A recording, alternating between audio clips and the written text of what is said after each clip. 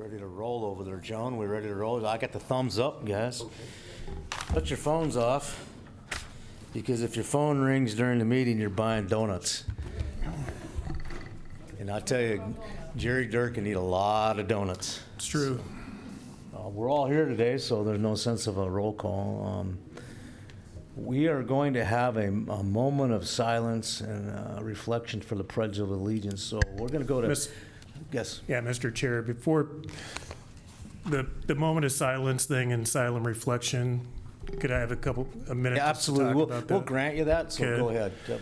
So I asked Joan this morning how long this has been on the agenda, and she went back to the agenda that we found since 2006, that the moment of silent reflection would be on there, along with the pledge. And because I'm looking at how we're handling the moment of silent reflection, and in my mind, what it really is prayer.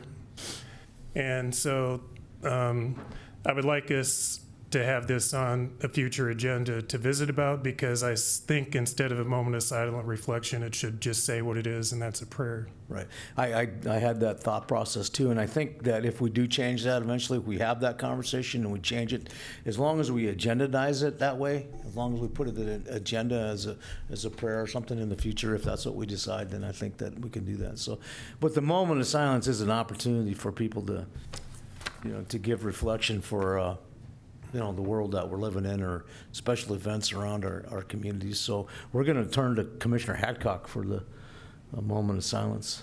Deb, so.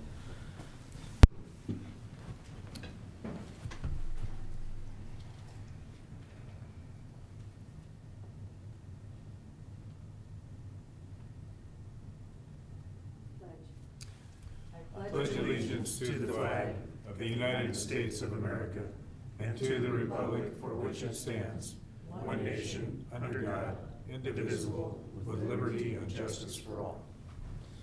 Thank you. So I'm looking to review and approve the agenda, so at this time I'll entertain. Second. I have a motion from Hadcock, a second by Roskinick. All in favor, say aye. Aye. Motion carries, and agenda is approved. So today we have an executive proclamation, and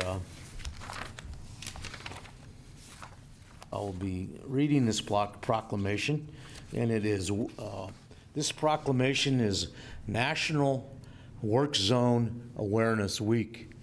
And it's important that we recognize this, and it's when we're out there driving around and we see people on the side of the road, if we give them the courtesy to just slow down and pay attention. These people's lives are in your hands when you're driving your machines. So I will start the proclamation of April 20th through April 24th of 2026. Whereas National Work Zone Awareness Week is an annual spring safety campaign held at the start of the construction season to raise public awareness for work zones and those who work in those work zones. Whereas National Work Zone Awareness Week 2026 is taking place April 20th to April 24th to encourage safe driving through work zones. And whereas the 2026 National Work Zone Awareness Week theme is Safe Actions Save Lives. And whereas motorists are encouraged to slow down to posted speed limits, eliminate distractions while driving, and be watchful for roadway workers, their equipment, and vehicles on the side of the road in work zone areas. Whereas according to the National Work Zone Safety Information Clearinghouse in 2023, there were 818 fatal crashes and 899 fatalities in U.S. work zones. And whereas Pennington County is dedicated to advocating for safe driving and maintaining work zone safety for both the road worker and the traveling public. And therefore, be it resolved that Pennington County Board of Commissioners declares week of April 20 through April 24 to the National Work Zone Awareness Week in Pennington County, and encourage caution in the work zones and safety for all. And I'll put my name on this. And Joe, did you have anything to add to this, sir? Joe's our highway superintendent, does a fantastic job for us, and he takes care of his people. Safety is a big concern. Good morning, Commission. Joe Miller, Pennington County Highway Department. I just have a couple of things. Those statistics that you just read there, Ron, aren't just statistics. That's risk to our crew members who are, some of them are in the back of the room there. As you said, distractions are huge in the work zone. Most of our crashes nowadays are distracted driving. These cell phones create a huge hazard out on the road, and they're especially hazardous in our work zones. So what I'd like to do is, if you'd allow us to invite our crew members up here, state their names and how many years of service they've been with us. Absolutely. Come forward, guys, and come to the mic, state your name, and give us your term of service, and maybe just kind of what you do to give us a reflection of all these county roads and things that you guys work on. Thank you. Morning, Commission. Dustin Hall. I'm the Rapid City Crew Foreman. I've been with the county for 12 years. Thank you. Dalen Keeney, highway journeyman, been with Rapid City for 5 years. Thank you. I'm John Paulin. I'm a apprentice highway worker, and I've been with County Highway for 6.5 years. Awesome. Robert Merwin, I'm highway maintenance and 1 week. Thank you. Dalton Clemens, highway maintenance, been here for a week. Thanks. Matt Harvey, Wall Division, Highway Maintenance, 4 years. Thank you. Rod Fortune, Wall Division. Wall Division, again, I guess, highway maintenance. Eric Roussel, I'm a lead worker in Rapid, and I've been with the county for about 8 years. Wow.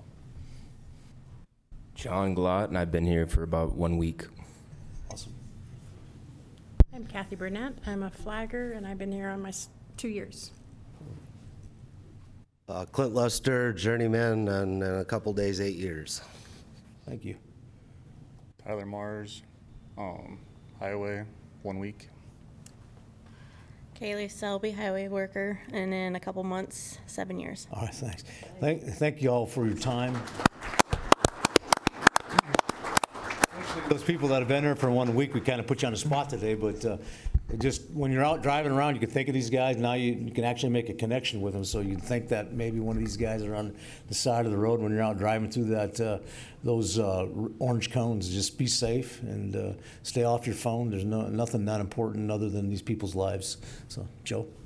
Appreciate everybody's time today, and these guys are the backbone of County Highway. They do all the work, keep everybody safe, and keep your roads in good shape. So, thank you. Mr. Chair. Yes.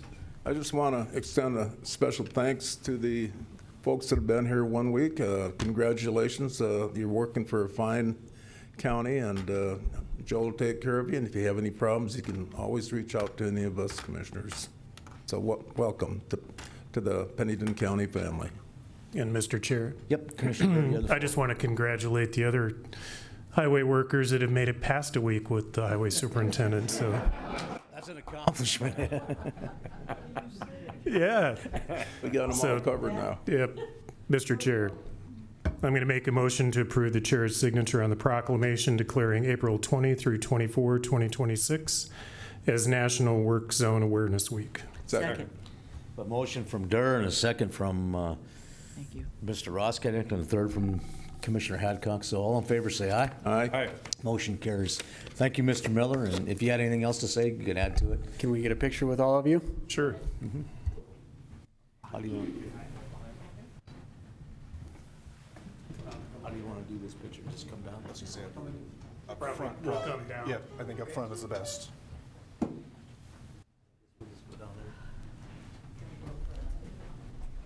You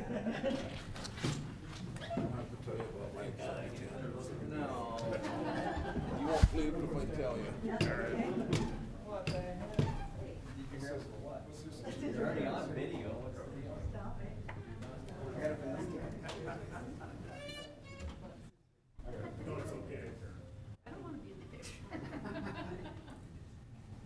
Can you get us all in? Yeah, we got it. Everybody right here. I lost a bunch of weight too, so it helps out. Great. Thank you, guys. Thank you. You guys have a great day. Appreciate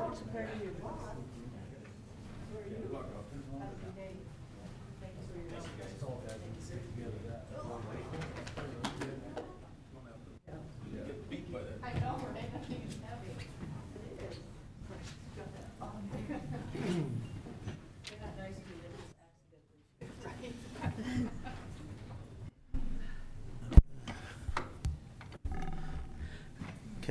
Thank you. We're back, and we'll move on to item 6. The Board of Commissioners using the consent agenda to act on non-controversial and routine items. The consent agenda is acted upon by one motion and a vote of the board. Items may be removed from the consent agenda and placed on the regular agenda at the board, at the request of a board member or a citizen. So at this time, I'll ask any of the citizens if they wanted to remove anything from the consent calendar. Okay, seeing none, I'll move to the board. Is there anything that anybody wanted to remove from the consent calendar? No? Item I. Oh, item I? Yes. Want to move item I from the consent calendar? So that'll be handled separately. So the motion that we're looking for is to exclude item I, and that'll be handled separately. So we have a motion from Durr and a second by Roskinick. All in favor, say aye. Aye. Motion carries. We'll move on to item I. Mr. Chair. Yes, Commissioner Durr. So we have a transfer that's on this list from the auditor's office over to Buildings and Grounds, and the timing is terrible for doing this. We're facing an election in about 6 weeks. Taking an employee out of the auditor's office at this point in time, I don't think is appropriate. If this were to happen with the employee moving after the election, I probably wouldn't have a big issue with it. Thank you. Any other comments or any other motion or anything? Mr. Chair, I guess Commissioner Roskinick. I would just echo what Commissioner Drew said. I'm all for, the transfer, but this is going to be Sabrina's first major election, and I just want to make sure that that auditor's office has got the current workforce to handle the election. Commissioner Hadcock? Can we know the process in which this came about, meaning when someone wants to transfer out the department head? I kind of like to know the process, and if this was the employee's idea, and if it was, we've never stopped since I've been here letting somebody transfer. There might be other reasons besides, I just don't, I want to move into a different department. I get what you guys are saying, but if it's the employee's choice and not the department head, I think we're making a mistake. So I don't know exactly the process. Davis, can you tell me the process in which this all happened? Director Davis, you have the floor. Sure. I believe the process was convoluted more than it should have been. I had also initiated this in the middle of February, which is over 2.5 months ago at this point. So that's where I'm standing here to say this has been something in the works for some time now that not only the auditor's office is aware of and has been aware of for quite some time. But yeah, we initiated this with the HR department back in February, and then no one really gave me any direction on where to go until maybe 2 to 3 weeks ago. And then we followed that process. We've been doing everything that was asked of us, and so that's why we're looking to get this transfer done today. And also because there's another department involved here that also needs this help, and I truly do understand that there's an election. But again, if this process happened in a timely manner that it should have, we might not be having this discussion. Right. And so there's been no conversation about the auditor's office having an issue with this. Commissioner Hadcock. Follow up. So I get the process, and I get that it doesn't work for one of the departments, but to me, it sounds like the employee wanted to move, so then you can also cause some issues in that office if the employee's moving and there's some controversy with that. You might think about that as well. So if someone's asking to move, there's a reason, not just because, oh, it's a great promotion, because I don't know if you're paying her more or not, Mr. Davis, I don't know, but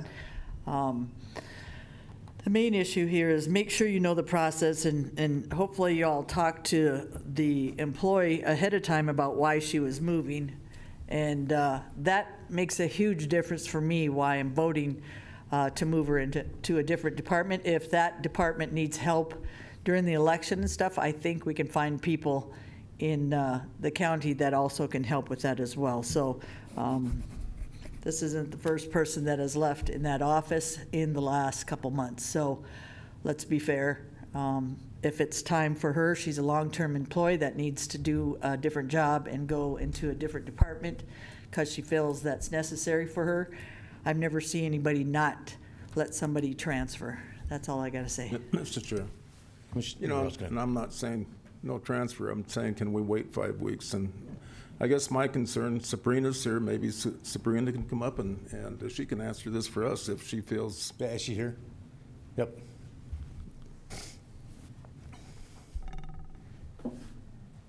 Good morning, I guess my Commissioners. question is, if we did the transfer of the day, which is a request, is your office going to be staffed enough to handle the election process in 5 weeks? Director Green. So in our office, we've had several conversations with her. I've been in support with her. I haven't treated her any different. I said I just want what's best for her. I think we've had a great communication. I've not taken anything from her. I've not treated her any different. I'm in support of any decision that a county employee wants to do that benefits them. It is a tough time, but if this is a decision that's made, we'll work through it and we'll run an election like we normally do. Do we have any other employees that could help with the election that have some I don't think knowledge? she's going anywhere. She's still going to be working for the county, and I think, I'm just going to make this comment. Or Director Davis has always been 150% supportive of anything we've done in there. So, you know, so. Yeah, Mr. Commissioner Chair. Yeah, I've got a couple comments, and it's a generic one about the county policy, kind of going back to what Commissioner Hadcock is asking a question about. And so what I'm hearing coming out of this, because we have department heads and everybody cooperates together, that Sabrina, quite possibly during the election, she would come work in your office, but it would be pulled out of Davis's budget. So, Yeah. Is that a joke? Oh, Okay. So this is my comment about this, because this is, and it wasn't about moving from one department to another, but it goes to kind of my background in HR, and what I'm used to seeing is that there would be a coordination of effort between the department heads, timing based on workload, that type of thing, when you have an internal transfer. The other thing that's a little bit unusual about this one has nothing to do with the employee, is that we changed the job that was in your office and gave you a higher level position, but as you look at this, it's not actually a promotion. The position held by the employee was at a professional level on the pay grade, and this is going to a non-professional level on the pay grade, actually a drop down, but the employee retains the same salary that they have at a lower scale. And so I looked at our policy because it brought up a question in my mind about what our policy is, and I think our policy is weak on this, that obviously everybody is following policy. But I think it needs to be a discussion as we look at our employee manual about some of these transfers. And I'm just going to give an example. If somebody at a very high level professional position, let's just say making $35 an hour, and our step scale is 27 steps. So, and we have different bands on our scale. We have, professional, and you can go up and down the scale, the different classifications. So somebody working at a higher professional level, let's just say, I'm just going to say making $30 an hour, and they see another job opening in the county, and that job is at, let's just say, 7 or 8 steps below their current job with less responsibility and less requirements. And so somebody could go shopping and say, I can get on the scale and make the same amount of money that I want, and I'm going to take that job because I've just given up a bunch of responsibility that I had, so I can take a lower responsibility job making the same wage that I am. And this is an anomaly, but if we see that, I can see issues with departments where employees doing the like work have been doing that job for 5 years, and it gets back to a compression issue. So what this highlights to me is a discussion that we need to have, which we do know that we have some of those issues in our employee handbook that need to be addressed, and those are my comments. Thank you. I mean, is it typical to have transfers approved by us? Acknowledged, not approved. No, typically the department heads are allowed to do the transfers what are we talking that about they then? need to do. This is This is right, but the point being is this is just part of what, we approve, and we have pulled these off on other instances where we've questioned something. And So we're again, just acknowledging them, but if Right. it's not processed to approve them, I don't think we have any right to stop it. And I'm gonna be straight up, I've had conversations with this employee way ahead of this. So I've stayed out of it. One of the things that when I took this job is that I have a big heart for making sure that our employees enjoy coming to work, and whatever it takes. If people aren't satisfied with the position or not, I'm not saying that this is the case, but we want to make sure we have an environment that takes place, whatever that may be. When I worked for the Fortune 500 companies I worked for, one of the things that was successful was I wanted the people to enjoy their jobs and have fun at their jobs. And it's something that's important at the county. County is the same. So we get good people. We get a lot of good people, and for some reason they don't fit in their job and they want to move to another job.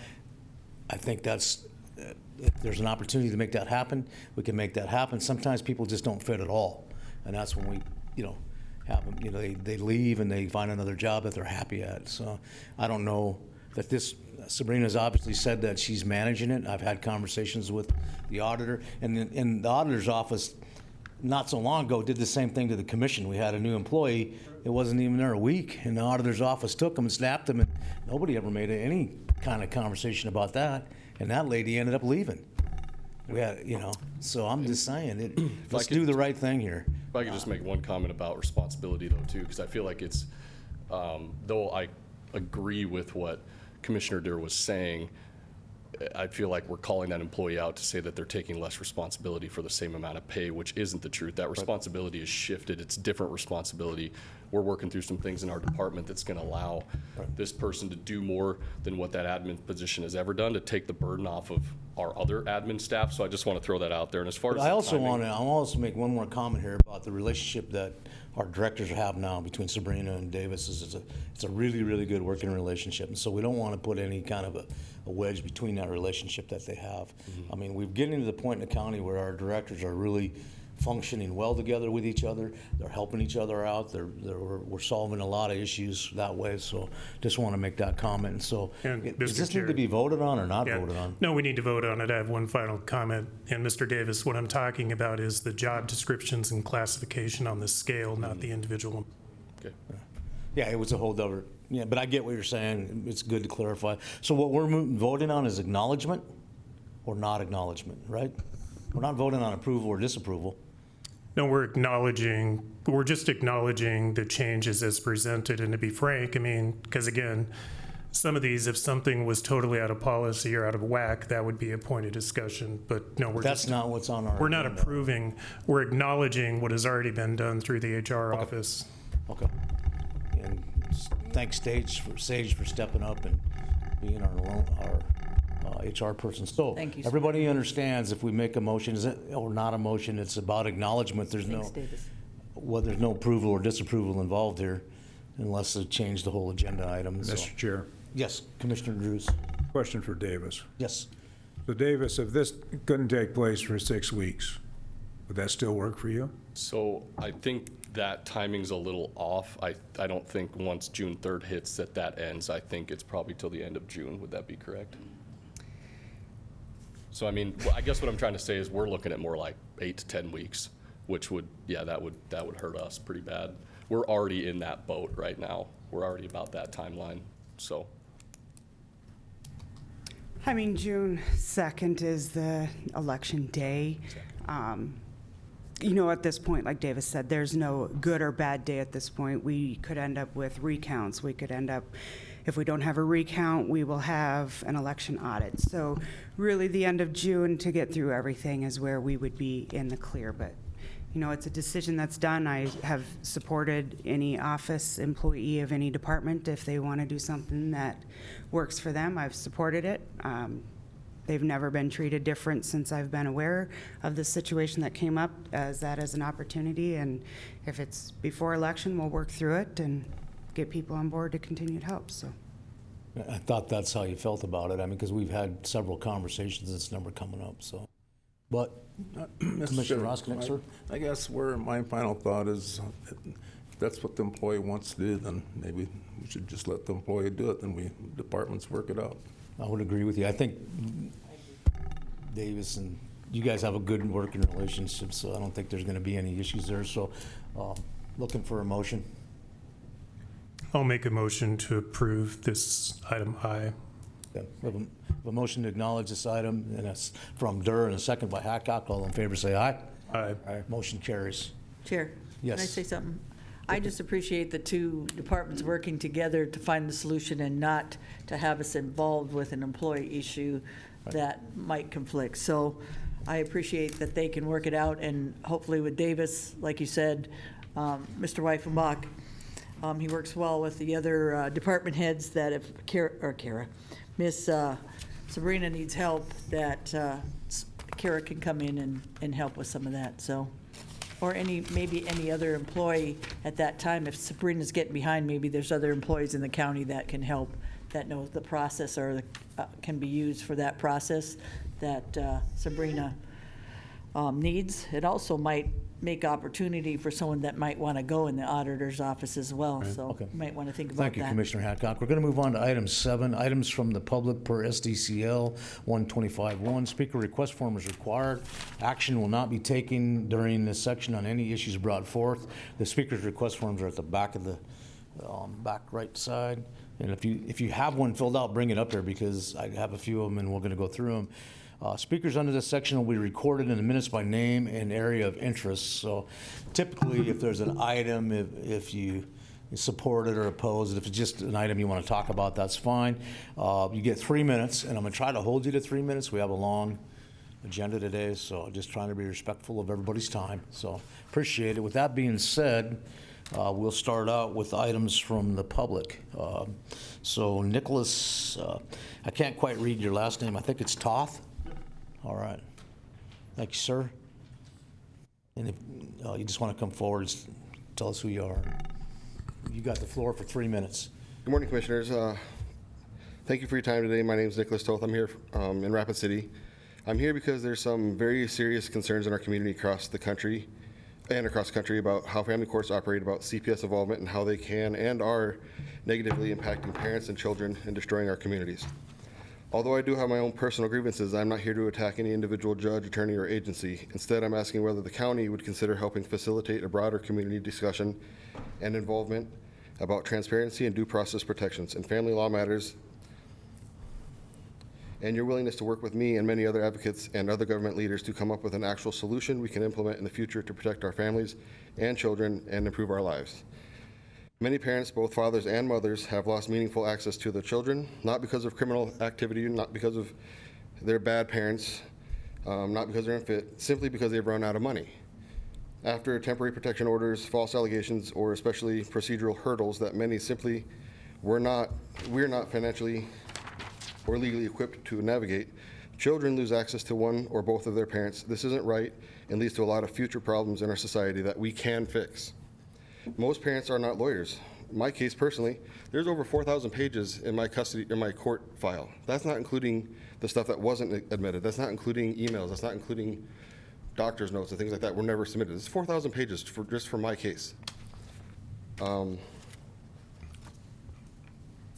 I've spent just shy of $100,000 to be in my kids' lives. When I ran out of money, I sold my retirement account. That was depleted. I ran out of room on my credit cards. I lost my ability to fund this fight, which means I lost my rights, essentially. You don't have money, you don't have rights in this county, state, country. After joining some advocacy groups and joining this movement, talking with hundreds of parents and seeing thousands of other people's stories, I've learned that I'm not even an extreme case. I'm the average. I am the kind of the norm. Most people are spending tens, if not hundreds of thousands of dollars just to be a parent. And if you don't spend that money, you lose your kids. When people cannot afford an attorney, the system becomes extremely difficult to navigate. When a parent deeply wants to remain involved with their children's life, it can cost them so much money, relationships, and even careers. We are parents, coaches, teachers, police officers, etc. We work full-time jobs where our income is barely covering the rising cost of living in today's economy. And now we're trying to fight a system that is stacked against us because of federal funding for different programs, We're fighting with attorneys whose jobs and income is dependent on conflict.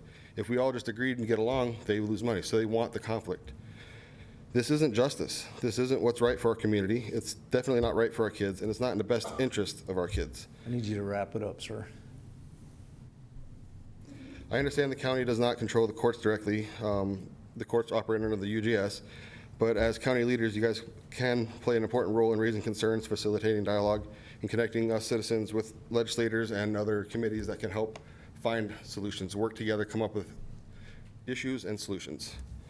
So I'm just asking if you guys would be able to, in the future, set up that system for us. Thank you. Thank you. I think if you want to get some more action, if you could put something together and give it to our commission director in the future, we'll. And then I'd also like to make a note. I was listening in the last meeting you guys had, and it was kind of background noise for me. I was just kind of listening slightly, but there was an issue that was came up about somebody's personal property, and I believe the treasurer and an attorney were involved, and you guys were motioning from, I think it was information to action, and Deb was the only one that I heard that was on our side. These people weren't here to present their case. It was brought up, I guess, quickly, and then we found out the attorney and the secretary or the treasurer had already started working on this, had already taken action when you guys hadn't even approved the action. And Deb was the only one that was for our side, and I would like to see you guys in general taking up the people's side versus the county side all the time, if that makes sense. Not all the time, but that was just something I saw, and I want to thank you for standing up for the people when they weren't here to defend themselves. All right, thank you. Have a good day, Mr. Toth. Will Cowan.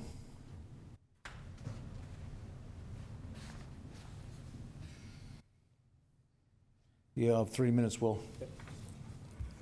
I'm Will Cowan. I live up by Deerfield, and I had some comments. First, I'd like to say on the highway issue, I was, until I retired, EMS helicopter pilot and had to land on scenes and pick up highway workers. It's amazing how people do get distracted. I remember one flagger, their leg was really mangled. How that happens, I have no idea how people get that distracted. So that's a real issue. But I came today to talk about equalization and the board, and hopefully in the future, there's always exempt properties is on the first day, and your director gives you a list of people that handed in their application late. And sometimes he's read the law, but he doesn't read it to the end. And you actually had a lawyer in here, I think, the first meeting this year that read the law for you, because he stops at the application has to be in prior to November 1st. He fails to go on to say of the tax year. The law probably needs to be changed, and in fact, I thought it was wrong, but I waited, and every year it comes out the same, of the tax year. November 1st of the tax year is well after the Board of Equalization.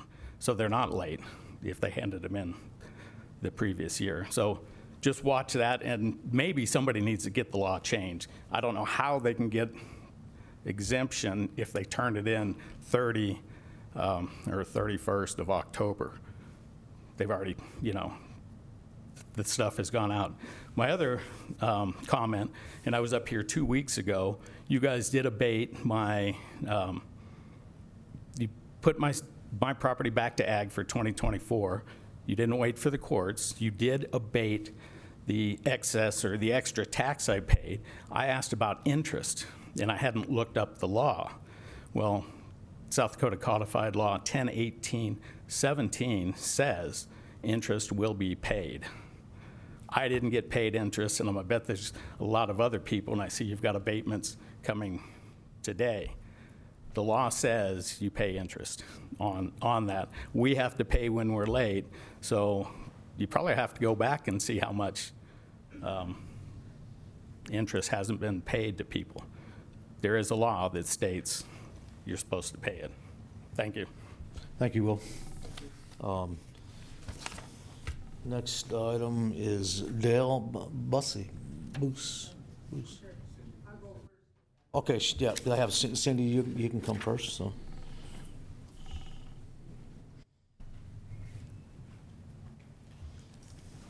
morning, Commissioners. Cindy Cook, Rapid City. And I've been here many times speaking on elections, as you know, and today's no different.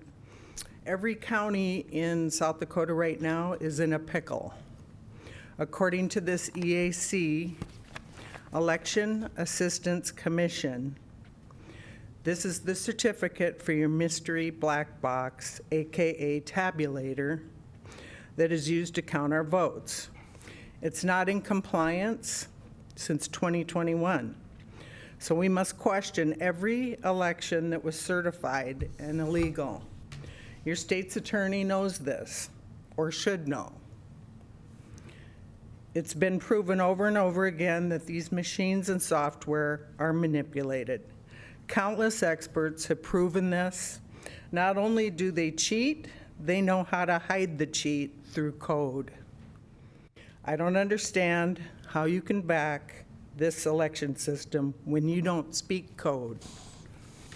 I remember going to the original commission meeting, which was over 100 citizens attended because they knew something was seriously wrong with our elections. We were all there to protest the mystery tabulator and software. The meeting was very well attended. I remember you being there, yeah. And they scheduled 3 or 4 experts in cybersecurity giving compelling testimony on how these machines could be breached many different ways. I had to sit in the hallway listening because there was standing room only in the big room. This was after the 2020 election. That was, people were really upset that our elections were being stolen. They wanted to speak at the end of the meeting and they weren't allowed. I walked out that night discouraged that our local leaders were compromised. So here we are, 5 or 6 years later, another election, we're in the same boat. Why isn't our leadership listening? The same narrative from almost all the commissioners across the state is being echoed. This tells me it's coming from one source. Is it the SDACC? Is it the SOS? What is it? Not that long ago, we were on the agenda for election integrity talking about the machines. More than 20 people were here. They showed up. 5 legislators spoke against the tabulators. Although we appreciated being on the agenda, once again, crickets. I walked out discouraged. Are you willing to suffer the consequences by breaking the law again by using these uncertified machines? The only legal way to count the ballots for 2026 elections are by hand. Can I get you to wrap it up, Ms. Cook? Thank you. The state's attorney knows this. We had all better help the auditor find volunteers to hand count, or Pennington County will be running yet another illegal election. Negligence is no defense. I have a copy of the EAC illegal certification and an explanation here that you all can read. I will give it to you. And thank you, Commissioner Durr, for reading the last book that I brought, Stolen Elections. Thank you, Ms. Cook. Maybe somebody else would like to read that. Thank you. You bet. The other fellow, he was going to talk. Yeah. He just wanted to go after you did, so. I'm okay to go? Yes, sir. Just get 3 minutes, try to keep it at 3 minutes. And I hate having to interrupt people, but I have, that's part of my job. So. Okay, good morning. Good morning. My name's Dale Booz from Rapid City. And I'm going to also talk about elections again. And, where do you start? There's so many different things in our elections that are corrupt. Our voter rolls, our counting, tabulators. I mean, it's not just one thing. It's all a mess. Right now, our elections are an illusion of choice. We vote, but does our vote really count like we think it does? There's no way to really know. This certification, I just want to step over quickly. If you read the first sentence in that certification, it says that it's certified to VVSG 1.0. That was certified in 2005. Even though it says 6.110 on one side and 6.500 on the other side, that's untrue. So when your auditor says, hey, we've got certification here, she's blindsided. There is no certification. And so when you're using, so what's coming out is these tabulators, Dominion, ES&S, they're subject to, they make our, can't think of the right word. It's, they can be hacked from other countries because of the code, basically. And so, when you use this equipment, we're subject to that. And people are going to have to pay consequences on this. I was going to talk about common sense, but I think I'm going to probably run out of time. Anyway, everybody on this board obviously has common sense, because you wouldn't be where you are today without it.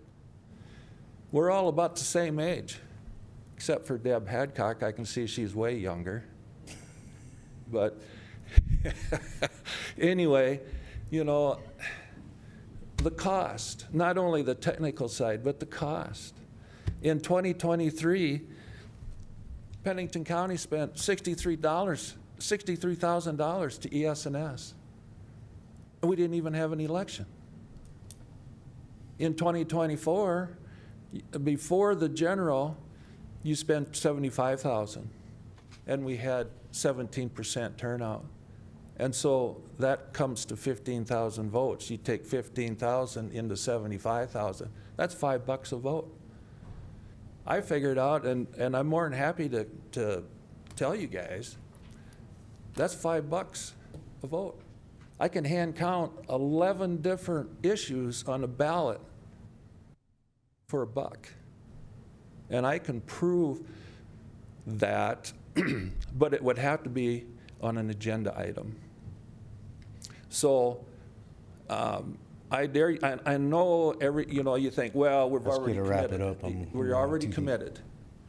Yeah, you are in the ballot counting, but you're not in the ballot thing, which that's, another deal with our SOS.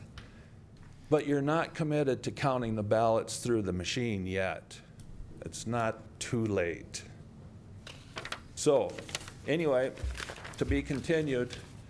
Thank you, sir. And I don't know, it seems like I'm pointing fingers, but I'm not. I'm here to tell you. It's fun. I'll help. I'll help you get through this. So, anyway, thank you. Thank you. I'm going to take a little bit of leeway here since we're talking about elections and talking about the auditors. They haven't started the early voting simply because because of the amount of Tuesdays that are in March, there was 38 legislators that voted not to enact the emergency clause to allow this early voting to happen early. So if you aren't wondering why there's no early voting, it is simply because of the 5 Tuesdays in the month of March. It pushed everything back, and when the ballots get challenged, it pushed it back. So the time frame to be able to print those ballots was pushed back and made it lapse into early voting. So it has nothing to do with the auditor, everything to do with the legislators that didn't vote in the emergency clause. So just so everybody knows that it's nothing to do with any auditor in the community, nothing to do with the state auditor, and everything to do with the legislators. They had the opportunity to fix it, they didn't fix it, so it ran into our early voting time frame. So with that being said, we'll move on to item 8 and excuse me, items from commission office. So Jordan, sir, you have the floor. 2027 budget guidance as the county officially kicks off, and I'll let you have the floor here, Jordan. That's right. Yep. And so this process can go however you guys would like it to go. But right now, we are at the very start of the 2027 budget process. And what staff is really looking for, department heads and other department personnel that are involved in budget preparations, is some guidance from the board. Do we continue to do what we had done in past years? Do we try to change things up? What is the direction of the board as a body as to how they'd like to see initial budgets prepared and presented to the board and to the public? And so there's several different categories we can run through, but if you guys have any thoughts or ideas, I'd like to start to take some notes and maybe see if we can figure out, what we need to do here. Chair. I think Commissioner Roskinek, did you have something to say there? You pulled your mic No, up. I'm just going to listen here and then. Oh, okay. I got Commissioner something to say. Hadcock? Well, the question I asked Jordan, and he's going to get that, is how are we doing this year? Because you already know, with what we had changed from the deficit and some other areas, it'd be nice to know how that budget is going. Did we do the right thing by the cuts and the things that we did in order to move forward? We're about almost halfway there. I always look at my budgets and go, man, we're doing really well, or maybe there's some other areas that we need to look at. That would be helpful for this year because we had an anomaly of the deficit last year to try to clean up. How we moving forward this year to reconcile, and then it's that reconciliation that we did, and only raising the budget $100,000 and having to cut a bunch of unessential items. How is that looking for this year? It's going to make the difference for me of where I'm going as well, because it shows, that some of these things weren't needed, that we were right, or some of these things that we had cut, or some of these areas we had cut, maybe we could make a little bit of a solution with the department heads. So for me, like I said, just that halfway point would be nice, or where we're at today. Jordan, you guys are really good at the numbers. And then moving forward, I think I can kind of see with you guys' suggestions where we're going next. So I appreciate everything that you've done so far. You guys did a wonderful job last year, you and Kenner. And Mr. Durr, he helped a lot for just trying to find those anomalies and how we could clean up the past debt from the years before. I appreciate that. Thank you. Anything else from commissioners? Commissioner Durr, you have the floor, sir. Thank you. Yeah, just comments as we go into it. I mean, last year, was getting back to what Commissioner Adcock said. I mean, we had looking at the budget and trying to get into it, and we spent a big percentage of the summer looking at our personnel and our personnel costs, just trying to get a handle on how many employees we had in the county and what their job descriptions were, and matching that up. And so that took a lot of time throughout the summer to get to that point. And as we go forward, I mean, this is where I'm at.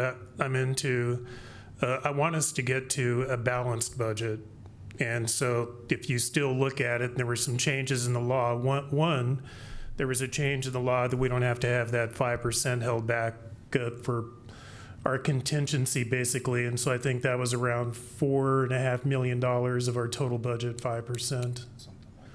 And so that number that we have to held back, that would have been put into our applied cash number, because the county's been running projected budget about a $10 million deficit based on revenues and expenditures to include, holding back that 5% reserve. But I do believe that was a change in the legislature isn't that right, Gary? Yes. That we don't have to hold that back. So, I mean, just number-wise, that will help out a little bit. But what I'm looking at, and then again, we'll have to have some discussions about this sales tax and, how that's going to play into what we're going to collect on property tax and what we're looking for. But what I'm looking for is us to getting to a balanced budget, that we're not spending more money than we're collecting. And I think in the recap of the 2025 budget, which it had some supplements into it. I think that, and you go back and look at some of the departments in the budget sheet that's up there. Could you throw that up, Jordan? Throw that up there. That's the recap for 2025. The recap of 25 showing how departments came in with their budget. So you want all departments 2025 recap? Yes. expenditures or? And so anyway, it's just how they finished out in their budget. But anyway, you're going to see some of the departments, came in a $500,000 underspent, $600,000 underspent, getting back to highway or whatever. It's going to be project based, $1 million unspent. And then how did we finish out the year with all the additional spending and the supplements? We were about 4.5% over, what was budgeted for the year of 25. So what I'm looking at is getting down to looking at what we can do to operate in a balanced budget, which means that I don't want to see the budget go up, and I want to see where we can look for cost savings. I want revenues and expenditures to equalize, and that doesn't mean that we go back and take those additional dollars from the taxpayers just to make the budget work. And a couple of notes going forward, because I think it's a discussion even in this year. I think the sheriff came in front of us talking about giving our law enforcement an increase in pay. And I did have a conversation with the sheriff about that. I think he's going to bring something back in July.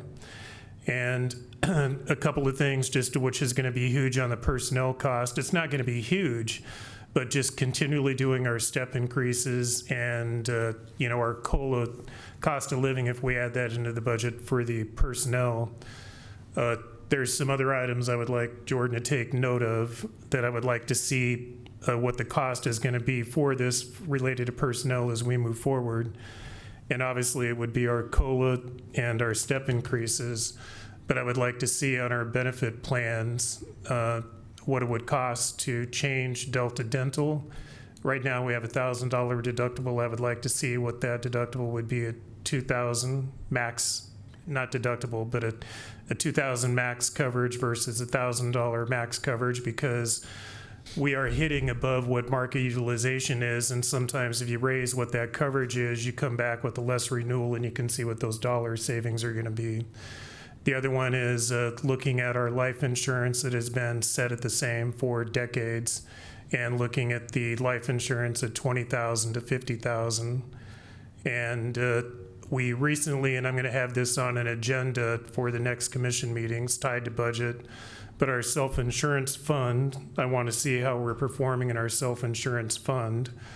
And we just got back about $100,000 refund from our workers' comp, and it's because we over budgeted for workers' comp. And so I would like to have that on the next agenda to talk about, because it would tie into our budget projections for 27 and see where our self-insurance fund is. And if the dollars are there, I'm going to have it on the agenda. I would like to see the $100,000, if it's responsible, to get moved into the self-insurance fund to offset those increases to the employees. So I think, the one thing we need to look at, going back to the budget, get to a balanced budget, look at doing cost controls internally, taking care of our employees and the operations that we need to, and we have to have a further discussion, which I know is difficult, about if you can't balance a county budget, how do you continually fund outside agencies? So, Mr. Chair. Yes, Commissioner Roskinek, sir. A comment and a question. So the question would be towards Commissioner Durr. Relative to the balanced budget, do you see that happening in 1 year? Do you think that's going to take 5 years? So that's my question. Okay. No. So it's going to be, looking at projections, and it goes back to departments projecting 5 years what our expenditure is going to be. And so we have to do a better job about forecasting and not coming forward and saying, I have a project that's going to be $2 million. We didn't budget for it, but we have the money. That doesn't work for me. And so we need to be putting all of these projects and 5-year planning in the budgets and having a discussion. But no, I don't believe we're going to get there in a year. But I think if we do good forecasting and, Commissioner Hadcock brought up some good questions at the last meeting as to how this sales tax would tie into the budget and what that's going to do to property tax. And so, no, I don't think it's going to be done in fiscal year 27. I would hope that, to be honest, I would hope that within the next 3 years that we can work toward getting to what that looks like for a balanced budget.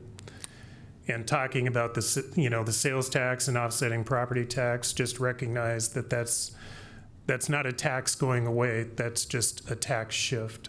Correct. So relative to Senate Bill 96, the county, at our discretion, we we can implement a 0.5% sales tax. And that 0.5% sales tax, the funds from that will go to the state, and the state will distribute it to the different counties that decide they want to go that route. And it should have zero impact on our budget because we're not going to see any of the money. We're not spending any money. We're not getting any money. The state's going to be the administrator of that. That's correct. Gary, did you want to chime in on that one? Because there's been a question about that 0.5%. Is it through, it's through all the sales tax collections, including the municipalities and the county both, because the municipalities in the county? Excuse me. So last week, Commissioner Ross Connect and I were at a South Dakota Association of County Commissioners meeting. And at that meeting, Secretary Hoderscheit of the State Department of Revenue came and appeared before us. He gave us a supporting data sheet to show what they estimate the property tax relief may be for each county under Senate Bill 96. And at a 0.5%, the estimate is that the residents would receive, the owner-occupied would receive about 76% back of what they pay in property taxes, which is a higher number than what we've seen before. But this is the one that they estimated for all the counties in the state of South Dakota. Mr. Chair. So Gary, would that include Senate Bill 96 and 245 combined? I don't believe that this includes the other bill. I think this is only Senate Bill 96. So under ideal circumstances, a taxpayer in a couple of years, they could actually see their real estate tax bill go down 30 to 40% if the county implemented the 0.5% sales tax combined with Senate Bill 245. Chair. Commissioner Hadcock. I guess I'm not in full understanding, and I guess I'm understanding that the main part, it'll probably take us till 2028 to implement and get everything through, because you'll have a year, remember, of collecting. You'll still collect sales tax. You'll be collecting, say, almost double dipping in to make that fund where it is going in the future. So for me, I need to look at it a little bit closer, because budgets make the difference of why your property taxes are going up. So there's some other areas in their city, school, or even county. It's all about the budgets. Been saying that for 4 or 5 years. People are starting to listen a little bit more. I know Travis and me moved that forward in many ways and tried to, but didn't have the votes. So for me, I think we need to look back at that wage scale. The wage scale, I never understood why you had 290 job descriptions. I think that's something we need to look at moving forward. That's going to help with an understanding for the employees to know their job description, and for also what that means for job descriptions. And the bottom line is, with that wage scale was implemented, and we absorbed $12,647,000 before that wage scale was even implemented. How did that happen? People said that they could absorb it in their budgets. Well, we found out later it wasn't absorption, it was deficit. It was overspending. So I just want to make sure on that wage scale that, number one, we're treating our employees right, and not putting in one department 30 job descriptions when there should be 6. I mean, that's very hard to understand for me, and it always was, and I never got it. I didn't get the overspending that wage scale, since I've been in politics, which is a long time. We spent $20 million on a wage scale.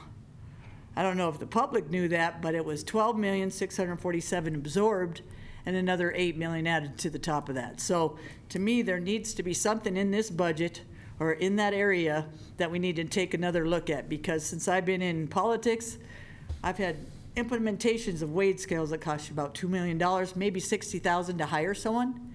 But we ended up having a wage comparable market analysis done by department heads. That didn't seem quite right to me. And it didn't end up being right by the amount that we spent doing that. The department heads did a lot of work on that from the direction of the HR director and a few commissioners. For me, it's time to clean up that budget like we did last year. Let's take care of the citizens with those budgets. And Jerry has some really good ideas for healthcare, for dental, for taking care of our employees, making sure they're paid efficiently and effectively for what their job description is, and then moving forward so we can fit it into budgets instead of saying we absorbed it or that we find out later there's a deficit. Last year was the best budget in a long time that I've seen. We didn't take anything but essential services. Some people weren't happy about that, but you got to remember, from the past, trying to clean it up, what happened in the past for those budgets, we had to do some major looking at how we could take care of our budget and our citizens. We heard for years, here's your bottom line, citizens kept saying, lower your budget so our property taxes won't go up. We increased that budget by $100,000 last year. That's why I said I'd like to see, Jordan, how does that look today? And is there going to be supplements? Is there going to be something at the end that raises that we missed, that in this 2027, if we're headed towards that balanced budget, which Jerry is looking at with this commission, with Kenner and Jordan like we did last year, it was pretty amazing to watch. It took a team effort to do that. It took a team effort from our employees and our department heads. We did it. So let's see if we can do that again this year, move forward, use some of that sales tax, that property tax reduction, try to balance that budget, because all that comes into play if you shift it, it's still about the budget. So if that budget goes up higher, we don't want to increase it just because we're getting sales tax. We don't want to add to that, because I've seen the state do that and go, oh, we're doing this, and then they end up finding that budget increased another 10 million because they got some more money to spend. I just don't want to see that happen again. I don't want to see our budgets do what they did in the last few years. Let's make it a team effort again. Let's see what we can do for the citizens and also the employees. I like what I'm hearing from Jerry, and I know Jordan's a big help, and Kenner. I'm trying to find those numbers, but it's going to take an effort from the department heads as well to bring that forward in a way that we're all proud of at the end of the day of that budget, going, holy cow, this is pretty awesome, and we're moving forward, and we are listening to the people of the county, and hopefully we can make that a common thing for the city and the state and the schools, that's what it takes. Thank you. So I think that, Jordan, are you getting some direction here, or are you just getting more of the same?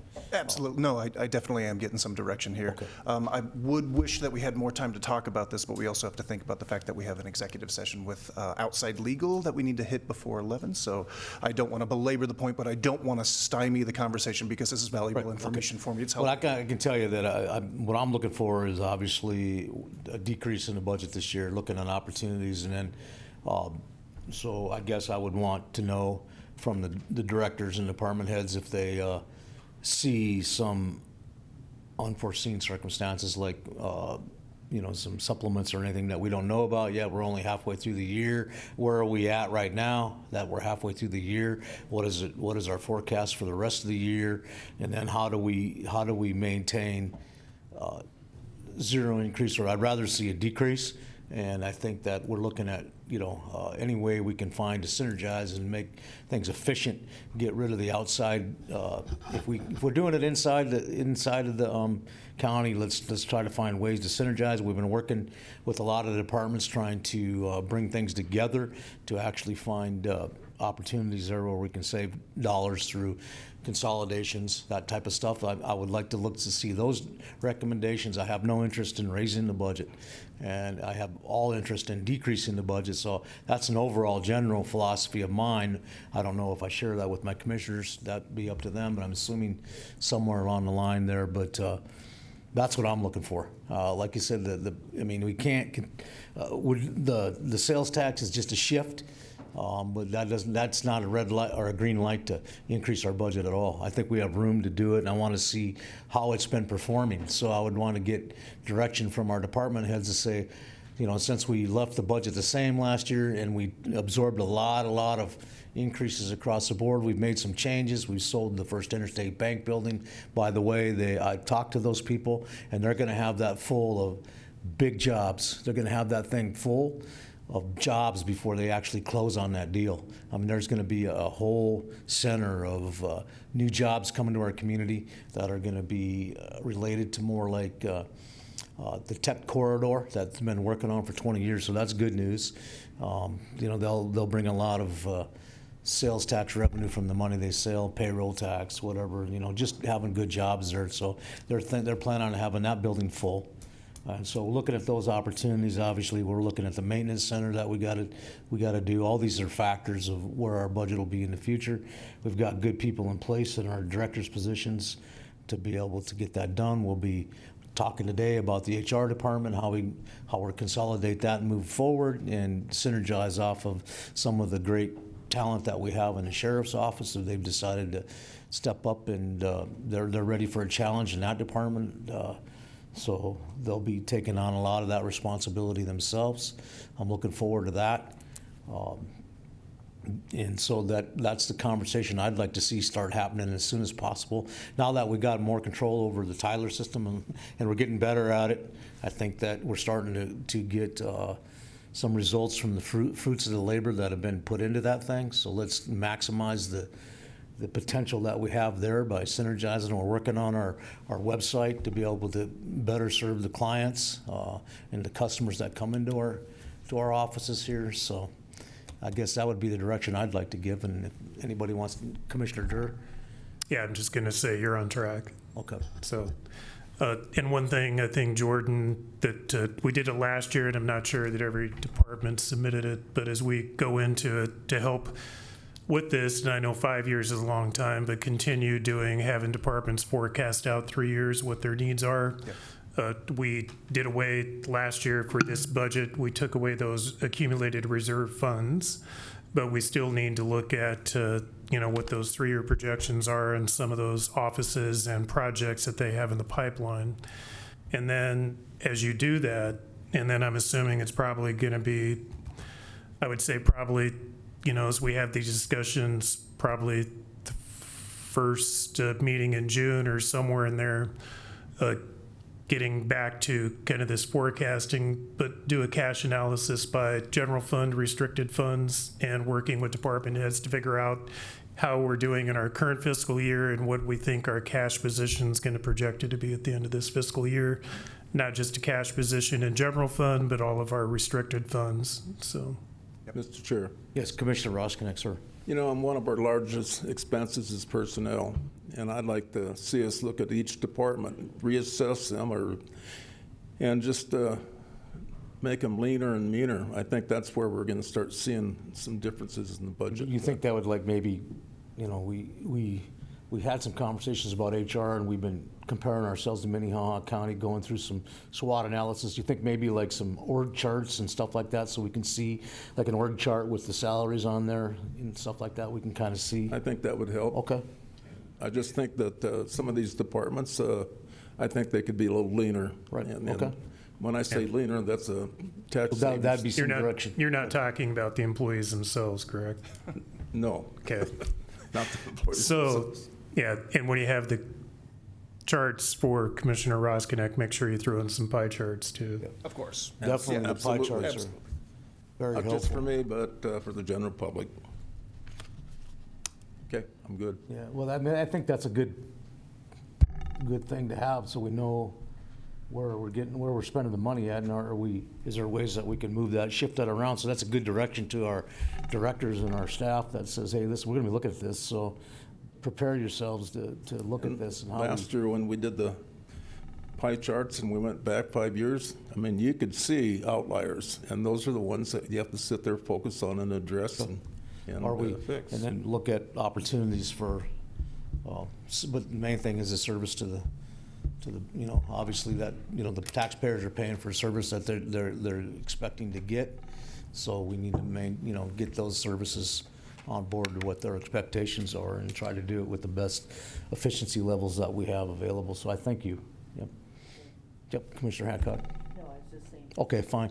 So do we need some more direction here, guys? Or Jordan, do you have some good direction now and then that we can share with department heads too, that we can actually say, hey, here's some things we want to look at, the employees, the costs, and looking at, down to the contracts that we're signing that are all separated. I mean, because of the silo mentality that we had in the past, that we're trying to consolidate, and we're trying to use our ability to, the effect of having a lot more data or a lot more information now that we, look at our copy machine contracts or our software contracts, anything that are duplicated or individualized in each department, that we can consolidate into one department and make a bid for that business all as one entity. So we have getting those all consolidated. How does that go, and how are we getting we're getting all our contracts consolidated to the office? We haven't moved quite yet towards consolidation, but conversations have started. So Okay, but yes, you should be we're in getting, the process. I mean, the department heads, if you direct them to get you that information, they need to get that to you. They have been. There's no need for you to follow up. We have professionals in these positions that they don't need that direction. So if you give it to them once, then we should be able to get that stuff done. Yeah, yes. I mean, the department heads have been really responsive with all that. It's been working with vendors to make sure, okay, well, how do we go about this? What do we do? And just making sure that all the parties involved are communicated with. If the vendors aren't communicating with you, there's always options for other vendors. Exactly. They're doing fine. They're doing fine. We're working on it. I will say, though, that if I were to ask for any other type of direction, one of the biggest themes that comes up usually during our department head meetings is going to be personnel. I think they want a little bit more clarity as to, okay, well, who's calculating the personnel numbers? Are we going to be taking maybe some COLA and some step increases? Is that going to be part of a discussion plan? There's some unknown there, and that's one of the biggest, as you said, expenses that we have throughout the Well, I county. think that we're having a tendency to lean towards, obviously COLA increases, we want to, the cost of living is something that's out of everybody's control, so it's really fair to look at that and see where that comes in. But when we talk about step increases, we're talking about merit increases. I don't think that just giving people raises for the sake of giving somebody a raise makes any sense in any way, shape, or form. So I think that we talked about when we can have that conversation up here, but if you get a positive review and your department head thinks that, we want to give you a raise for that particular reason, I think that should be in your file and that should be noted. But just to give somebody a raise for the sake of giving them a raise on top of a COLA increase. And then the other thing is looking at, career paths and that type of stuff. At what point does your job extend or before you have to go to a promotion of another job, or what extent does your job that's as high as that job pays? I mean, that's just the reality of it. So. Does that make any sense? But I think Commissioner Dern wants to chime in. Yeah, just to follow up. Last year, what we did is we had department heads gather their personnel numbers and work with the commission office. And the commission office presented the personnel numbers with the difference between what departments initially submitted. So I would still like to see the commission office calculate the personnel numbers working with department heads, because the initial budget from departments on their personnel was about $73 million and change. After it was festered out and Kenner spent the majority of the summer working on this, we got that number down to 70 million, which I'm comfortable with, because then we were able to go ahead and do those increases on top of a $70 million base, not a $73 million base. And in those options then, which were presented last year, then looking at, a CPI, what is that? We typically look at CPI as the COLA, but giving us options on those, the step increases, merit-based, and looking at what it would cost us on our renewals for, our benefit package that we give the employees, and kind of having an a la carte option that we can choose, but working with department heads. So Jerry, we're working on the healthcare options. I know that was one of the big deals, is that we were in an antiquated healthcare options for our employees, because they're so diverse in their needs that somebody may be paying way more than what they have necessary, or to get the benefits that they need. Looking at doing something with the dental plan to make it more valuable than $1,000 doesn't go very far anymore. So having a $2,000 by some of the savings that we're creating by Right. offering those and making sure we calculate that into the 'Cause- cost of an Right. employee. And the one thing when you add, but when you put things into a benefit package, the one thing you need to think about is we're not paying the payroll taxes on that. It's pre-tax. So that actually comes out to a benefit to the county if we can add to the benefits package, then it's a less cost to the taxpayers but a better benefit to the employee in the long run, so. And that's all be part of a package calculation, so. Is that better, Jordan? Are we narrowing that down for you? Does that answer that question? Well, as long as the consensus of the board is that the commission office will work with the department heads for the initial budget submittals for personnel figures? Is that what I was hearing, or do you want the department heads to calculate can their I say own something? first? Commissioner Hadcock. So on the merit and COLA, I got that, but I didn't get the promotion. I've never minded people giving promotions. I just like to know how it's absorbed into their budgets, or if they're, I thought at one time we said we weren't gonna do that. They were going to take it out of contingency or something like that. Didn't we say that, Jerry? Of how we do promotions, because they would not know at that time that they were doing promotions, so how would they put it in their budgets? And then I'm seeing a lot of promotions on our personnel. So number one, the policy needs to be clear throughout departments, so everybody's on the same policy of how we do it.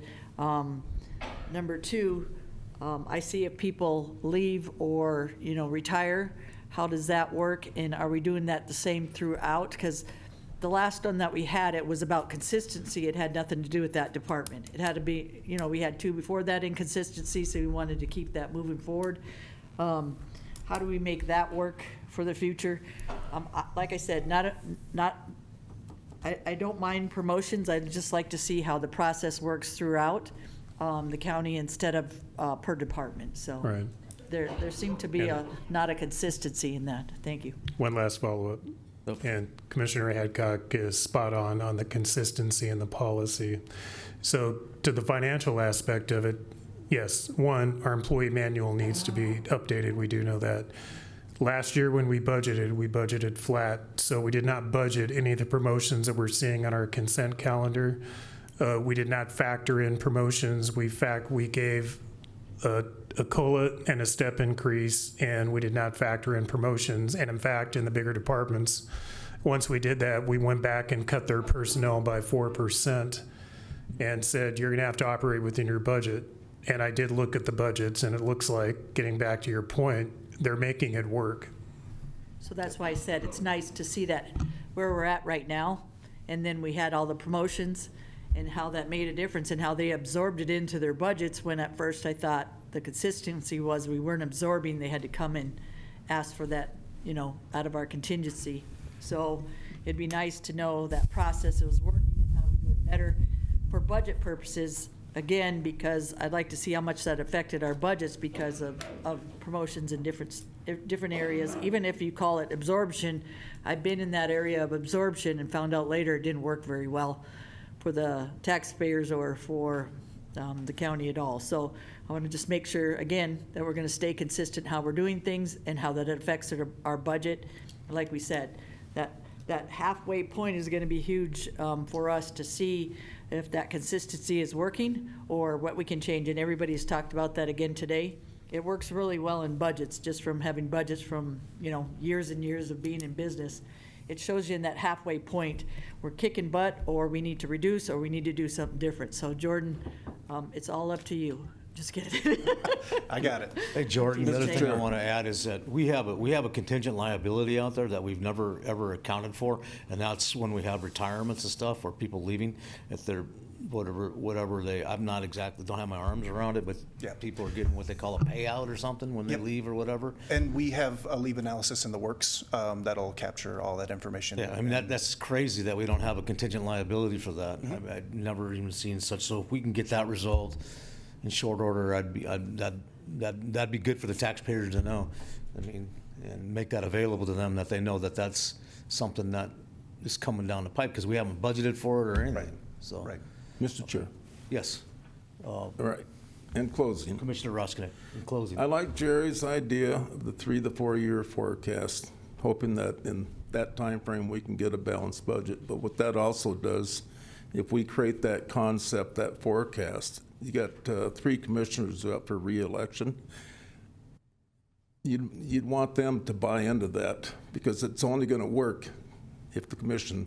So we just want to, the forecast kind of gives them a roadmap. So this is what we did. That's Whoever comes in? whoever comes in, that they, they have that forecast. It's kind of a roadmap that they can follow it. So you don't come in a year from now totally, you don't have any plan.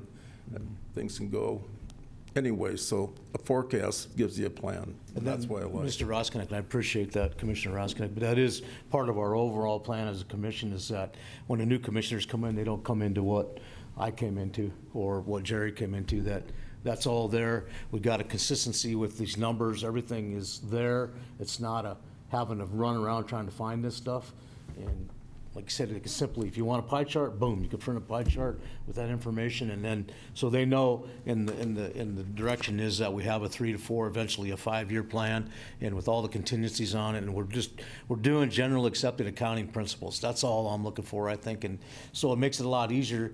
And we're going to set up a plan. Hopefully, I'll be here for at least 2 more years. That when a new commissioner comes in, they'll have an understanding of all this stuff. We can't really, and so hopefully they'll feel comfortable with it, and they won't throw a monkey wrench in it, but they'll feel comfortable with it. So, and they'll know what their power is, what their abilities are. Some of the things that we haven't done in the past as a commission is audit the separate departments, which we're getting better at. We're starting to do that now. That is part of our job. That is part of our biggest job description. So we'll be doing more of that. I mean, and that'll happen. So I think once we start, like you said, start getting a handle on that, and these numbers are available, and they'll feel way more comfortable coming in, and they won't be overwhelmed with, having to dig down into the minutia of stuff. We got good admin staff on board, and they'll understand all that. So, but I appreciate that conversation. That we do want to eliminate that. So yes, because we will be, Gary and Ron both have chosen not to run again, so they will be not coming back, and Ron will be fishing and being at the Moonshine Saloon. There you go. With that being said, Jordan, do you have some good? Yes. Maybe we should have another update here shortly. Yeah, I plan to give an update pretty much every meeting from now until the budget. That way, hearings. the biggest concern is from the staff that they've been asking me what's coming forward, so we just send that out there, take their feedback, bring their feedback to us, and say, here's what they're asking for. They need clarity, whatever it is. We don't want to walk away from this meeting and having you walk around going, what'd they just say? So trying to clarify that for you. So that being said, is there any motion we have to make here, or can we move on? You can move on. Okay, I'll move on to items from the sheriff. Pardon? Are you on the right meeting? I am on the right meeting. He's giving me heck because last meeting I pulled up a February 17th meeting and I was reading some crazy stuff. They thought I was all on opiates or something, but that's what we're going to talk about now. Brian Mueller, the sheriff, you have the floor, sir. Thank you very much, Chairman and Commission. Just real quick on the budget, if I could, something I try to do every year, and I think sometimes it gets lost when we just start talking about focusing on the numbers. I think we also have to take a look at what's our population growth doing in the county, and then are we being effective with the resources that we have? As elected officials, a lot of us are up for our evaluation every 4 years, just like you are, but are we being effective? And for me, what I'm looking at that is, are we being effective in driving down violent crime with the resources that we have? So if we come together and we're looking at cuts and we're looking at doing things different, I think we have to balance that also on what's that impact going to be on our effectiveness when we're providing a lot of critical services. What do our roads and bridges look like? What's our prosecution look like? How is Eric Witcher handling the things with the Public Defender's Office? How does that all wrap together to keep our community safe and provide the valuable services? So I would ask that you ask each of us to also include a little bit of that, whether we're being effective and what our needs are to continue to be effective, I think has to be a big part of that discussion. So 100%, and I agree. It wouldn't be, to take it one step farther, having some metrics laid out that we can actually do measurements, and we can supply those measurements to our taxpayers so they know. I mean, the more transparent we can be and the more understanding that they can be about You know, like I know we do a lot of it with crime anyway, but on some of the other areas where our roads are, where it's 100% because really, in the grand scheme of things, it's all the conversations I had over the years of being in public service and taxes. Nobody has ever had a problem paying taxes as long as they were getting what they felt they were paying for. So 100% spot on, Brian. And with that being said, you got the floor, sir. All right, thank you. What I have in front of you today is informational only, just a quick discussion, and I've talked to each one of you individually. Commissioner Weifenbach and I sit on a local opioid group that's run through the combination of city, county, and several of other partners evaluating our response to substance abuse strategies in our community. And as part of that process, we went through a process to apply for state opioid funding. The State Department of Social Services is sitting on several $1 million worth of opioid funding. We're trying to get that released into our communities to have the biggest impact. It was a little bit of a struggle, to be honest with you, this year, and you probably saw a lot of that on the news. The mayor and I have been very actively involved behind the scenes to try to work to get block grant funding for Rapid City area and the Sioux Falls area that could improve services, create better coordination with the services that we do have, and also cut some of the taxpayer funding that goes into these types of services. I feel like we're having some impact on that, and part of that process is what brings me here today. What the state asked us to do this year, instead of the block grant funding, was to put in for a planning grant. So we've submitted a $615,000 planning grant. It's been accepted. We're working on the final contract on that, exactly what it would look like. What the state is looking at, they call it putting some curb and gutter up as to what the expectations are for spending that money. We should be getting some funding soon for that. I think what they're looking at doing is releasing $205,000 at a time, specifically to Pennington County in a Rapid City Pennington County partnership. That money would go into the restricted fund opioid budget, and I would like to work with Mr. Neeb and our auditor Sabrina Green on establishing some line items and bring that information back to the commission so we can talk a little bit more in depth about what strategies we're going to implement to come up with longer-term solutions to some of the substance abuse issues that we're facing.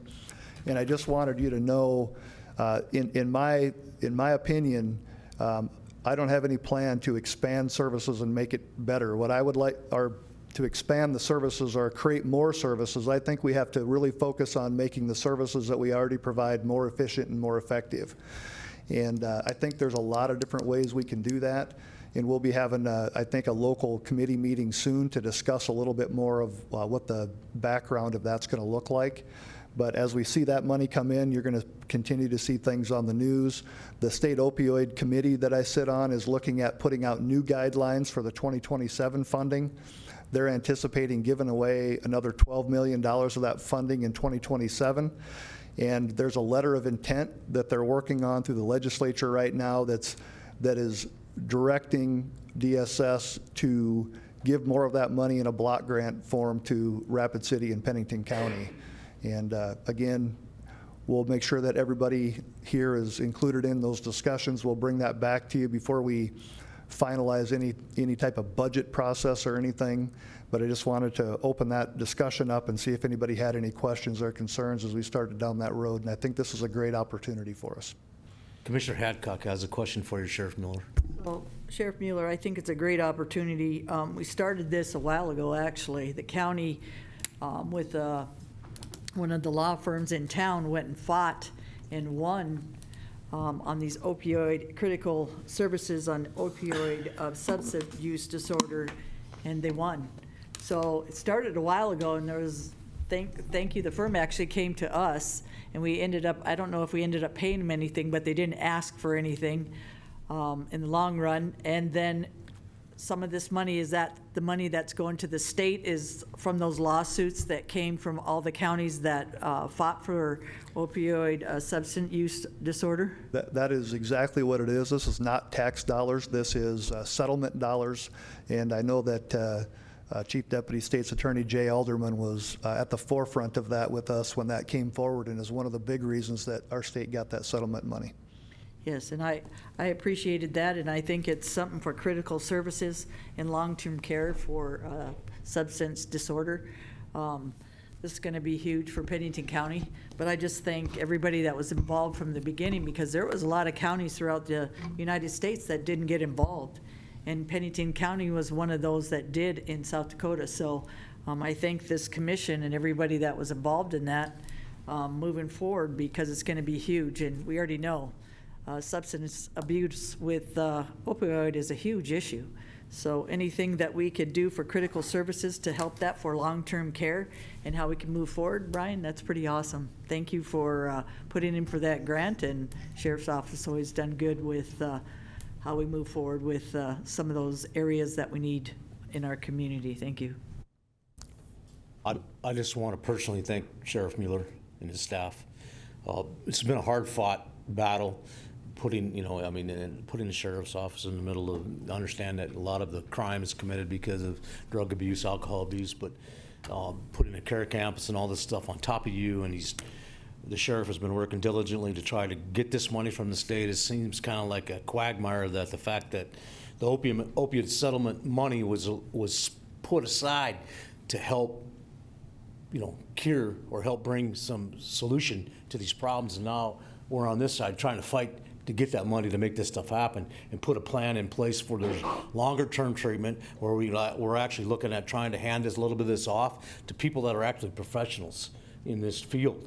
The sheriff's office is not quite professionals in dealing with opiate treatment, but they've had to take it under their wing. They've taken over the care campus under their wing, because in the past it's been looked as a stepchild. The sheriff's office has taken it under their wing and made it what it is today. It's fairly successful in its own order, but it could be a lot more successful if the state would look at this and allow that money that was meant to be used for to let that happen. And I understand they want some planning and some transparency. I get all that, but moving forward, this is a big deal, and alleviating some of that cost from the taxpayers. The amount of money that the taxpayers put into alcohol treatment, crime, and those types of things is staggering. It's staggering. So for the state to sit there on that money and say, just to sit there and divvy it out and not make something substantial happen is to me is astounding, and it's hard to understand. But Sheriff Mueller's on it. He's working all the avenues politically, and I've seen him standing on a desk down there one time at the governor's office. So just understand that he's working hard to bring some solutions that are long-term beneficial to our community. So I appreciate that, and from my heart and my citizens, we appreciate the hard work you put in on that, Brian. Mr. Chair. Yep. Commissioner Ross. Question for Brian. Brian, so recently the Rapid City Police arrested 7 individuals for parole violations, and most of them were drug-related, and that was just in 1 week. So if this continues, I just wondered what kind of stress it's going to put on the jail. That's a concerted effort between the police department and the sheriff's office. Those 7 individuals was on one afternoon, and I think 4 of those arrests were sheriff's arrests and 3 for the city. And that's something we've been working very hard behind the scenes to ask parole to do some reform. We'll have a follow-up meeting with the secretary in the governor's office on Friday, and I think they're coming to the table with some meaningful parole reforms. So hopefully we can cut down on the churn of rearresting parolees time after time after time. I think it will have a little bit of an impact initially. It has already on the jail, on the number of people that we're arresting. But my hope is the people that have shown a pattern, a propensity, that are on parole, that continue to commit crimes, can go back and serve more of their sentence in prison and be out of the community. So I think long-term it's going to have a positive impact. Just a few of our strategies that we're working on with this opioid funding. One is creating a regional data sharing system, which I think will be important when tracking people that are in the system, that are utilizing medical resources, mental health resources, law enforcement resources, court resources, and then also workforce capacity, treatment utilization, and justice system coordination. Right now we have a jail with a number of people that are impacted by substance abuse, but the bureaucracy makes it very difficult to get those people into meaningful treatment. And a big part of the process that I hope is to bring new partners in that understand that can help ease that path for us and find find a better path forward to get people from the system into meaningful treatment so they quit reoffending back in the community again. And we have a lot of traction, and locally, our presiding judge, our state's attorney, our public defender are on board with making some really meaningful change locally also. But hopefully, with some of this funding, we can bring some new partners to the table to help us be more effective. Well, I think it's a good program, and obviously it's working because the number that you got just in a few days, so Chair. good work. Commissioner Hadcock. Just one thing, what I've seen, parole officers work very hard, but they are overdone. Just watching them, they're trying to keep up and they cannot keep up. So that tells you the system can't work unless everybody's working together. And I like what you're doing, Brian, with the police in town, because we've seen it over and over again, and we keep seeing the same people doing the same issues and nothing really happening, and then you guys having to go pick people up, let them go again and again. And the parole officers that I talk to say we really have our hands tied. So anything with that coordination is going to be huge, because that reform with you guys is going to make a huge difference, because you already know 2 teams working together to find the same solution with the court systems is going to make a huge difference. And I agree, don't throw everybody in jail, but if you're a repeat offender over and over again, you're causing some major issues for the citizens in your counties or cities. So I appreciate your looking into that, and when I saw it, I was pretty happy. The main thing is make sure those parole officers, you already know, we know that from diversion or anything, how many can you take at once, and how does it not work anymore when you don't have enough people to take care of those programs? So thank you. And I think some of it goes back to that conversation that we had when you first ran for sheriff about SB 70, I think it was. Correct. What was it again? Yes, that's correct. Yeah, SB 70, the state legislators changed the law and dumped it all on the counties, and now you guys out here are paying the price. Call your state legislators, tell them to really think about these laws when they change them. They piled on all this to the parole agents. They don't have the resources to handle it. We don't have the resources to handle it, but they sit up there and make these laws and don't pay any attention and walk around the community and are never held accountable for the decisions that they make. Well, Ron, the main issue with 70 and 73 was if they're going to put the money out and divert it to the counties, most of the money should go to the counties, not to the state, is when I was on the. You can't take these people out when they're reoffending and leave them in. These people out here have to pay the price with crime in their neighborhoods because these state legislators didn't understand what they were doing. I'm not sure what they're thinking, but we'll move on from that conversation. But I want to make sure that the people in the room and the people that are listening understand that the state legislators have a lot of control, but they have a lot less responsibility because a lot of you people don't know who they are. At least here you can come to the meeting locally and you can call me on the phone. I make my phone accessible to all of you, but understand the sheriff's, he's like a duck. You know how he's like smooth across the top of the water, and underneath the water, his feet are going like this. Thanks for that analogy. That's great. That's a good analogy, right? I mean, marginal. I don't know, I went right to the visual. But you can't feed the ducks because you'll go to jail. So I just appreciate this opportunity, and I see our state's attorney. I don't know if she's coming forward to want to say, no, okay, good. But we probably spent more time on this, but it's important. I mean, this is a big deal because you see the effects of the community. You understand the sheriff is working his off to try to help the community, try to get the crime under control, but you need the help of the state legislators. Don't let these guys just skate. You see all these things coming in the mail, they make all these promises to you. Get on the phone and call them up and hold them accountable. Say, why do I have crime in my neighborhood? We got plenty of officers to arrest these people. But when they commit crimes, they need to go to prison. I mean, we could do like the Pine Ridge Reservation does.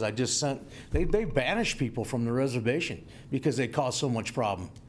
They have a whole list of people that can't come back to the reservation because they cause so many problems at the reservation.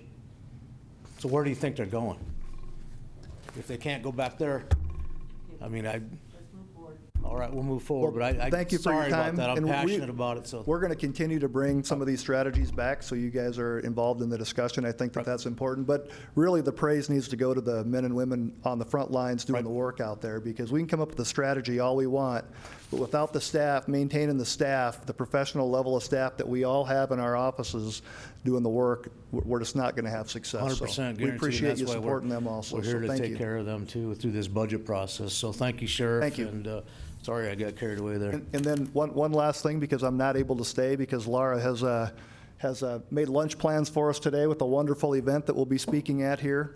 I won't be here for the HR presentation, but I have been working closely together with Commissioner Durr on a plan that I think that the commission will like, and hopefully we'll be able to bring that back to you early in May when we get a few more details plugged into that. But I feel very optimistic. We're having some really good discussions, and if any of you have any questions or concerns, I just encourage I you know to reach your out. staff has been visiting with Sage in the office down there, helping Yeah, her they're- through this they're process. And One that's- team, one fight. Yep, That's what we're going to do. It's been working out real well. Thank you. So that being said, have a nice day, Sheriff, and we'll Thank move you. on to Laura. We have an appointment at some certain time? Okay. Okay. Thank you. And You have this the will floor, be Laura. brief. Laura Retzel, State's Attorney. Well, on the heels of the sheriff's good news about the opioid grant, I have more good news. I just want to take a minute to tell you about a pilot program that my office did last year in 2025. It does everything that we want it to do.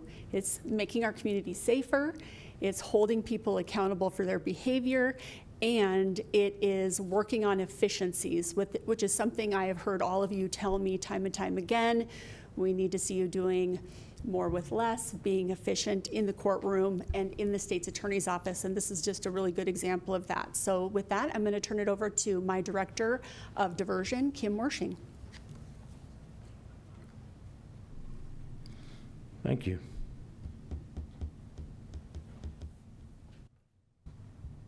Good morning, Commissioners. Kim Morshing, Director of Diversion. I am reporting on our traffic diversion pilot program that we did in the final quarter of last year. The Rapid City Police Department received a South Dakota Highway Safety Grant that funded 4 additional officers. Those officers, 2 of those officers were assigned to the General Traffic Enforcement Division, primarily speeding tickets. They wrote an additional 1,599 tickets last year and issued 657 warnings. Those tickets have a direct impact on our office and the clerk of court's office and the magistrate court system. Our goals were to create a program that was impactful,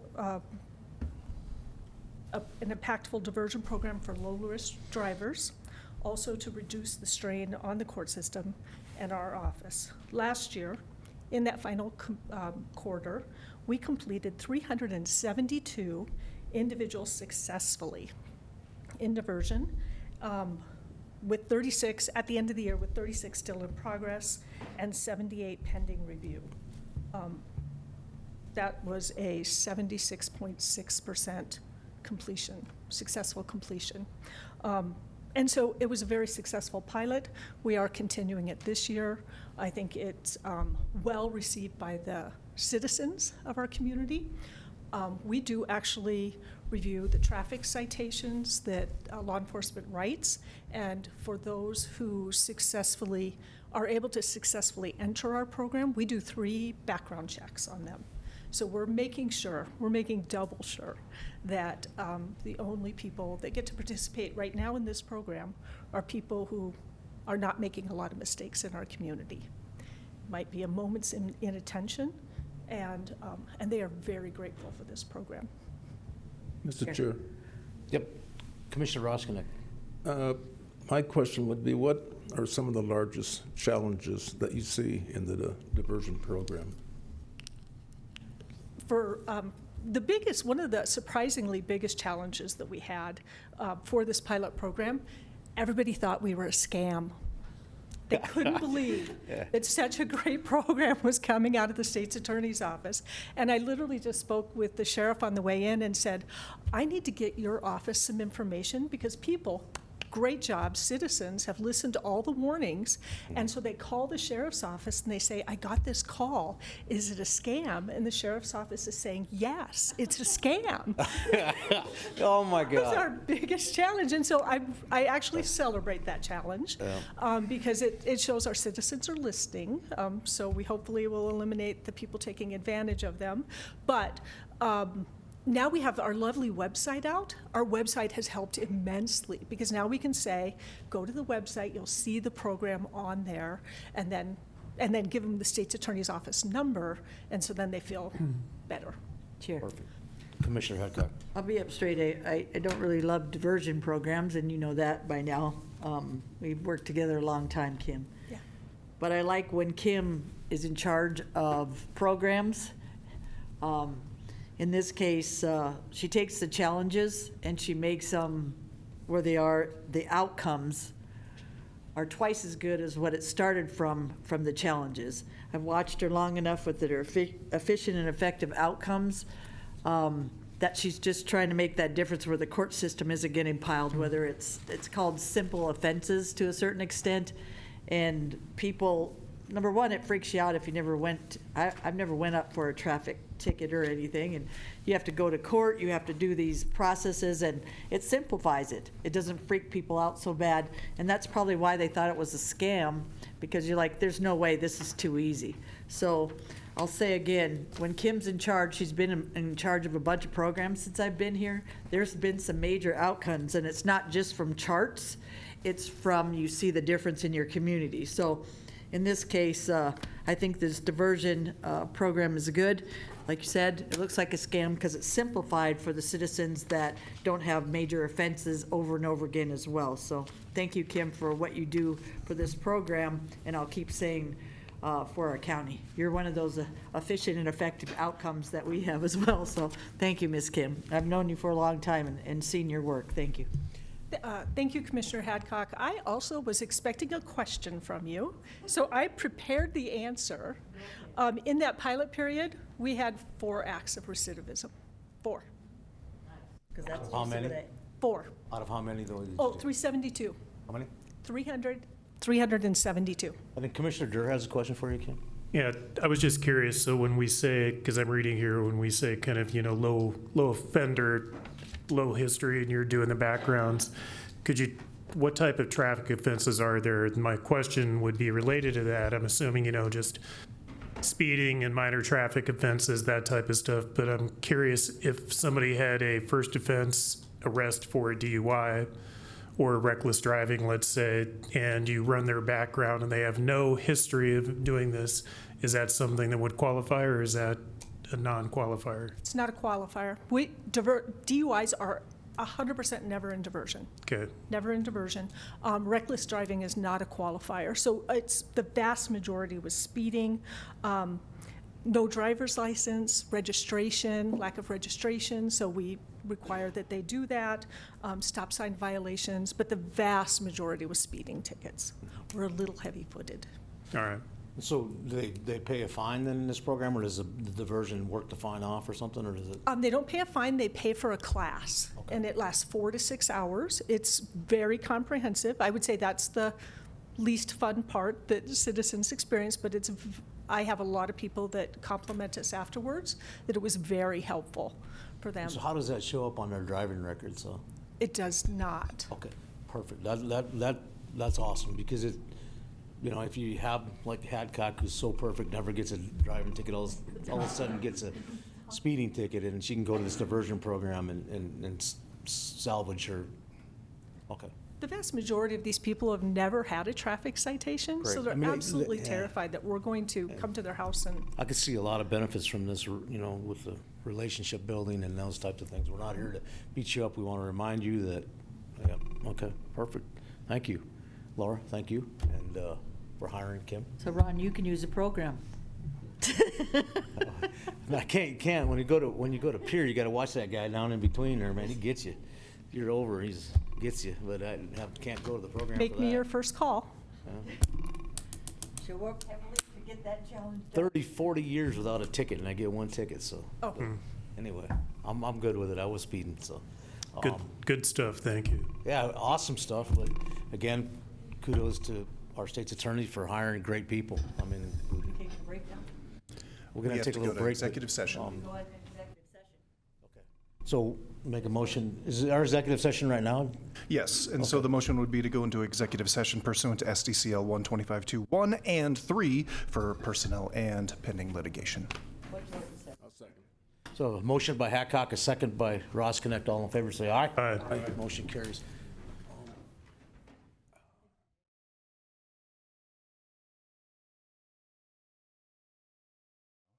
Okay. We're good. Okay, we have a motion to come out of executive session by Ross Connect, second by Hadcock. All in favor, say aye. Aye. Okay, we're out of executive session, and we move to item number 12. Items from planning and zoning. Cody, you have the floor. You need We're to, going to want to go into Board of Adjustments. Move to go into the Board of Adjustments. Second.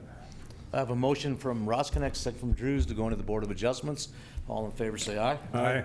Motion carries, so we'll go on to item number 12. There's a few items on here, right? I think it's COVA 25 of them. I have speaker request forms on 12D 12A. and 12A through C. So, how do you want to handle this, Cody? You want to go ahead and go, and then we'll get the speaker request forms? yes. So Cody Sack, Senior Planner. Item A is variant COVA 25-0019. It's to reduce the minimum setback to a residential zoning district for a telecommunications tower. The applicant is the Towers LLC. The landowner is Mark Erickson Living Trust. Location is 13599 Highway 40. Involves approximately 11.60 acres. Currently zoned agriculture district. Access is off Highway 40, and there is no special flood hazard. There is special flood hazard area on the property, the 100-year floodplain. So when we look at variances, we take a two-prong approach. For prong number one, whether granting the variance runs counter to public interest. It does appear that it wouldn't run counter to public interest. The future land use is ranchette, and the surrounding is residential. But however, for the second prong, whether a condition exists to grant a variance, there isn't a special condition that would warrant a variance. This request was routed around for interdepartment review. There were no objections or concerns that were received in our routing. However, there is a letter in your packet from Jerome Harvey, the fire administrator, talking about the importance of cell tower communication. This was denied at the December 16th, 2025 Board of Adjustment meeting. One of the main concerns was the fall radius if that tower fell. The applicants have submitted a engineered letter talking about the fall radius of that tower being limited to 60 feet if it were to fall. March 3rd, 2026, the Board of Adjustment moved to reconsider the variance at this meeting. But again, there are no special or physical conditions that would warrant approval of the variance. So staff is recommending denial of variance COVA 25-0019. Thank you. So 12A through C all related, Cody? Yes, they are. Okay, They're all the 'cause same I got project. I got 4 speaker request forms on 12A through C, so I'm going to have them people come forward if that makes sense. Okay. And that Can I way. ask Cody a question? Okay, go ahead. Just a couple. Okay, so the fall radius issue, they engineered it, so is there any safety factor at that point with what they submitted that it would cause any safety factors for, residents in the area, commercial or otherwise, for health, safety, and welfare? Yeah, so what they submitted was, it's a letter, and I unfortunately don't have a copy of it, but it is in your packet. It talks about different wind speeds and different ice loads. But it did say that, if you read through it, that if it hits those conditions, that structurally the tower will crumple at a certain point in that tower, and it'll fall at that radius, and it'd be 60 feet. Okay. So with their setback being, I think they're 100 feet off or 120 feet off of their property line, it would fall on the property line, and it wouldn't affect any other property or houses in the area. Okay, that would be my question, only because if there's maybe conditions that might change that, could there be maybe higher winds or something else? That's the main issue, and if they've covered that through engineering report, it makes pretty much sense that, to me, that radius would work, but I'm going to listen to all the discussion and then ask them some questions about their report. Yeah, if I remember when I was reading that, I think the wind condition was like 100-mile-an-hour wind sustained for 3 seconds with there's a certain amount of ice on it was the condition. But they do have a disclaimer, any extreme weather event, that condition could change, like, such like a tornado or something, but that'd be unpredictable at that Any other point. questions for Corey on that? I'm going to go to the speaker request forms otherwise. So I have 3 of them are opposed, and one of them is support. So what I'm going to do is take 1 or 2 for opposed, and then I'll take the support one. So Liz Zabrowski. Oh, we got 2 more? Okay.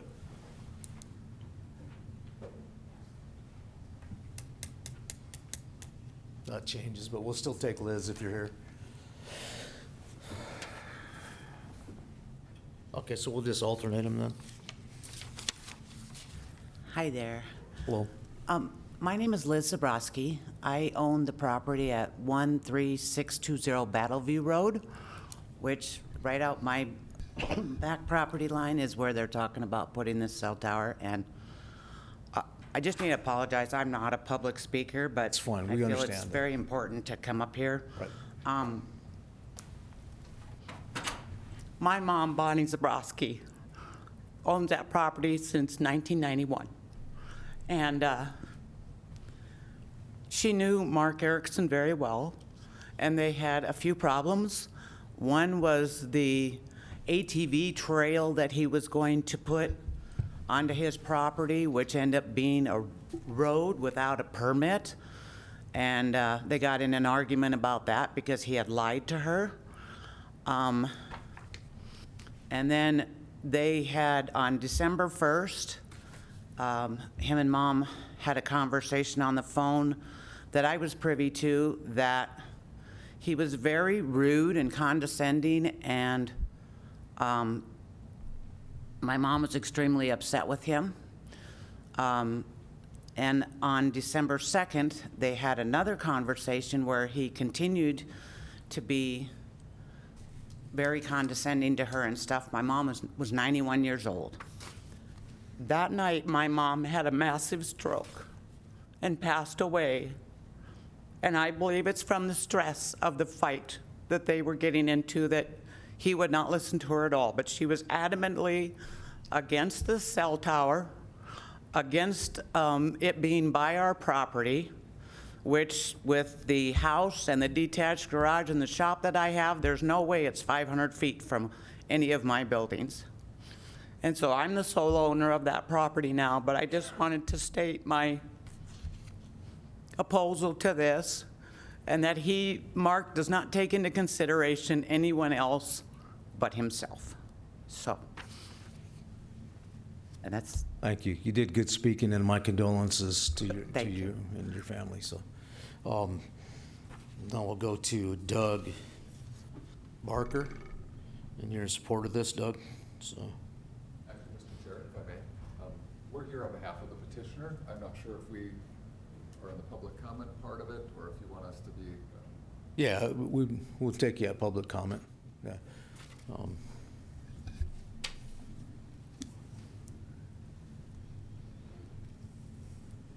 I suppose Greg's here too, then? Are you guys together? Yes, yes, sir. Oh, okay, well, all right, and then, how about Scott Dressler? Is he with you guys too? Okay, how about we take Scott, and then we'll take another opposed, then we'll take you guys. Scott, you just wanna tell who you are and give your piece? You got 3 minutes, we're gonna hold you to it. Morning, Board. Scott Dressler. I live in that immediate area. I'm at 13598 Highway 40, so just west of where this is at.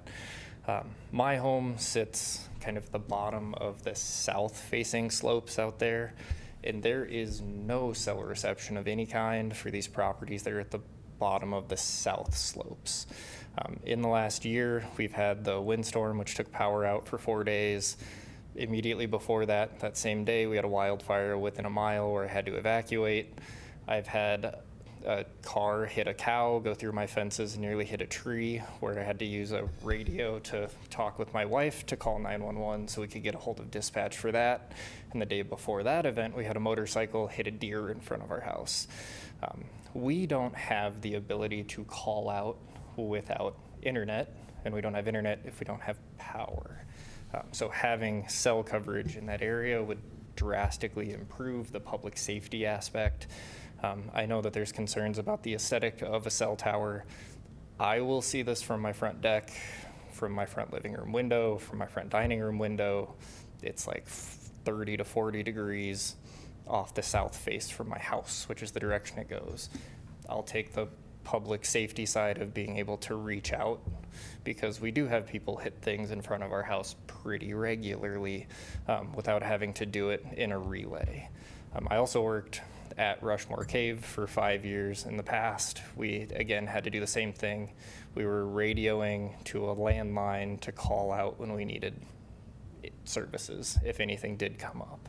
I do think there is a real public factor that needs to be considered here, more so than just kind of the abutting properties. So that's my piece. So thank you. Scott. We are going to go to, let me see, Scott was for, we'll go to posts. We'll go to Gloria Groth. Are you here, Gloria? Thank you for your time. My name is Gloria Groth. I live on Milo Lane in Keystone. And my property is the one south of the proposed property. And I'm opposed to the cell tower because of the property value reduction that I'm going to have, because I submitted some pictures, when you're on my front porch, at my front door, my front windows, I will be staring right at the tower. It will be less than 250 feet from my house. And there are no trees that are 80 feet tall between me and the tower. And also, there's studies that say that your market value can be reduced by 20%. And that bothers me a lot. And I just wanted to let you know that there is high-speed fiber optic in that area, which we have high-speed fiber optic internet. And so there are no issues with cell tower reception there if you can get the high-speed fiber optics, which is available to everyone in that neighborhood. And also, the pictures that were submitted by the attorney were taken by someone that trespassed up on our private road, and they were kind of creative pictures because there's curves in the road, and all the pictures were taken at a curve where you could not see, you would not be able to see the cell tower from 3 curves in the road. Those pictures were not taken from my front door. They were not taken from the other 2 properties that are adjoining from their front areas where this tower is going to be very visible. And another thing that we have issue with is that Battleview Road is only 700 feet long. It only goes to Milo Lane. And it is not maintained by the county. For 10 years, we have personally maintained it.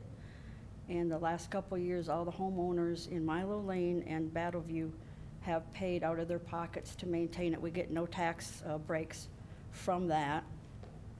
And the trail that Liz was talking about that the Mark Erickson put in is a 12-foot trail.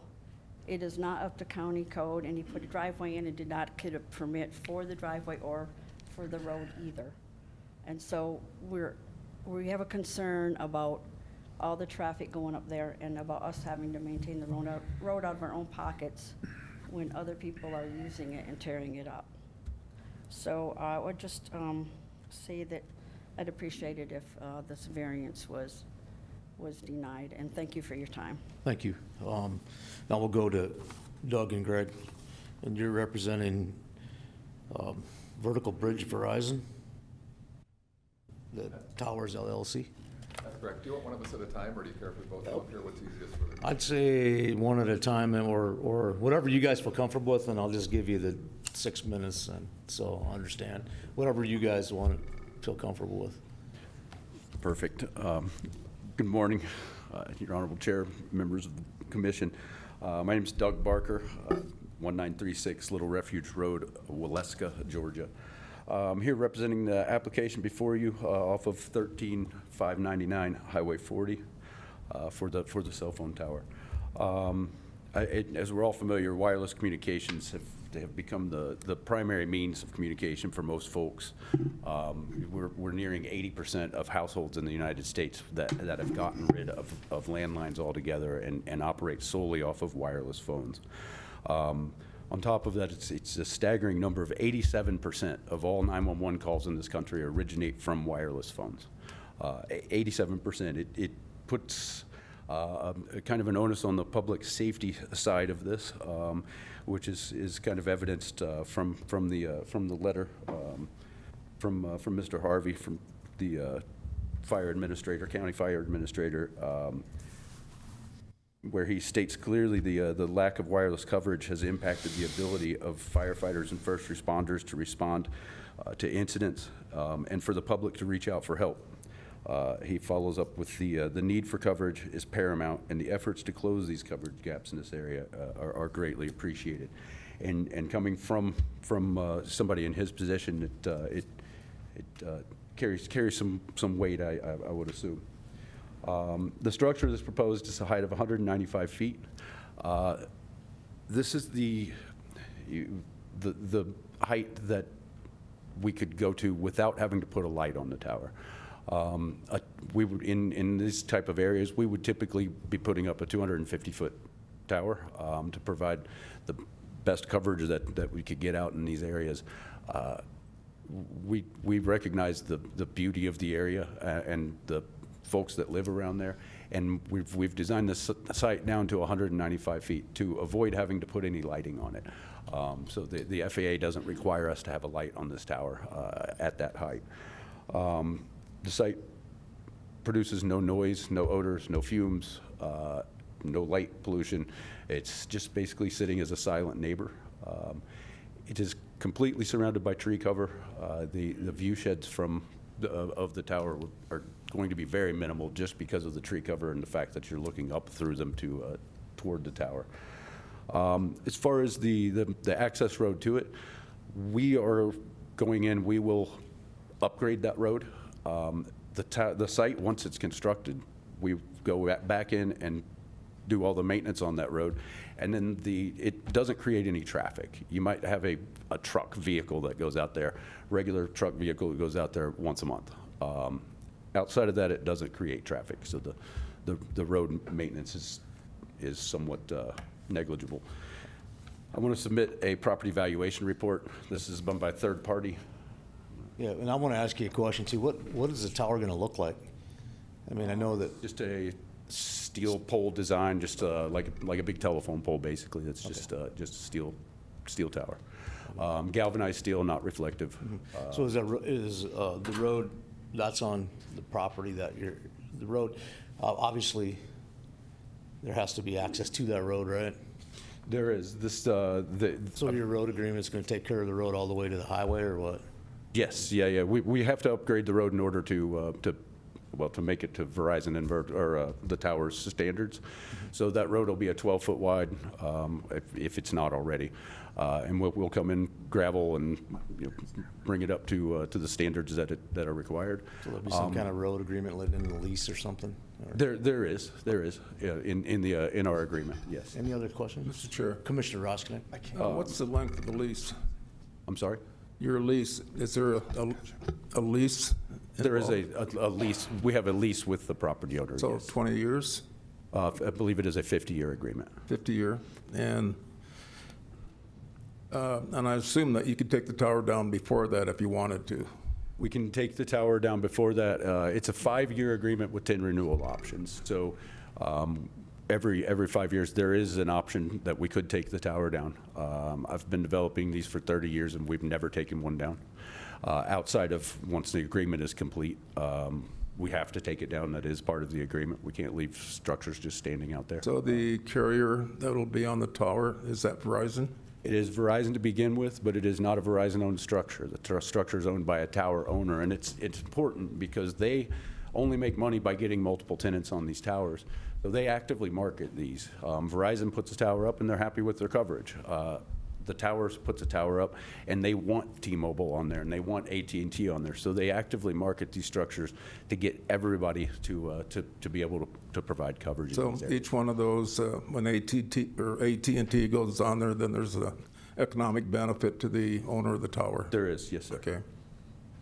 And the reason, this particular location, I'm assuming that if the terrain and the vegetation were better, and the coverage would be better, you wouldn't need this particular location. This is the location that's going to provide optimum. That's correct, and the terrain is a lot to work around out Right. there. The floodplains on the property, rock. We ran into a lot of design constraints, which there's another spot that we could put it, but it at such a low elevation, the tower would have to be lit. And for, in consideration of the beauty of the area and the folks that live around there, we opted to go with the variance to try to keep that light from having to be on the structure. Okay. So Greg, you want to come forward, and then we'll let you talk, and then I got one more from Kent Scott. You'll be last, Kent, wherever you are. Good morning, Greg Erlinson. I'm an attorney with Bangs McCullen Law Firm here in town, and I'm here on behalf of the petitioner. I appreciate your time. One thing I would like to clarify, the actual tower height in this case is 125 feet. I believe that's okay. I think you misspoke. There's another project for May that we're talking about 195 feet. So with that clarification, it's a 125-foot monopole. They have considered all of the factors in the area, and this is the least intrusive of any of them. The board knows, the commission knows, there's basically two prongs that you're going to look at. The public interest, and that asks whether or not granting the variance would run counter to the public interest, considering the entire public, not just the neighbors. In this case, I believe this does highlight and improve the public interest in that regard. And then the special conditions, you know what those are. Here, the special conditions really are, there's a coverage gap between 4.57 miles and almost 6 miles. And as I understand it, you can't just hook into fiber optic cable. You have to have a tower. And so they've considered all of the potential areas that might work there, and what is before the commission is the best. The number one thing I would like to highlight is the safety. And I think the lead argument that you can get from that is from Jerome Harvey, and that was in your packet, I believe. And he says, in western South Dakota, we've seen how a lack of wireless coverage has impacted the ability of firefighters and first responders to respond to incidents across western South Dakota and the Black Hills. The need for increased coverage is paramount. Firefighters, EMS, and search and rescue teams are looking forward to the increased and enhanced coverage to support response efforts in the area. The efforts to close these coverage gaps in western South Dakota and the Black Hills is appreciated. That's exactly what they're doing here. And I'm not sure how much time I have left, but I'd like to reserve some time for questions for myself, Mr. Barker, or I also have Chad Skinner here as well. Any questions for these guys? Don't tell them that. Questions? We don't have any questions. Ron? Maybe just a... No, I guess my only statement is, we talk about safety, and in Rochford, which that area just sees a real high traffic with side-by-sides, and I can tell you, unless you got internet, but if you had an accident and you had a cell phone, you're not going to get out. Is this like in that area you're talking about? Well, it's a whole different area, but I'm Okay. just saying, Yeah.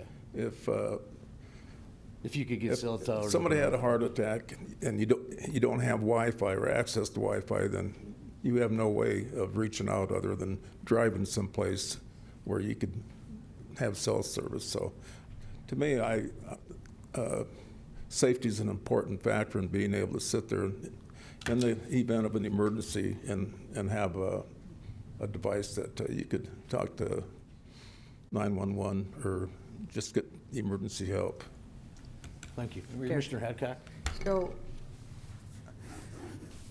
you ended up getting the engineer's report because people thought there was a safety factor, and they wanted to know, basically through engineering, that if this fell, none of the residents in the area would have to sustain any damage because of the way the tower would fall, based on the restrictions of height, based on the restrictions of setbacks. Am I correct? You are correct, ma'am. Okay, and that's why we reconsidered, or I should say, speak for myself, I reconsidered this just because if there's a health safety factor. The other thing was, the variance was because why do you need that height and why couldn't you build it lower? Can you tell me that? Basically, it's because of the topography, as I understand it. Yes. And in order, if they built it into a different place, into a lower area of the ground, it would have to be taller and be lit. And in order to get the proper coverage, though, they pick the best spot to do that. The other thing is the property rights of the person putting the pole there, I understand, and then the property rights of the people would be more of a health safety factor in case it fell on their property and caused any damage. I work with the Fire Service Board. I have for about 10 years, and that safety is huge for everybody in the surrounding area, not just the owners that live around it. So I also have seen monopoles where they have one in the hills where it looks like a tree. So in residential areas, and maybe also if I decided that it was a good addition, that it probably should be a monopole that looks more like the tree, especially when you showed the pictures. That might be a little bit more pleasing for the people that were in the area, or the residents, or just in general. I mean, this is the Black Hills. We want to try to conform to those circumstances or those areas. There's a lot of tourists and different people that really appreciated that tree, and I didn't even see it before until I went up there and we looked at another variant. So I thought it looked pretty cool. So it'd be something for me personally that I think it would be good. The main issue for me is for the Fire Service Board and the emergency services. Scott is right, also for any of the residents in the area. I'm more worried about that they wouldn't have the service in order to protect themselves or protect others when they needed that emergency service. And Jerome Road in there as well, I see. So for me, that's going to be a huge consideration. But I would hope that if we decided that we'd put that pole so it looked aesthetically pleasing for the residents and in general for the Black Hills, sir. Any more questions from the board? Hold on, Ron. In regards to the tree pole, monopine, whichever term you like, if this board were to make that as a recommendation of approval, we have no issues with that. We would gladly accept it. Thank you. Mr. Chair. I got one more speaker request form. Unless you have a So, question. we talk about loss in value. And if this was to be taken to court and an appraiser, number one, would have to come up and value the property the way it is today. And then they would have to appraise the property with the tower. And I just don't know that there's enough market evidence out there that an appraiser, if he knew he was going to go into a court of law, or that they could quantify that loss. And that's the problem with claiming that there's a loss of value. There might be, but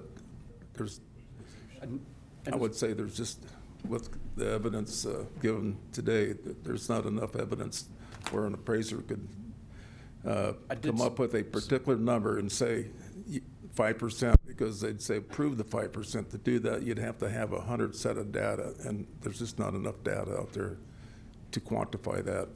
Yeah, and what I submitted was a property valuation study that we have done frequently by third-party real estate corporations, where they take values of properties prior to towers going in, and then they do the research after towers are built and compare it with how those properties fared against similar properties that didn't have towers go in.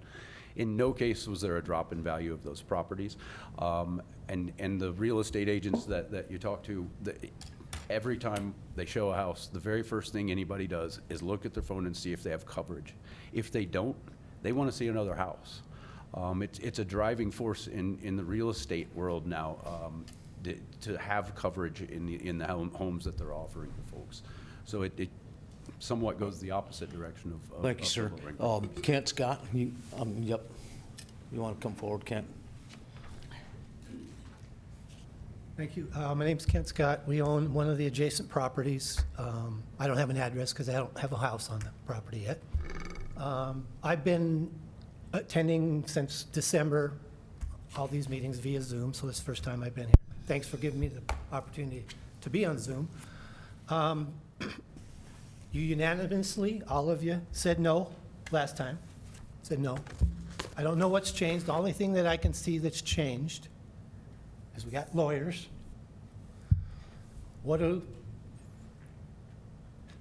They submit pictures with pictures of a cell tower that's not true. You can superimpose a picture of a tower on a picture and say this is what it's going to look like. It's not going to look like that. The one thing that hasn't changed is this is a quarter mile, less than a quarter mile off of Highway 40. It's at an elevated above Liz's house, probably 8 degrees, maybe give or take degrees as far as the slope. If that tower was to fall, is it going to hit a tree? If it's proposed that the trees are 80 feet tall, which they're not, or those trees will fall if they get hit, so those tumble down that hill. So those are the only things that have really changed. The company from Florida who hired a company from Iowa has now hired a lawyer here to tell us how good this is for our property. There's other parts of that property that they can use. It just costs more money. The tower lit, it's a little light. It's a flash. Everybody knows that. It's not anything that's a neon light. So I just ask that you as a commission go with your first decision. Your first decision was to deny this. It's really not the right spot for this tower. To say that it's the only spot is pretty disingenuous. There's areas for it. Plus, I've had service there. I work out there on my land. I get phone calls from my mom in town, my wife. There's service there. We can't dot the whole Black Hills with cell towers. I drove up here from Edgemont to Hot Springs. I barely had service at all. And there's no mountains or anything from that. That's flat land. So what are we trying to do here? I understand the safety thing. I grew up here. Real quick, I had a friend at 12 years old, fell off over on Johnson Siding, fell off the cliff. We were hanging. Bad deal. Who helped? We didn't have cell phones back in 1975. The community helped. The community came around and we helped him. Everything came out all right. I just ask that you guys uphold your previous to deny this. Thank you. Sir. Chair. Yes, Commissioner Hadcock. So, sir, I'll be up straight. So I didn't change my mind because there's lawyers. I changed looking at the situation because of an engineer's report. You can't put a stamp on something and not them not be liable, meaning the cell tower, if anything happens to your property or anything, these engineers would be in trouble with this stamp on here saying that it's not true. So for me, I take in consideration property rights of the person putting the pole, what the pole looks like, because again, you said the aesthetics and how that's going to affect your properties. I know I talked to the people and they thought that cell tower with the monopole or monopine, you call it, didn't affect them, their properties and stuff back then. I looked into it just because, I forgot that we had approved it and I saw it out there. And I don't change my mind because of lawyers. I just change if I'm going to do something to make sure if there's a health safety factor that I do have an engineer's report, that I have all the facts when I make a decision, so it's not going to affect your personal property in that sense. Property values, I would hope if they did the monopine, that would help. We do listen to what you're saying, sir, but we also, if you had considerations to change our minds and other stuff, we would do the same for you. If that was the issue, that's our job, sir. So it's nothing to try to just flip because somebody came up here that somebody might think is more important. It's never about how important you are. It's about the issue and the facts that we find at the end of the day, if we can find solution for people, so. Can I just say real quick, just a question. The commission came up with the 500 feet rule variance, right? Come up here, sir. Seems like a perfect example. So bottom line, when we do that, we ask for variances because things happen. We do variances for many things for constituents because we want to find solutions that those rules don't have to be set in stone. If we can find, like we said, engineering reports for floodplains, different places like that, or different areas like that on your houses, we're always trying to find that extra solution for people to get things done, not to be shut down. That's why we ask for variances. Doesn't matter who they are, sir. So. Anyone else on the commission? Commissioner Dirk? Yeah, Mr. Chair. Chad, could you come back up? Or- Cody, I mean. Cody. I've got Chad Skinner on my mind. You look like Chad. No, you've been called many things, starting with a C, over the last year, but, Cool guy. so Chad Skinner, is he here? Yes. Okay. It's just that there used to be a Chad Skinner that worked in Meade County, and I thought that maybe it was the same, so. Yeah. So what's changed from the original submission to now? Cody Sack, senior planner. For our office, really nothing. The commission denied it back in December. The commission can vote to reconsider an item if they feel that there's information that when they made their decision, they didn't have enough information or they want to review it, and that's what happened in March. So since then, back in December, we didn't have the, I think they're called propagation maps, is that correct? For the cell coverage area.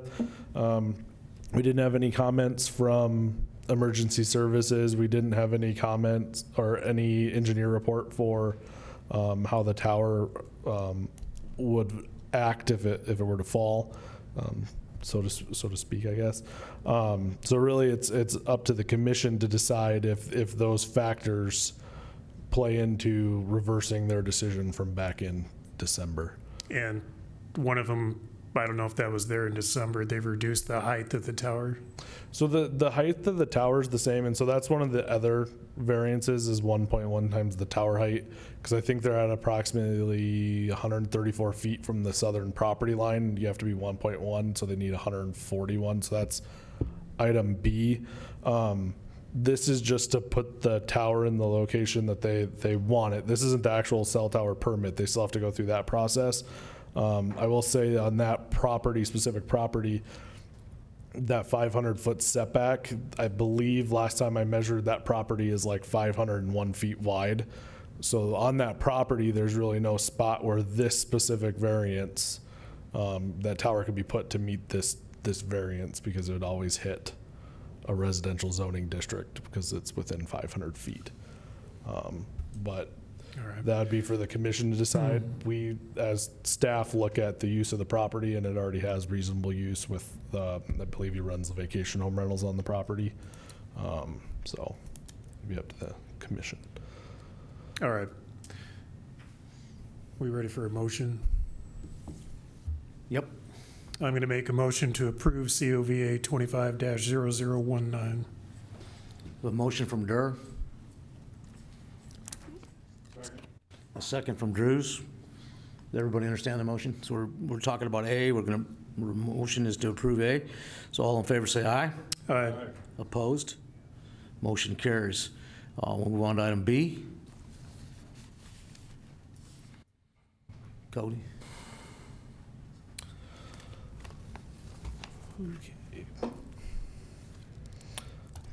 So again, Cody Sack, Senior Planner. Item B is variance COVA 25-0020. This is to reduce the setback to a property line, 1.1 times the tower height. Again, the applicant is the Towers LLC, landowners Mark Erickson. Location is 13599 Highway 40, and their access is off Highway 40, and there is special flood hazard area on the property. Again, just like the last variance, we take a two-prong approach. Whether granting the variance runs counter to public interest. I believe that 1.1 times the tower height comes from the fall zone. Again, they have that that engineer report saying that the fall zone would be 60 feet. Their proposed setback right now is approximately 134 feet, so they're off by approximately 7 feet from what they need.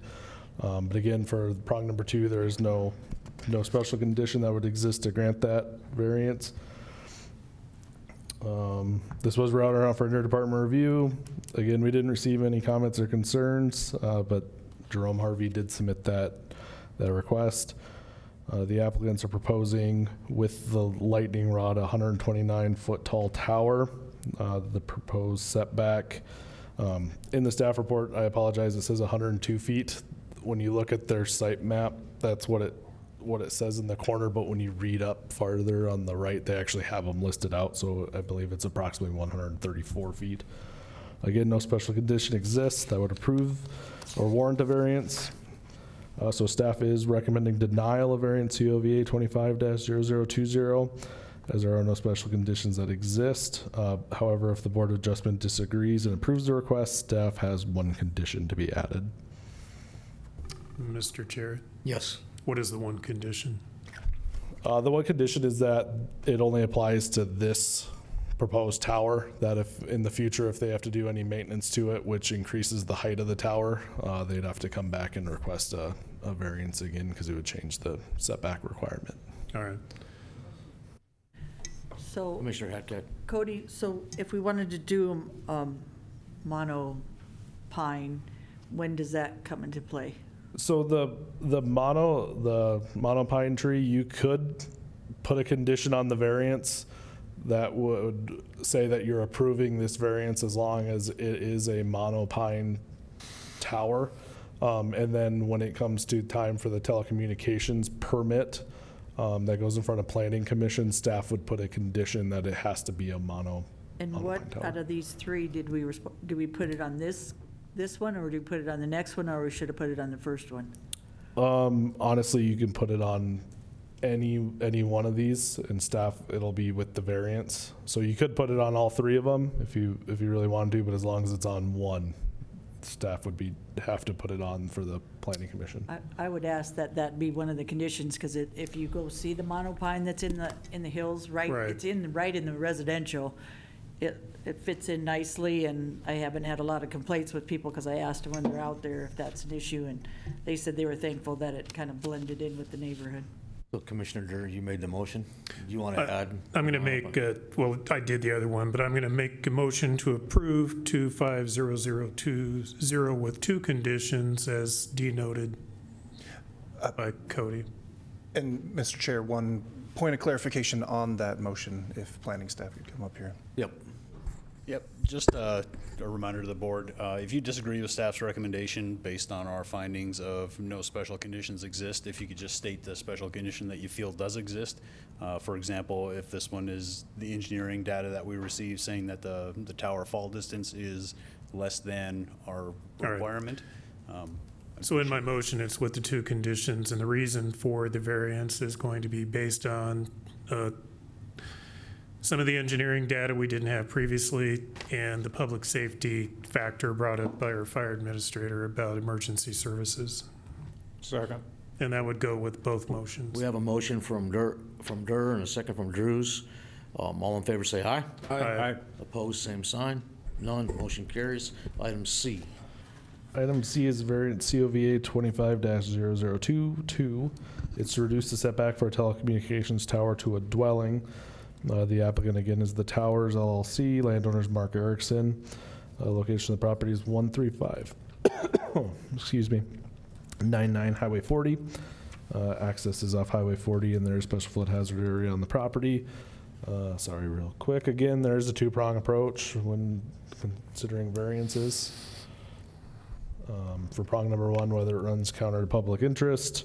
It doesn't appear that it would run counter to public interest. But for prong number two, whether a special condition exists to grant the variance, there is no special condition that exists to grant that variance.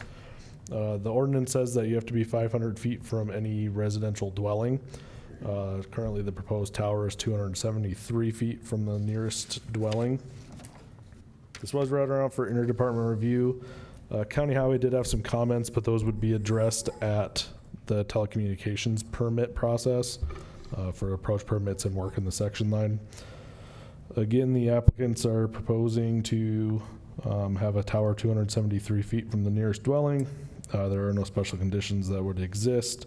However, they did submit that engineer report that shows that the tower fall area would be no more than 60 feet. So with that though, staff does still recommend denial of variance COVA 25-0022 as there's no special conditions that exist. Mr. Chair. Yes, Commissioner Yeah, Durr. Jason, could you come up?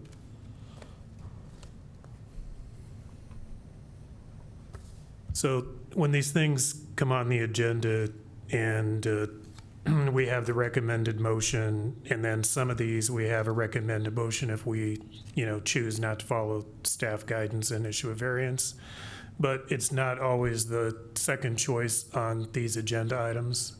And so like up above, and I can see it in the notes, but we have a recommended motion, but if you disagree with the recommended motion, a potential motion would be this one, and that's under item B. And so anyway, just for consistency, so we're getting clarification because I believe you pointed it out. So if you're going to give a variance, then point out these reasons about health, safety, public welfare, if you're going to go against, and it's the fact that new information was provided with engineering, et cetera. And so I would just like to see consistencies. If you're giving us options and then say, here's the option to deny, here's the option if you're going to give a variance, and because I think I would just like consistency as we go through these, so. Well, it looks like we have someone stepping up here. Jeff Miller with the Pennington County State Attorney's Office. Too tall. And Commissioner Durr, kind of off of what you were speaking to there, so when we're looking at these types of variances, there is some specific language as well. So in this case, it's on the burden of the person asking for the variance that granting of that permit shall not be contrary to the public interest, and I believe you've hit on those things. But there's also the requirement that the literal enforcement of that ordinance shall result in unnecessary hardship. So again, as you also point out, some of the reasons why you're going against what the recommendation was in these instances, as well as just making sure that it is their burden to show that those two things will happen. So if those can be part of the discussion as well, and I believe you've hit on some of those things, just making sure that that's kind of, that language is used as well. Okay.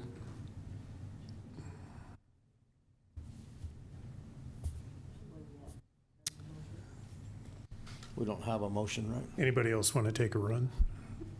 We'll make sure we. Okay. I'm going to make a motion to approve COVA 25-0022 based on receiving new information on engineering, setback information, and a fall range, in addition to concerns raised by our fire administrator about public safety. We have a motion and a second. No questions? All in favor say aye. Aye. Opposed? Hearing none, motion carries. So we'll move on to item. That was, Mr. Chair. Yes. That was a very quiet second. Yeah. Okay, we'll move on to item number D. This is the second reading. I'm going to make a motion to adjourn as the sorry. Board of Adjustment and Yep, thank reconvene you. as the Board of Commissioners. Second. Second. The motion and a second. All in favor say aye. Aye. Opposed, same sign. Hearing none, motion carries. We will move on to regular planning items. This is the second reading of Pennington County 322 Special Animal Keeping Regulations. And Jason, if you want to give a comment about this and what's came up since then and how we're going to proceed, so the people in the audience will understand. Sure. Jason Thennison, Assistant Planning Director. Yep. So like you've said, over the past couple days, we have gotten quite a few public comments about this, specifically about the exotic animal definition as well as keeping of them. What I would like to do is have the board direct us to take this back to rewrite. Take some of these public comments. I know we have people in the audience that want to speak to it. Take those into consideration as well.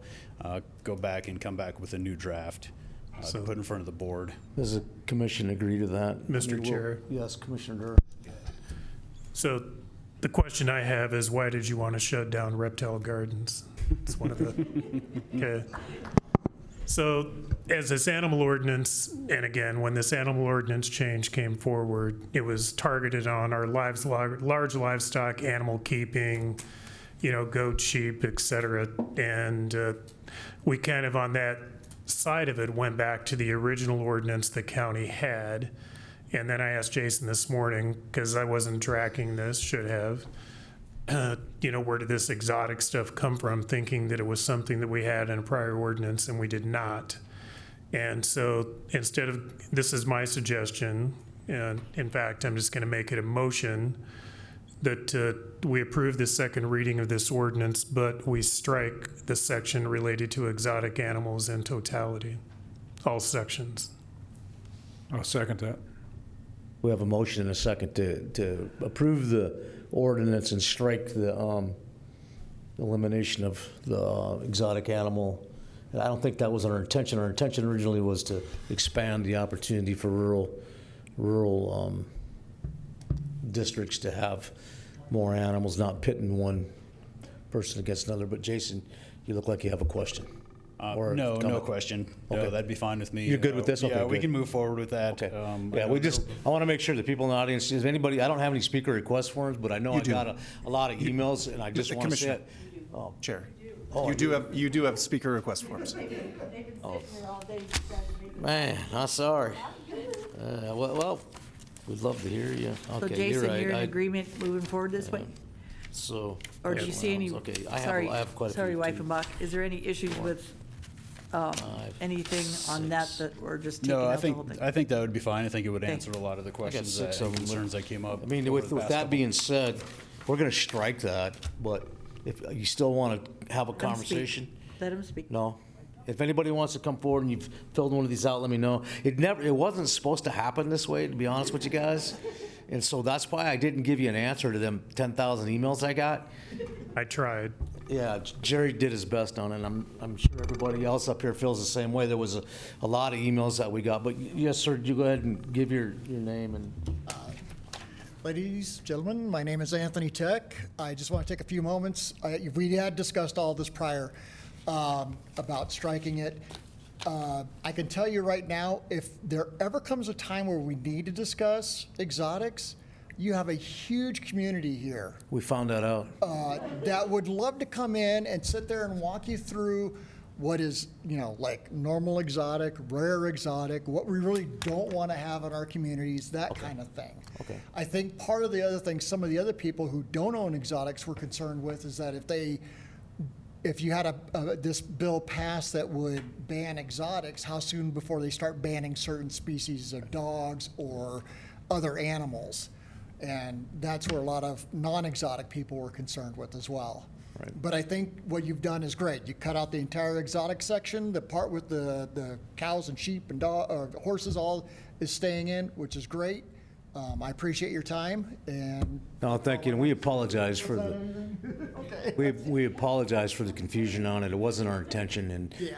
but we just wanted to make sure you guys weren't sleeping. Yeah. So.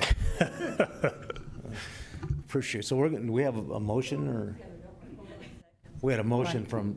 Ron, we had a couple people up here. Cody, they just wanted their voice to be heard today, so let's see. Yeah, if that's we can- fine. If Miss you want to Nancy come forward and have your voice heard, then awesome. Come on forward. Cody, you can show pictures. I think it's on a different issue, but let's, they've been sitting here all day, that kind of thing, so let's see if they have some things to say. Our concern with this new ordinance is, oh, I'm sorry, yeah, okay. Come forward and get up to the mic there and so we can. Martin, do you know who she is?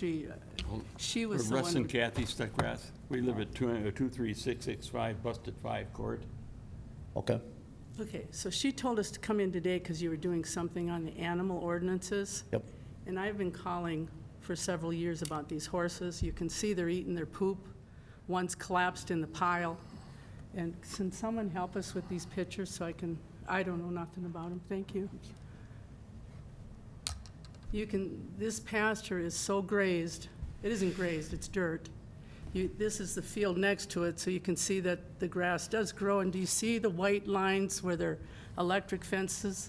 The horses are willing to get shocked to get over to the field to eat.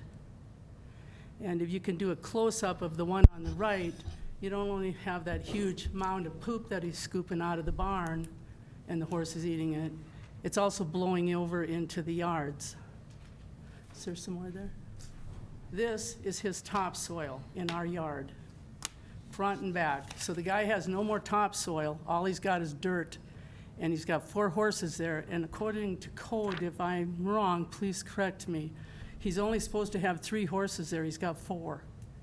And he has completely overgrazed what's there, and he does not feed those horses enough because they have to eat their own poop. So you can show the other sides how far that, you know about the wind in South Dakota, so their dirt goes a long way.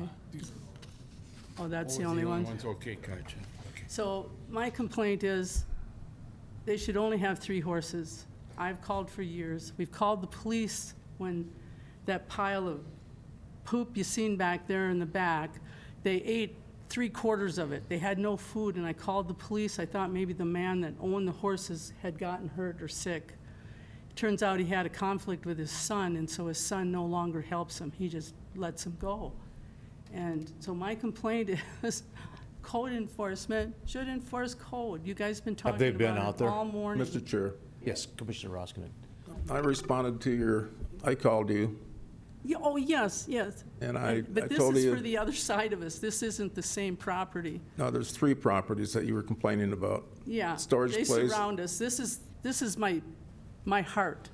So, Because we watch those horses go hungry and be left alone all the time. I look out my kitchen window and this yeah, is what I see. Dwayne got back with me in an email, and he said that he's working on your problem. He agrees with it.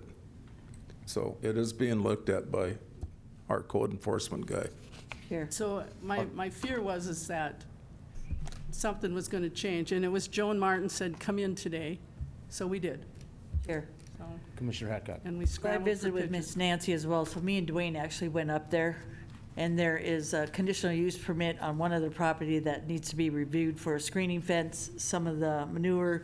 Dwayne was going up there and visiting about that issue, so this will be on the agenda at the Planning Commission. Some of this will be, so we're not ignoring your complaints.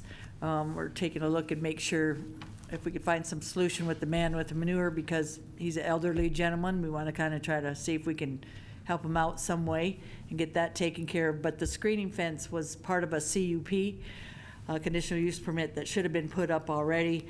That way you can't see all the cars and all the stuff in the neighbors to your south, so.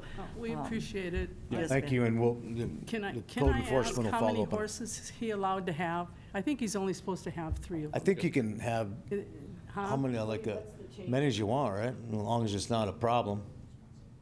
Maybe not many as you want, I but thought it was supposed to be like 1 acre per horse or something. So, we'll Curtis change Senior Planner, the current ordinance allows 1 large livestock per acre of land. I'm not sure what acreage he is. He's zoned rural residential, which makes me think he's probably 3 or 4 acres, but I would have to look into it to see how many he can. 3.5 acres. are. we kind of squeezed you in, ma'am, if you don't mind, but, so we're really talking about something different, but we No, get. we're talking about the animal That's okay keeping. then. They asked us to come in, so we did. Yep, no, you're fine, yep. And thank you for your service, sir. Okay, you're very welcome. And, Same, another concern, would like say, is we didn't know what the new rules were going to be Yep. or anything like that, but, you know. Well, the thing is, like, when you have a nuisance like you guys do, you want to report it, our ordinance director will we didn't want to limit people that are taking care of their stuff and doing it right. And we found that what would happen is that would pit neighbor against neighbor. Oh, they got 2 horses, they're only supposed to have 1, when in actuality is they take really good care of them. If you're not taking good care of them and you're not being a good neighbor, then that's when our ordinance people, we'll send the reptile people up there. Yeah, well, we like Old McDonald's Farm, and we like our other 2 neighbors. It's just this issue. Thank you. And then Dwayne should be in touch with you guys. If not, Jordan, our commission director, will knock on Dwayne's door, and he's really good at handling those. And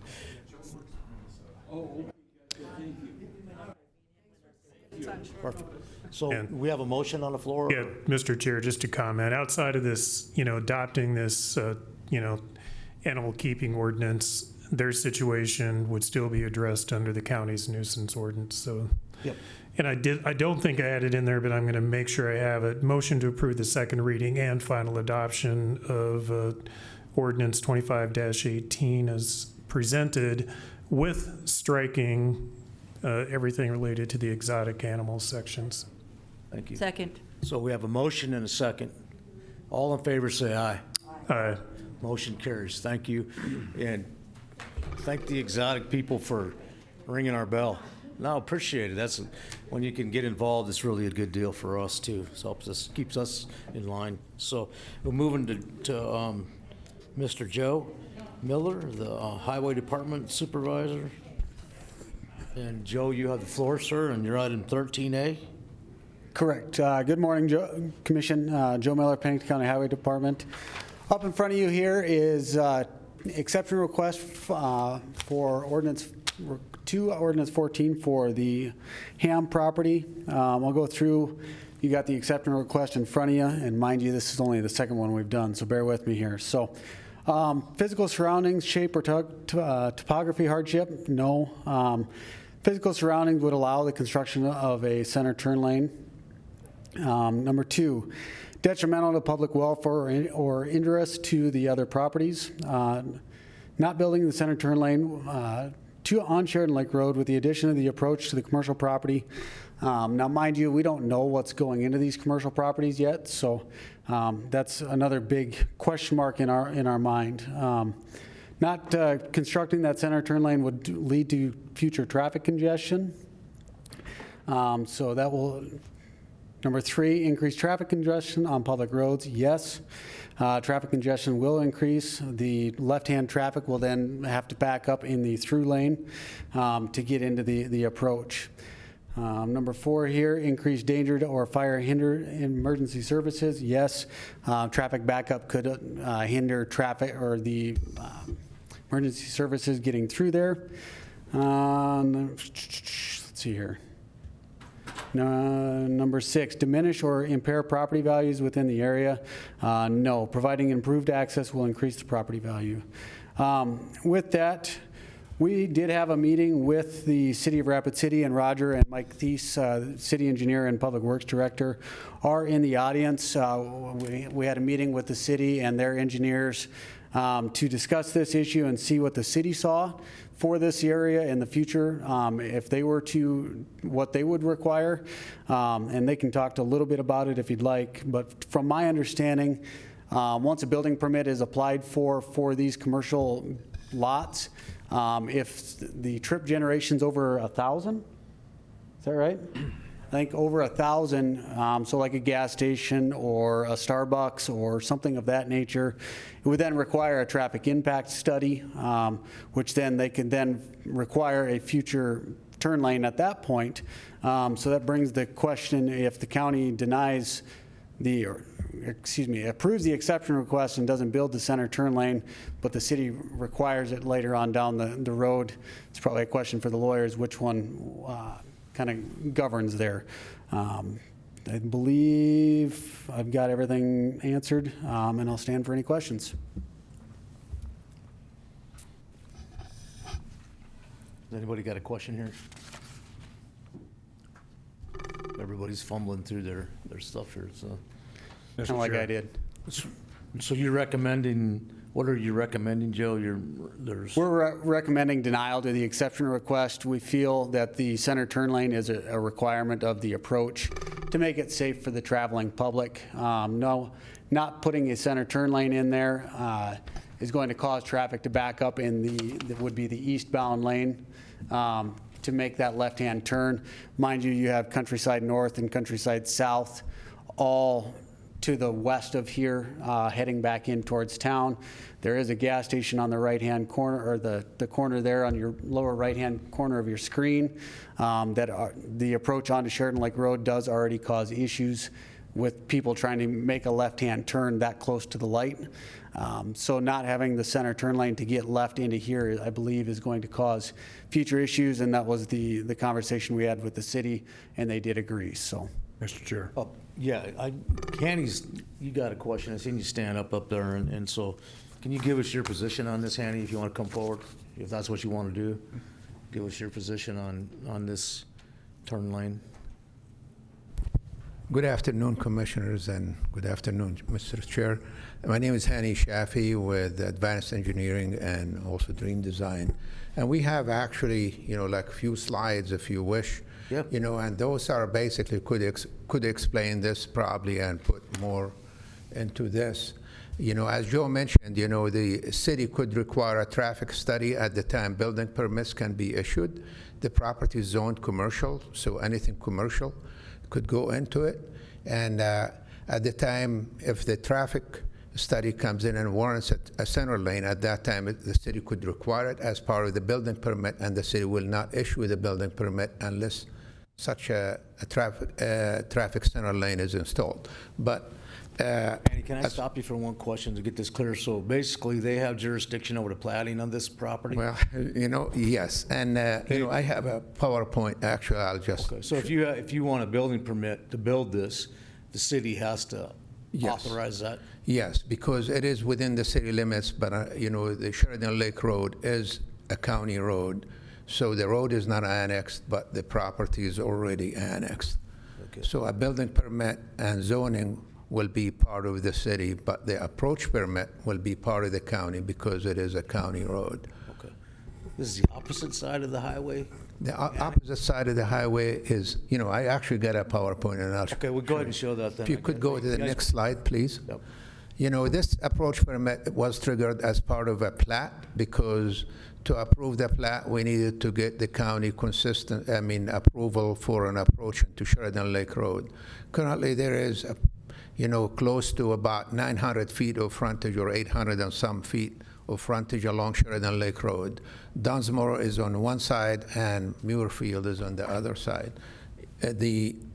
So what originally the owner wanted two approaches into Sheridan Lake Road, but we did not feel right about it.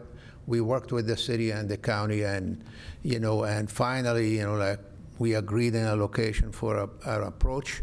And one of the stipulations is basically when we met with the city was to provide an access easement on the back of the lots, on the north side of the lots to allow the lots to access across each other and to go into approaches also in Dunsmore and Muirfield. And we discussed it with the owner, and he resisted it at the beginning, and then we convinced him to agree to it. He agreed to consolidate the two approaches into one.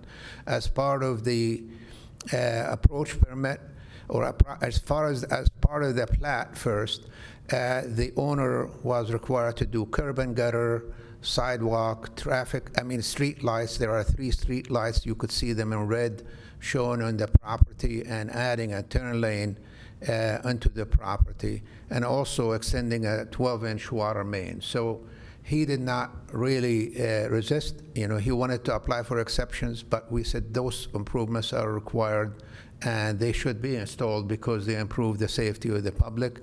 That creates a loop for the sidewalks and it creates a loop for the water main, and also allows for the right turn lane. The right turn lane can be installed, without major issues, but a left turn lane cannot be installed without really major extension to the road because, number one, of the curve. Number two, there are other approaches that will conflict with it.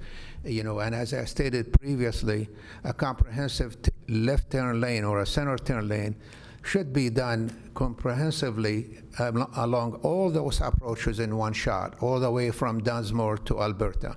The county has done that west of Alberta, all the way to almost past Jasmine Lane, and they did that as part of the reconstruction of the road, and that's the right way of doing it. Doing it just for this location will conflict with the approach to the existing gas station and will conflict with Muirfield Road. And next, please. This is the clearances as required by the city of Rapid City. This approach that is being provided is consistent with the requirement for the city. So therefore, we meet the requirement for the city for clearances. We have 3 lots. The center lot is going to have, the access to Sheridan Lake Road with access easements to the other 2 lots, so people could utilize 3 approaches instead of 1 approach.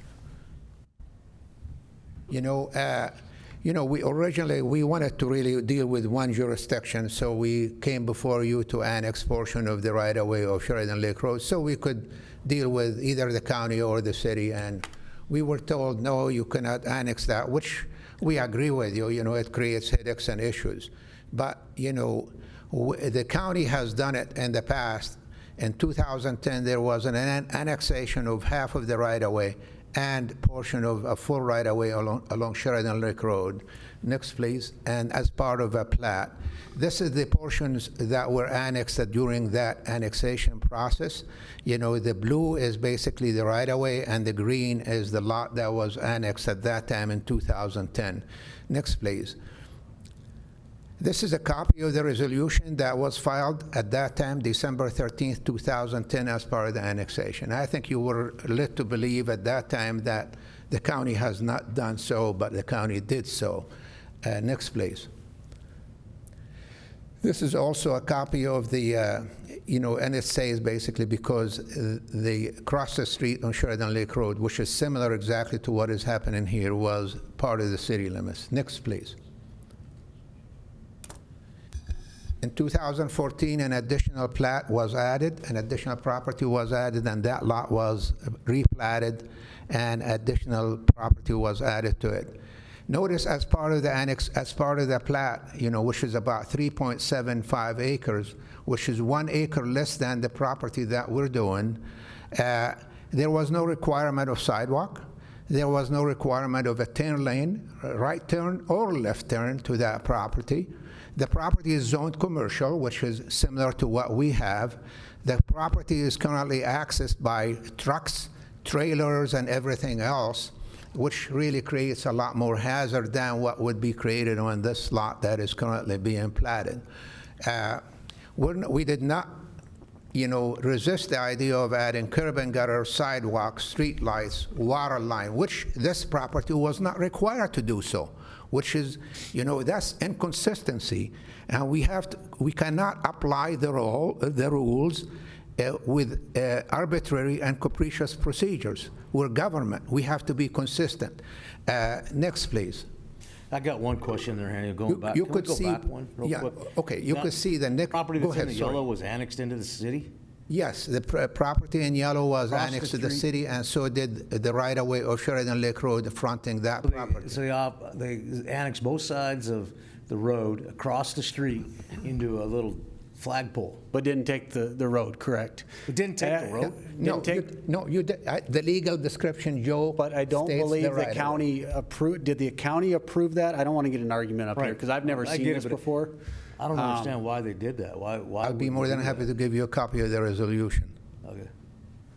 I guess is there somebody from, they don't know either. The city doesn't contribute any money to Sheridan Lake Road, I can tell you that. I'm not asking to annex the road. I'm just asking for I an just don't approach permit. understand. As a matter of fact, asking us to apply for an exception for something that is not required is not really a necessity, because we're applying for an exception for a requirement that does not exist. There is no requirement in the city or in the county to install the left turn lane unless the traffic warrants it. There is no use specified today other than commercial. A traffic study would dictate if there is a need for a center lane, and how long and how short and how wide and how long is the transition. That correct, And Joe? if the county did not, and neither did the city, require a turn lane for countryside, it has 200 homes. They generate 2,000 cars a day, not 1,000 cars like a gas station. They don't have a turn lane. Red Rock has 284 homes. They don't have a turn lane on Muirfield. So it's like, why are we inconsistent? So, I guess, Hanny, if you can give me 1 second here. On this annexation, on this left turn lane, is that required by our planning or jurisdiction to allow to have this? the requirement comes from the ability to have access. I was going to ask the city the next question, so. It has the properties have the ability to come off of the corridor. That's not what I asked you, Joe. I asked you, Hanny made the comment about. So the county follows. Is this required for? So the county follows the DOT specifications for approach spacing, which on this particular road is 1,000 feet between approaches. No. Okay.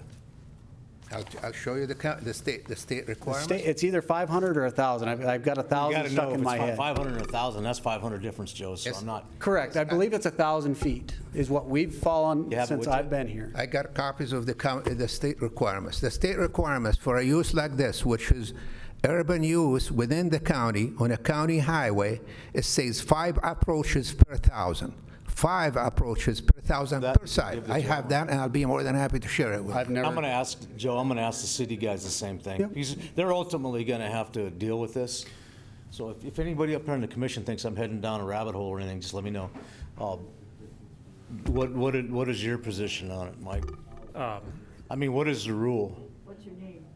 Sorry, Mike Tice, I'm Public Works Director for Rapid City. So you guys are going to end up with this because of the plating jurisdiction, and so I don't know why this is really in front of us. If you're going to have it, once he puts a lot in there, gets a building permit, you guys control that. Is that correct? That is correct. Okay, So so why are everything we here Hanny today? has stated is correct, that once he applies for plating, that will drive us to do the traffic impact study. So that would look at what the traffic volume is. So there's a big unknown at this point on what the businesses are that are going to go into these lots. So we could be forcing him to do something that we don't even know about? Potentially. I think our interest in this, again, we don't want to stifle the development. We're 100% in favor of the development of these lots. What we're trying to do is avoid a traffic problem down the road, and if we can address that now, we fully expect that whatever these businesses are going to drive a large enough traffic volume in and out of there that we want to avoid that and be able to put a center turn lane in now to avoid the traffic problems in the future, and hopefully do construction at one time rather than multiple times. Would it make sense to put the traffic turn signal, like he mentioned, down the whole entire strip because we have multiple? Potentially, I think, and when we do the traffic impact study, that would address that. So and once that we would do the guide us to traffic that. impact study, which isn't triggered off of anything he's doing right now? It would be off of the plating. I'm trying to get my arms around it, Mike. I appreciate it and being straight up. So, does the Mr. commission Chair. understand that? Yeah. Commissioner Durr. Joe? Is this kind of the same thing we had like a month or so ago and we sent you guys back to try to work this out? Correct, and we did try and work this out. I came up with 3 different options, and the options that were laid out is a right in, right out, have access off of Murfield, or create a center turn lane in here to reduce the number of accidents. I believe there's 14 accidents at the intersection between currently Dunsmore and Murfield.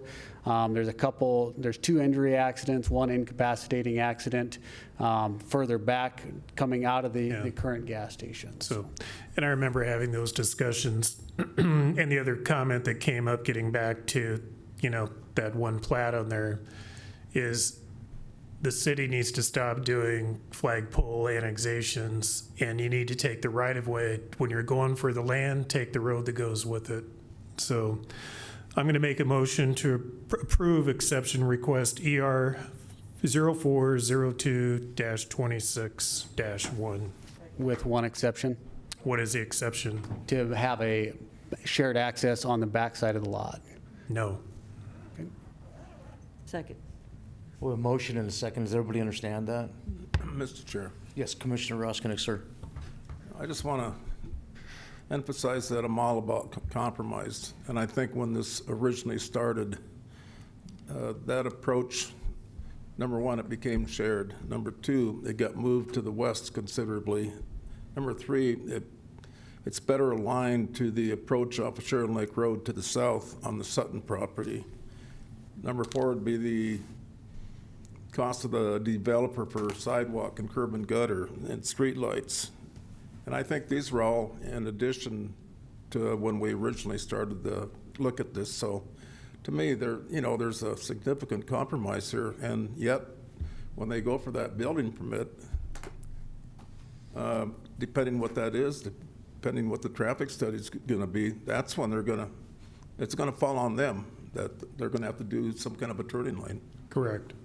I think Commissioner Durr pointed out something that's going to help Joe in the future, and that's when we annex, let's work together about these annexations and not, I mean, you guys don't even know what we annexed over there or not. I mean, we annexed across the street, part of the street, and then a big block. I mean, this is, Here. I mean, this, go ahead. Bottom line is, it's gonna be platted, and hopefully some of those things are gonna come to fruition. So we found that solution, hopefully with the city, where we can move Hanny forward. He can work with the city. Joe, I understand your safety concerns, but hopefully with the city, we can kind of bring all that in one piece, because again, we're trying to find somebody that wants to do 3 different plats. It's gonna make a huge difference for the city. Hopefully that will make them in a certain way, not make, but hopefully find solution for them, because they're gonna get more sales tax, they're gonna get more of everything else to help them, and also them to be able to afford turn lanes and everything else, not only for this property, but for that landscaping with all the one they were talking about earlier, that added to it with the trucks and everything else. So we're not gonna just need the one you're talking about, Joe, we're gonna need a few of them. And again, the residential area is 280, never had one. This landscaping never had them. It didn't really make sense to me to start now. If we're gonna do it like when we had to redo Sheridan Lake, you wanna put all those pieces together and really look at that. As you said, sir, I haven't met you before from the Public Works. Bring that solution together in one piece instead of piecemealing it and figuring out that we might have been wrong, it might need to be further out, might not need it because of what's happening in the future in that area. So, Joe, you didn't do wrong in any sense. It's just that, again, let's see what the future brings for those areas, because once that starts developing, I have a feeling that it's gonna keep moving either more to the east, and there's gonna be more issues than just this. Thank you. We have a motion on the floor. Thank you, Joe, for sticking it. Mike, I'll just introduce Mike Teese. He's the new Public Works Director for the city. I think you guys will find him very engaging, very professional, and very upfront. So we got a motion on the floor for approval. All in favor, say, oh, go ahead. Don't forget Roger. And Roger Hall. Well, he's not new. He's been around, so I'm assuming y'all knew. Okay. Okay, he's been there a long time. So Roger's been there a long time, and he's the assistant or the? City engineer. City engineer, okay. So, and we all know Joe. And Joe, Yeah, I appreciate the city's cooperation on this, and. We're gonna get way more going forward, Joe, so we're gonna find your stomach acid going away. And so, seriously, I'm engaging Mike to make this happen with you, Joe, so have discussions with Mike, and we still need to talk back about those donut holes up in Rapid Valley where there's no, I mean, some of this stuff's crazy, but I can't even explain it, but, so we appreciate, they got a motion on the floor for approval. All in favor, say aye. Aye. Aye. Motion carries, we're approved. And then Hanny, thanks for redoing Northgate, the Kmart and Albertsons down there, and all those things that you did for the city. Thank you for showing up, city. Hey, can you take over for a second, Ron? I'm gonna. Have a break. Let's just take a break. My next one is fairly quick. Can we Should- get, so we can get Joe out of here? Can we? Well, I'm going to stick around for All the right. HR discussion, but we get this done anyways. Item B, bid award recommendations. 2 bids were received for both pavement marking and full depth reclamation. Both of these bids came, all both of the bids came in under what our engineering estimate was. Couple notes on the pavement marking. We used to stripe every road that was over 35 mile an hour every single year. But as you can imagine, after COVID, supply and demand, that got far too expensive, upwards of $600,000 to $700,000 a year. So we've now gone to inspect everything to make sure we're not striping things that don't need to be striped. And then the state changed the way that they're funding some of this. They're cutting us a check instead of letting the contract. So they're kind of letting the counties take care of it, because there's some federal dollars that funnel to the state that funnel down to the counties for striping every year. But we do the inspections. And then, so your bid tabs are attached there. We're recommending awarding to the FDR to Simon Contracting in the amount of $320,513, and then the pavement marking to Traffic Services Company in the amount of $65,606.25. Do you need separate motions on that? Yes, please. I'll go ahead and make the first, and that would be the move to award FDR 2026 full depth reclamation and surfacing to Simon Contractors of South Dakota, Inc., Rapid City, South Dakota, in the amount of $320,513. Second. A motion from Roskinek, second by Hadcock. All in favor say aye. Aye. Motion carries. Second motion be moved to award PM 2026 pavement marking to Traffic Safety Services Company, LLC, Blackhawk, South Dakota, in the amount of $65,606.25. Second.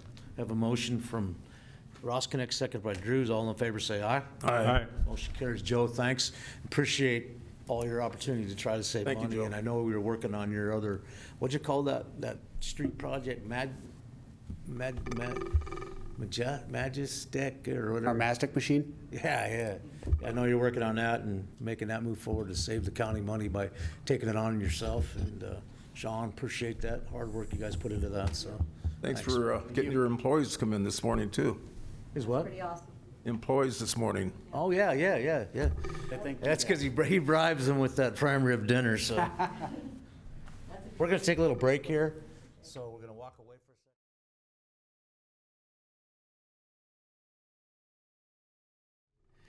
second. Hello, we're back. Joan, you ready to go? Thumbs up. Okay. Items from emergency management. Items from emergency management. Dustin, the man. Good afternoon, Commissioner, Chair, and members of the Commission. Dustin Willett, Director of Emergency Management. So before you today is a request from our office to hire our field specialist, our EM specialist position back. As you may recall, when the Deputy Director left, we were able to promote Adam into that slot, which is amazing. He's a tremendous asset to the county and the office. That's Adam right there, right? That's Adam right there. We got two Adams back there. We had some concern because we hadn't received our 2025 grant funding from the federal government, from FEMA. And so at the time, we chose not to fill that position because our grant funding was uncertain, and we did not see that grant funding for that entire year. So earlier this year, I came before you with an updated grant agreement to try to access those dollars. And after that was signed and submitted, we now have receipted in that check to the tune of about $74,000 from that fiscal year, federal fiscal year 2025. So the funds that we didn't have that resulted in us not hiring that position have now been receipted in. So I'm before you today to ask for authority to hire that position back into our office. We've been running for about a year without that position, and it is clear to myself and to staff that we're not able to maintain what we are expected to maintain, being 25% down in staff. So we're not even maintaining our preparedness is degrading at this point. We're doing everything we can to meet the expectations, and that's getting harder and harder being a staff member down. So the caveat to this is I did not budget this position in 2026 because, again, of the uncertainty of what was going to happen with those FEMA grant dollars. So depending on how expenditures go for the rest of the year, there is certainly the possibility that I would be back at the end of the year asking for a supplement from over-collected revenues, basically that 2025 grant that we finally received in. There's a possibility that I would be asking for a supplement at the end of the year from those dollars to fund this position in my budget for the remainder of the year. Commissioner Durr has a question on that. Sure. Do I? Yep. Because I want to make sure we're, Yeah. this is something that comes up, so we'll make sure we're like thinking about this right, because he's gonna have a revenue and he's gonna have a corresponding expense that are outside his budget, so we had this come up before, so. If we Yeah, it's just, and again, it would be revenue we didn't budget for because we didn't expect it. That would be correct, Jordan? So That is correct, yes. So it's unanticipated revenue and then an expenditure line item that would go with it, so both of those would be supplemented in. And I guess, I was at the board meeting we had, and could you explain to the commission some of the things that we talked about that you're not doing or that you feel you're not on top of and why you would need the additional staff? Sure. And rather than just go down a list, the general categories, and I'm happy to go deeper if you'd like. General categories are maintenance of some of our field equipment, so the ambu bus, the big ambulance bus that we built and maintained that the fire department operates, things like our generators, our mobile morgue assets that we partner with on the Department of Health to make sure are ready to go. We do the maintenance on those. Things like backup equipment for the EOC that we have at Camp Rapid, the backup EOC that we have at Camp Rapid, and even our primary emergency operations center at the Justice Center. We do all of our own updating on the computers, maintaining the computers, making sure everything's updated, ready to go, making sure all the patches are in place, making sure all the software updates are in place. So that when we need to respond, when the Emergency Operations Center needs to be stood up, we're ready to go. There's absolutely no delay in that. The other huge piece, the Emergency Management Specialist position is tasked with training and exercise is huge for us. I think several of the commissioners attended the Defense Symposium. We put a ton of time and effort and energy into developing an exercise for the MAC and the Defense Symposium that looks like it will pay significant dividends off in the future. We've gotten nothing but positive feedback from that. But that was an effort that should have been tasked to a position that we didn't have. So ultimately what it ends up ultimately what has ended up happening with this lack of a position is we're playing whack-a-mole in the office. We're tactically putting out fires as they pop up rather than being strategic and deliberate with our preparedness, strategic and deliberate with our staff, with our projects, with our funding. It's turned much more reactionary. We're doing, whatever pops up with the most importance is what we're trying to leverage resources against when we're so resource constrained.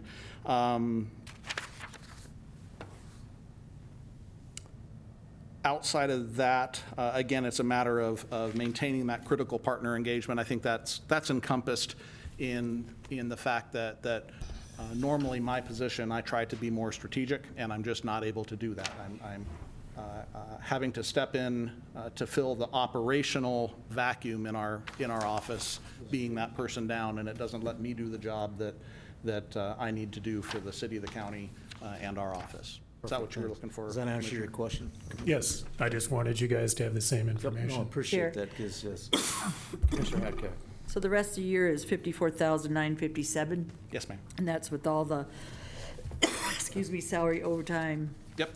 Retirement? And that's assuming that position would take the absolute maximum healthcare, the absolute maximum, that's the most that it could possibly be. Okay, and then the other 20,000 for 2025 goes where? Restricted fund balance. So that's money that is in that 226 account. So it's a restricted fund and would stay in that restricted fund balance. And then, Dustin, for the next year after that, then that grant comes in and pays the whole amount again? Or what happens next year? So it never pays the whole amount. It's a partial, it's a grant that supports our office, supports staffing in our office. 2026, everything that we've heard is that similar to 2025, we expect that money to eventually come in. It has not come in yet. And then there is certainly uncertainty and ambiguity with the current budget that's been presented in Congress at a federal level. This has been a solid source of funding for emergency management in Pennington County for 38 years. Over the last couple of years, there are changes in philosophy about FEMA at a federal level that are changing that landscape. So I can't answer what the federal support is moving into the future. I can say that at our user board meeting, I had raised the possibility of not relying on grant funds at all and just trying to fund everything through general fund, both from the city and the county. And in talking with the members of the users board,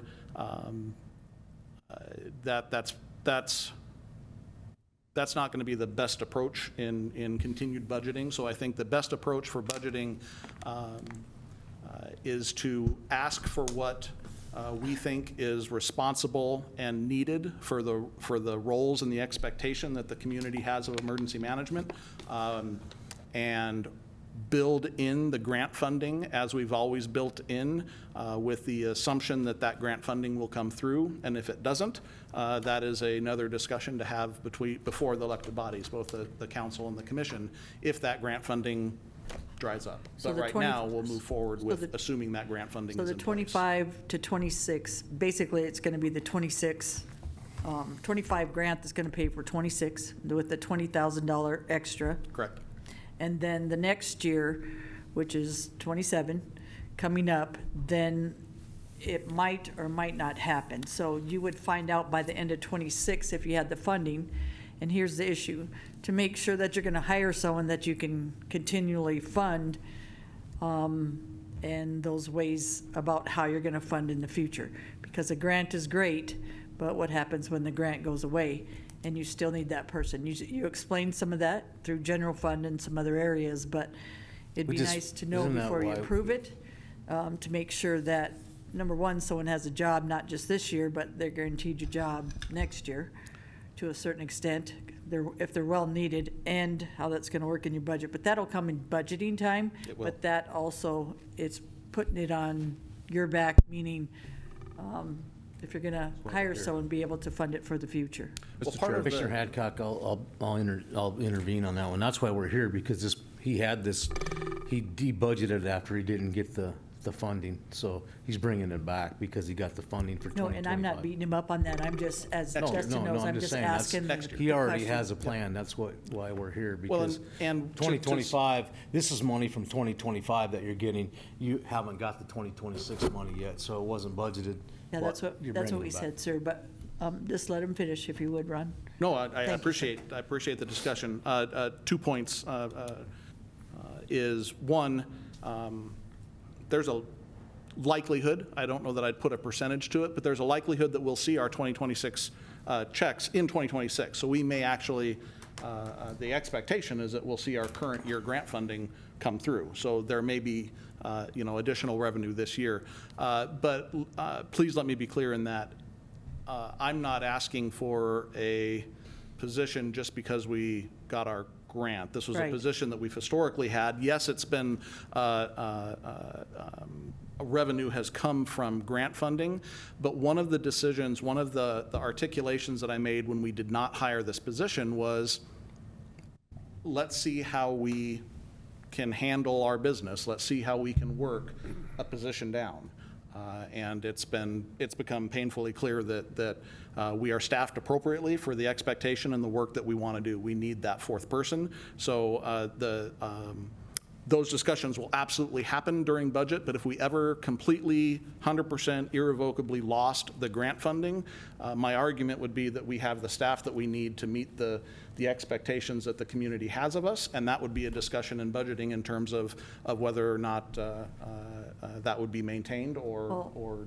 Dustin, and the bottom line is this a critical position?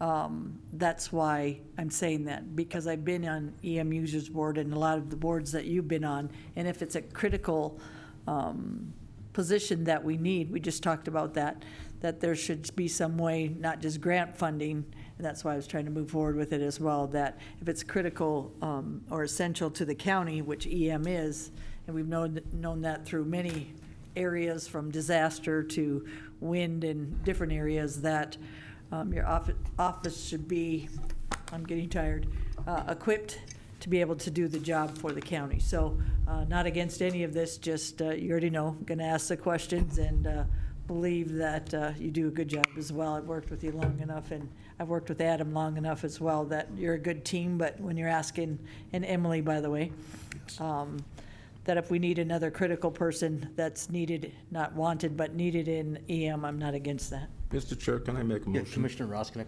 Move to authorize the Emergency Management Director to hire the vacant Emergency Management Specialist position. We'll have a motion from Roskinek, second by Hadcock. All in favor, say aye. Aye. Motion carries. Dustin, thank you. Thank you very much. Thank you for being very responsible and running a great department, too. I really appreciate the support. Items from Human Resources. Okay, Cody, are you doing this?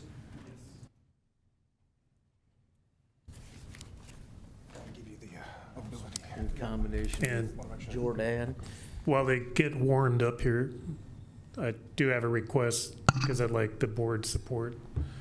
Cody, could you do a news release on our animal nuisance ordinance that we just passed? Sure, absolutely. Thank you. And then that will clarify us having to respond individually or collectively.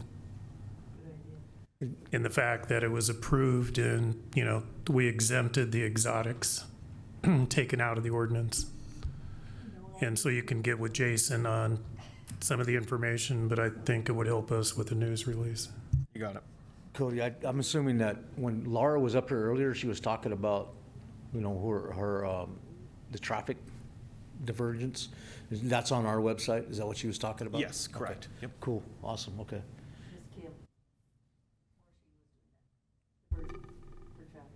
Yep. It's not the best, But they put it on the big, beautiful website. All right. Okay, so Cody Wiseman, Marketing Manager here. So today I just want to kind of talk to you a little bit about website accessibility and ADA compliance. Previously, when we had this on the agenda, it was to move forward with a motion to approve a company to help us out with this ADA compliance. In the last week, the Department of Justice has actually pushed that mandate from being what was originally this Friday to a whole nother year. So now we have another year to work through this stuff. So I won't be asking any action take on this today, more just providing you some information as to why this would be included in the budget for 2027 moving forward. So what this means, so like I said, in April 2024, the Department of Justice updated ADA requirements for state and local governments.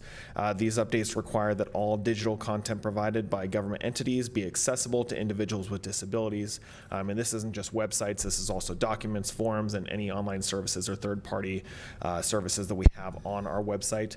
Again, that compliance deadline there has changed. It is now April 24th of 2027 for any jurisdictions that serve populations over 50,000, which is Pennington County.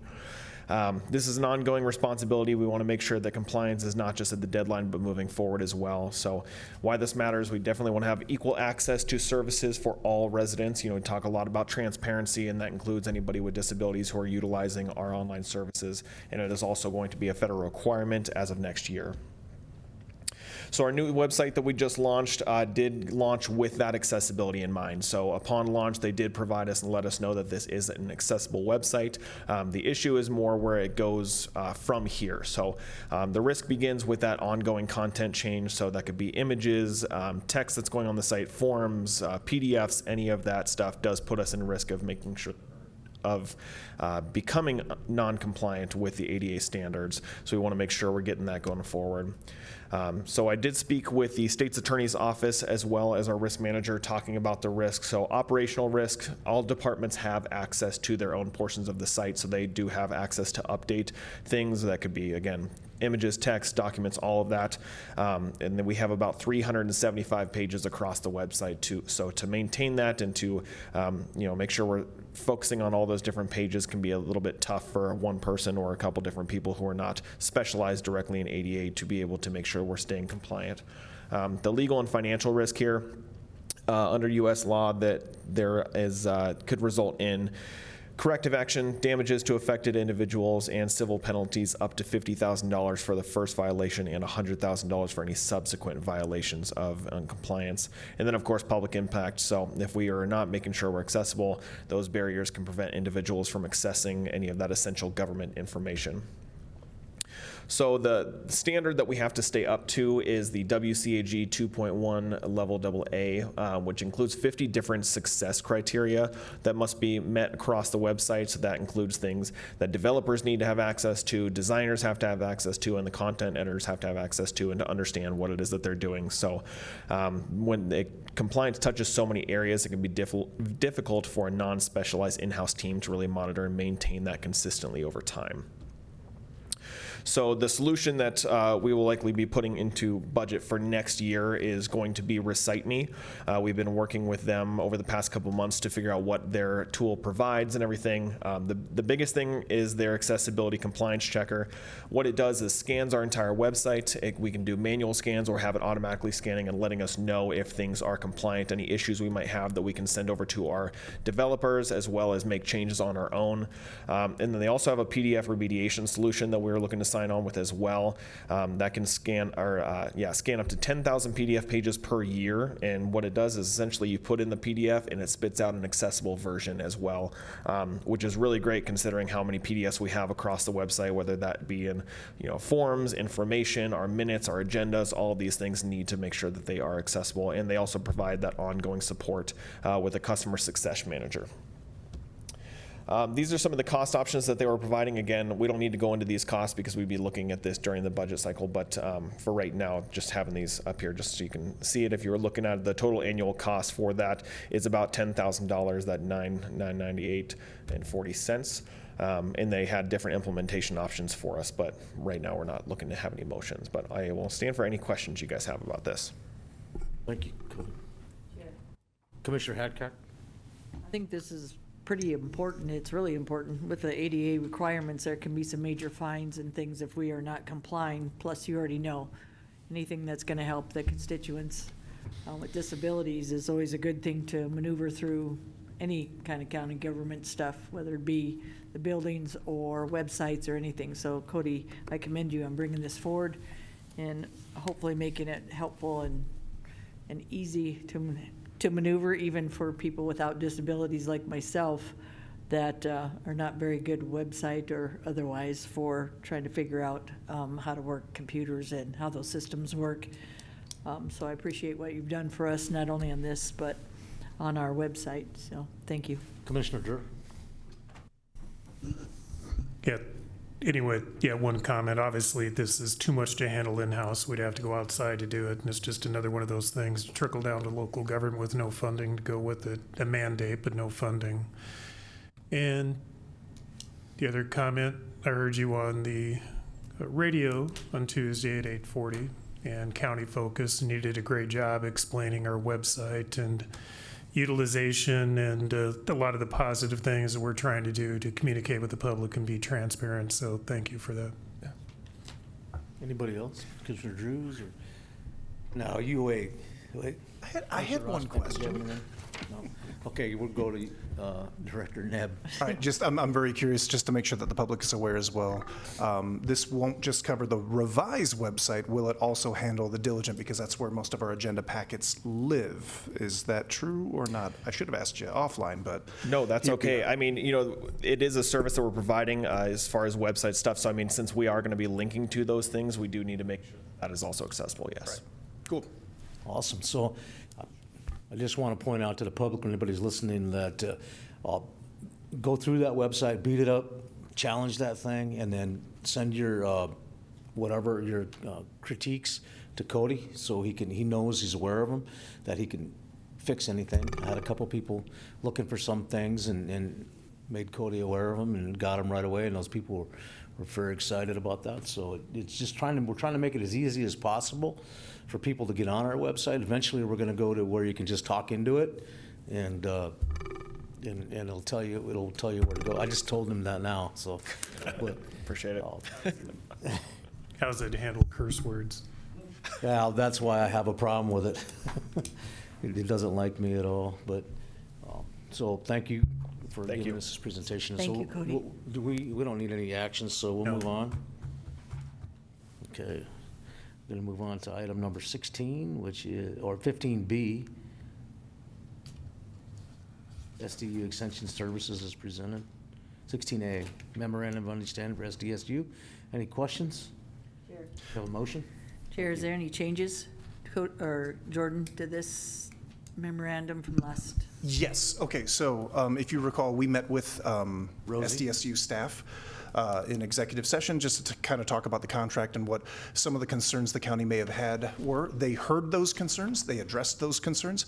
There is a change here. It's a slight modification in the process. We are not changing our funding level. We're still supporting them exactly the way we had. It was just a minor change in a process so that now they have the ability to track and maintain compliance with some of the federal issues that we had kind of raised. It wasn't necessarily a problem, but it was something that now that we've got a new process in place, they seem comfortable with it, we seem comfortable with it. It seems like this is going to work pretty well. So again, the funding level does not change, and our relationship is still going to be exactly the way it's been. Thank you, Jordan, because that was one of my concerns.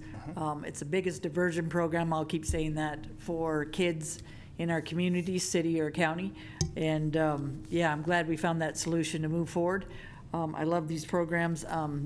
Jane just told us just came from, I think, second graders, Valley View, and they reach out and teach people from 4-H in their staff, different people, and she goes all over, Miss Jane does, and it's great for knowing about what's happening in our county, in our rural areas. So thank you, Jane, for everything you've done for that, and I'll keep saying it, Patty Bruner, the rest of your group that just are amazing at what they do for diversion for kids and keeping them out of trouble. We used to have Girls Club when I was young, and that was a really good process to follow, and we got to do all kinds of things, and it doesn't cost them all kinds of money where they can't afford it as well. So it's pretty awesome. So thank you, Jane, and your group. And Jordan, thank you for moving that forward and getting it done for us.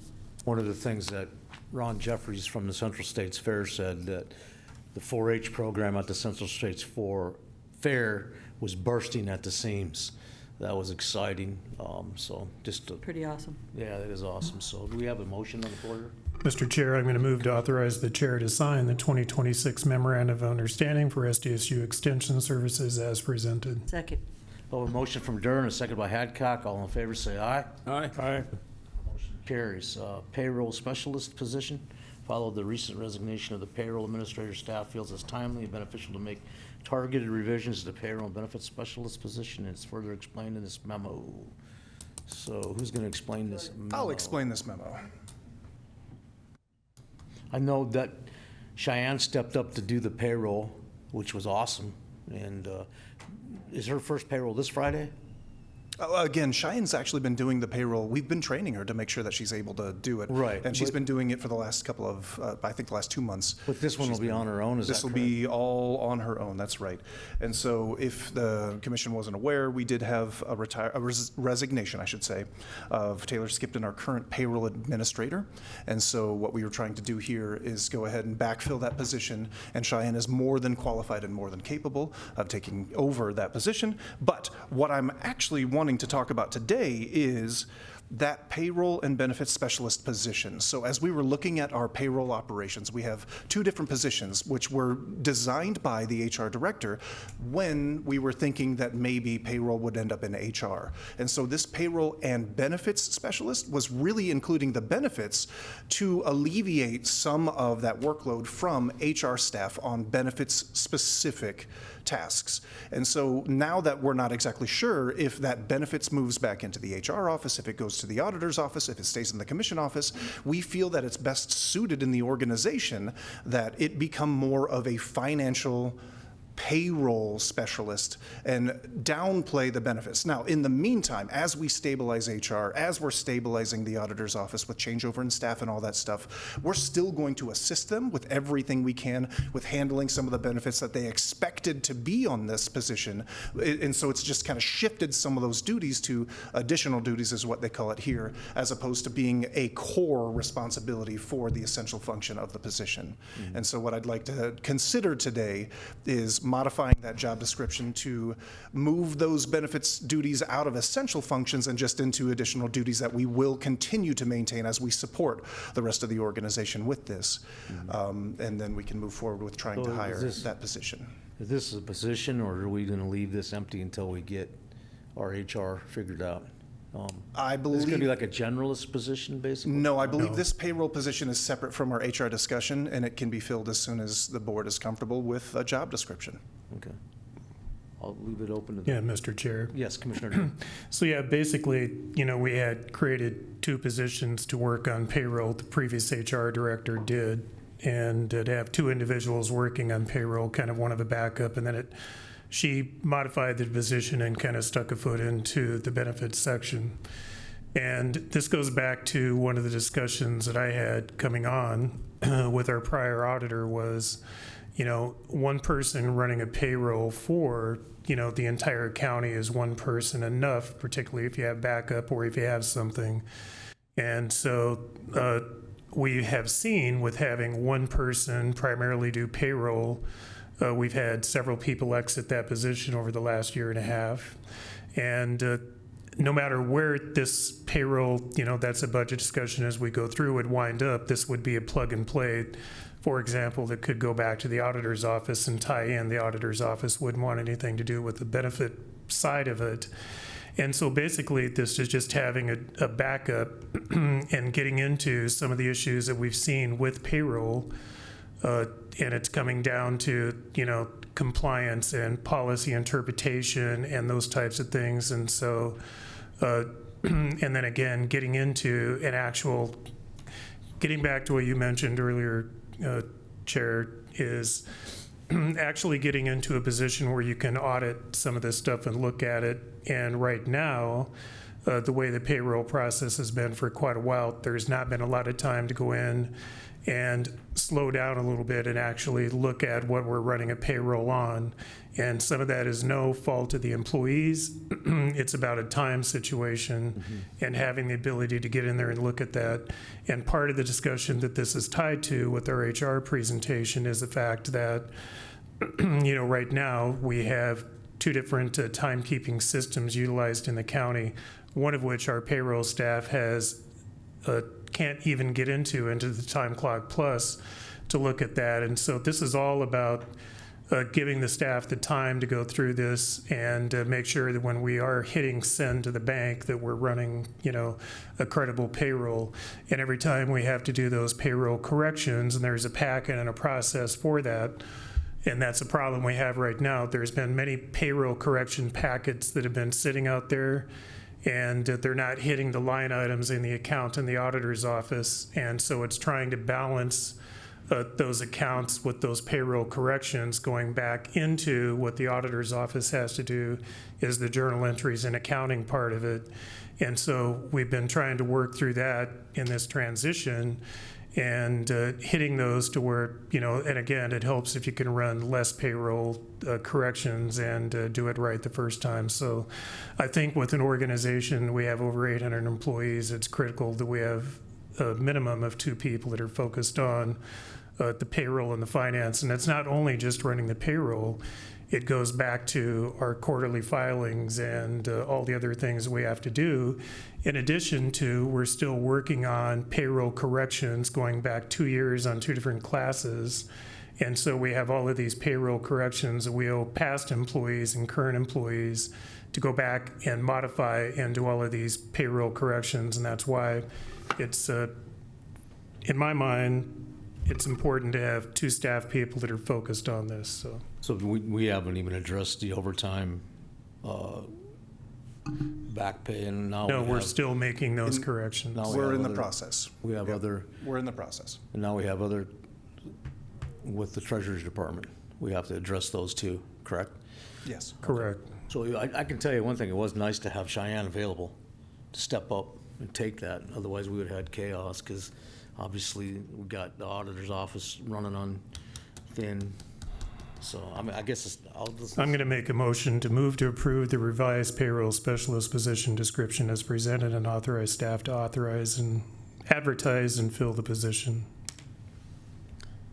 I have a motion from Durr. A second from Hadcock. So discussion on that motion? Okay. None? All in favor, say aye. Aye. Opposed? Motion carries, okay.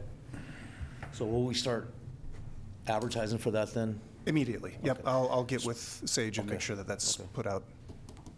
Perfect. Okay, so next item up for bids here. All right, the next item is going to be the county HR operations analysis. Does anyone need a potty break before we begin? Buckle in, this is going to be a doozy. If not, Print it up. all right, Yeah. got it. Is it happy hour yet? So this is gonna be an overall briefing, and then we can digest this, and then Yes. you're not really wanting a specific, unless the commission so decides, wants an action? That is correct. I'll go through really quickly here. Yeah. Yep, it is information only, and It so.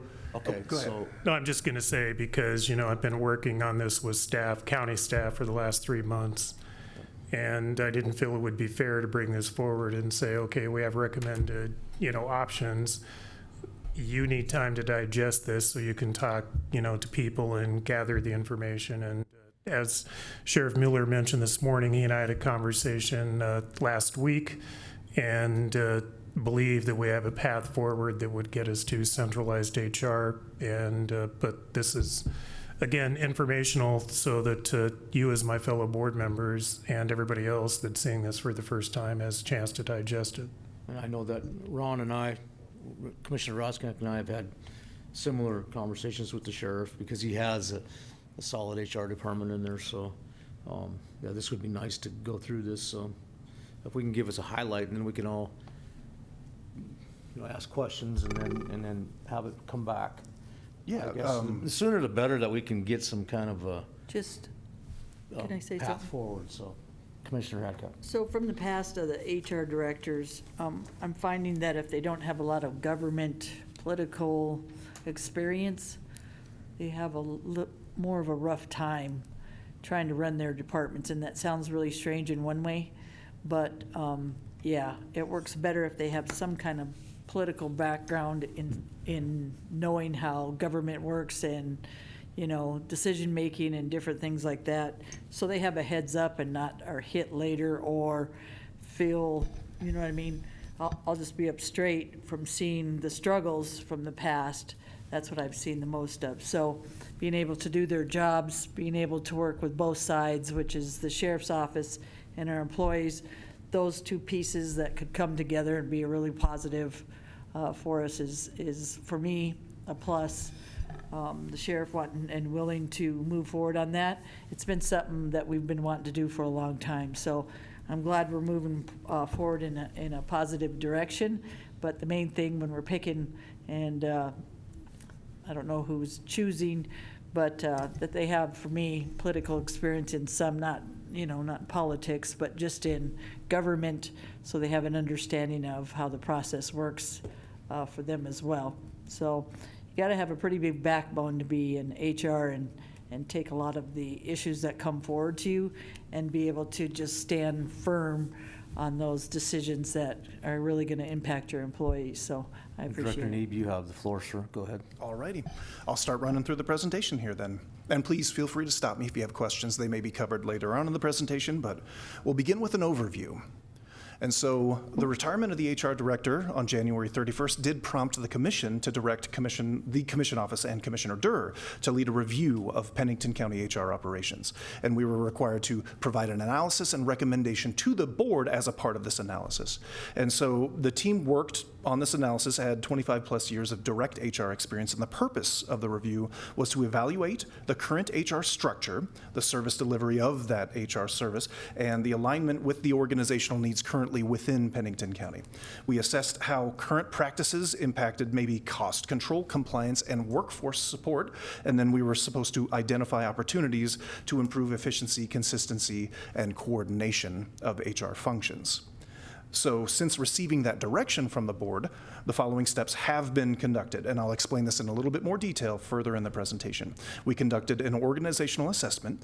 We compiled information from other counties and organizations of similar size and composition. We conducted multiple stakeholder meetings, that's internally and externally. We talked with as many people as we could, as often as we could. We had distributed the HR Duties and Responsibilities Survey to all impacted county staff, and we also conducted a leadership survey, sent it to the department heads and the elected officials to gather their input on how they utilize HR services, what is working for them, and what can be improved. And then we also developed options for organizational structures for consideration. There were 3 primary models that we distilled everything down into. One would be leave it exactly the same, status quo, maintain the status quo. Option 2 would have been consolidation. This was aligning HR functions under centralized leadership while retaining most of the existing structure. And then option 3, we nicknamed change in transition, and this would be a fully centralized structure with an HR generalist role that provided services across all HR functions. And this was called change in transition because it would have amounted in the most significant change to the county because we've never had a structure built like that before. The main challenges that our current HR operations are facing that we were able to identify throughout this process is that the HR functions have been historically split, which results in inconsistent application of policies and processes, and then we end up with some duplicated effort with limited but still growing, and I will give credit to that, we are growing the coordination between the siloed HR operations. And so with all the different options, we identified that this is something that is going to be addressed moving forward, no matter which option is selected. We also noticed that classification and compensation appear to have some inconsistency, and I say across HR-related roles, but it looks like it may even extend beyond that. We'll be reviewing that with all the department heads, with everybody in the future. It was interesting that it did come up while we were reviewing this stuff. And then what we had noted is that there's some limited operational flexibility due to some of the fragmented responsibilities across the different siloed operations and some specialized positions. And we were identifying an increasing need for standardized policies and processes. And so the decisions to make today, we're requesting no action be taken during this meeting. Instead, commissioners should take in all of the information here and determine several points during their deliberation. The broad questions I'd like you guys to consider when you're thinking about this: is it more important to focus on centralization or departmental autonomy? Because that is going to be a value call. It's whether or not you guys want one or the other. It's not that one is right and one is wrong. It's where you feel the most comfortable for the organization. The second question is, how should we approach any potential issues with classification and compensation potential misalignment? Yep. And is it more important to push for organizational change or maintain the status quo? And then what are the long-term priorities regarding efficiency, consistency, and risk management in HR operations? So, yes, Jordan, so those are the questions you want us to focus on when we come to think back? about when you make your decisions as to what you want to do, because these are all trade-offs is the thing, is that it's, like I said, it's not black and white. It's not that one is right, one is wrong. It's that if you do a certain change, you have to then weigh all these other options, which we'll go into a little bit later, is that, well, are we more interested in change, or are we more interested in stability of the way that people can, or comfort, I should say, comfort level, Okay. with the way that people currently are operating? So we went into the background here of the position history of HR operations here in Pennington County. And so this information was summarized from commission minutes, and then we also had conversations with long tenured employees who were familiar with some of these transactions and some of these appointments. And so prior to 2007, from what we can tell, it looks like HR functions were handled primarily by the auditor's office, but also by the individual departments and offices. It depends on what the exact function was. And then eventually, it was shared between the auditor and a commission assistant that was hired from the state's attorney's office.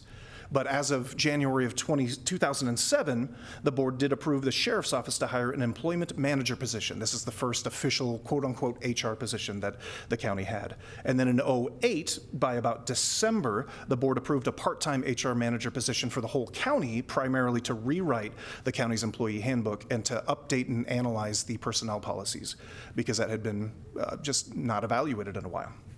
And so then in 2009, after the success of that part-time position, they decided to hire a full-time HR director for the county, countywide. And so you still had the sheriff's office employment manager, but now you've got an HR director.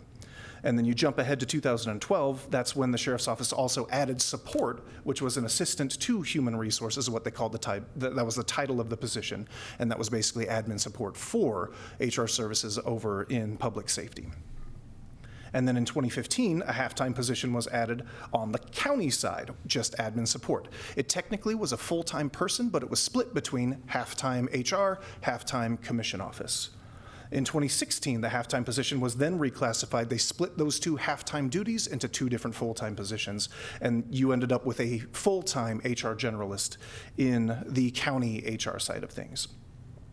And then in 2020, the employment manager on the sheriff's office side was reclassified as the director of administrative services, and the assistant to human resources, also on the sheriff's office side, was reclassified as an HR generalist. And that was to kind of maintain consistency with what they believed the organization needed operationally. In 2021, an admin support position was then added into the county HR side of things.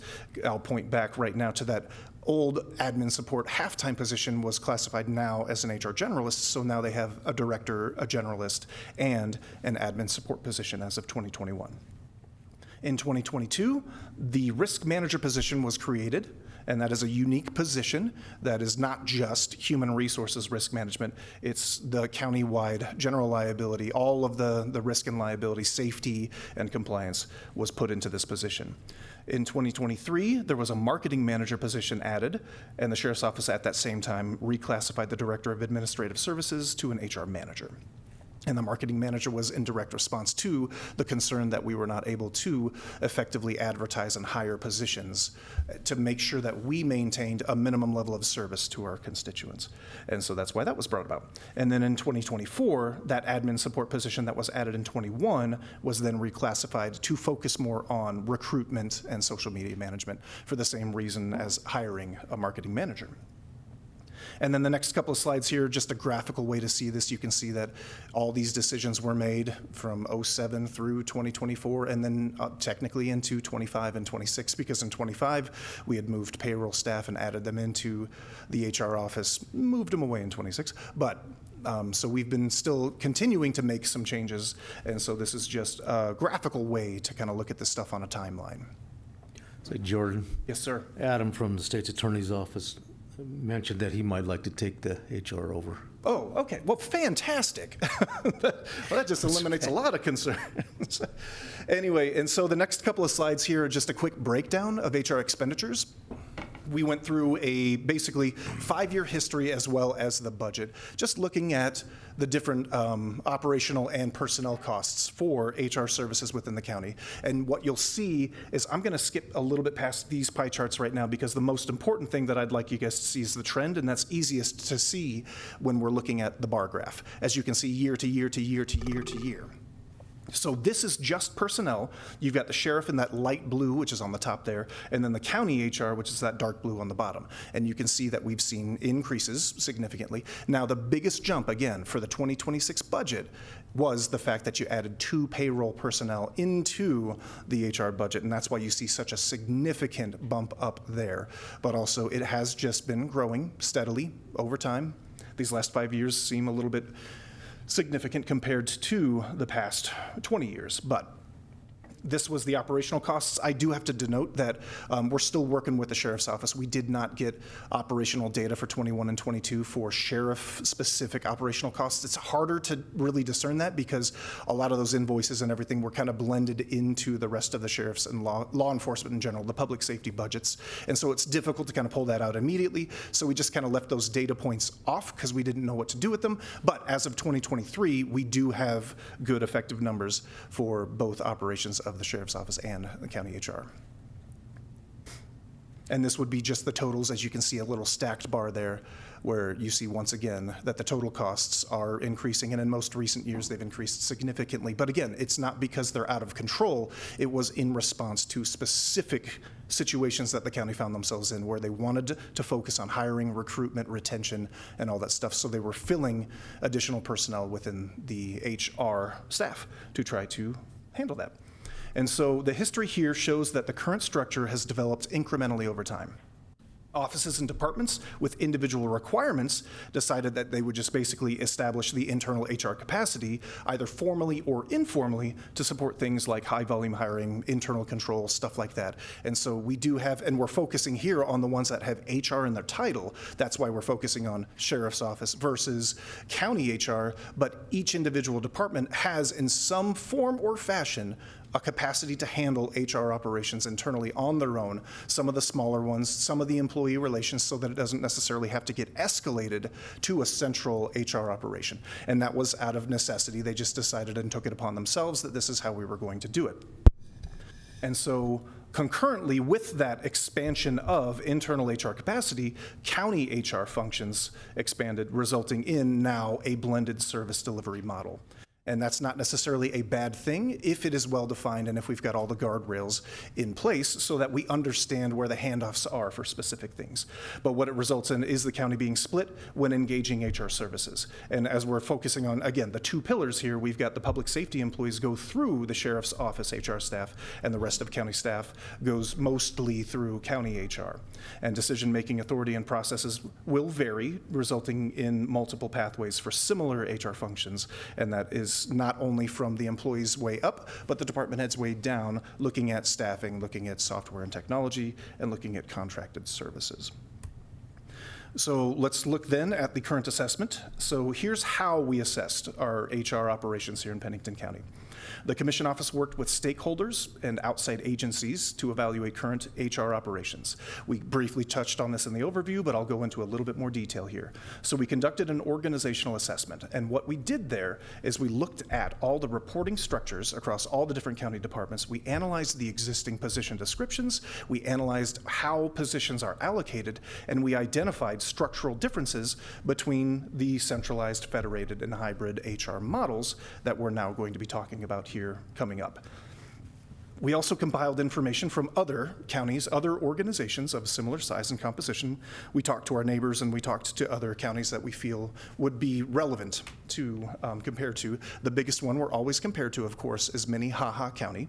And so key staff from the Sheriff's Office, the State's Attorney's Office, and HR conducted a site visit. They actually went out to Minnehaha County to review their county HR operations and speak to key personnel out there to see, well, how are they doing it? Because it was pitched that they may be one of the models that we're going to be looking at, and they wanted a better understanding of that. And so I feel like that was a valuable resource for them to tap into, to ask, how would this look if we were to move that way? And that helps to try to develop some comfort level and some trust with moving in a more drastic fashion, if that's the way that the board decides to end up going.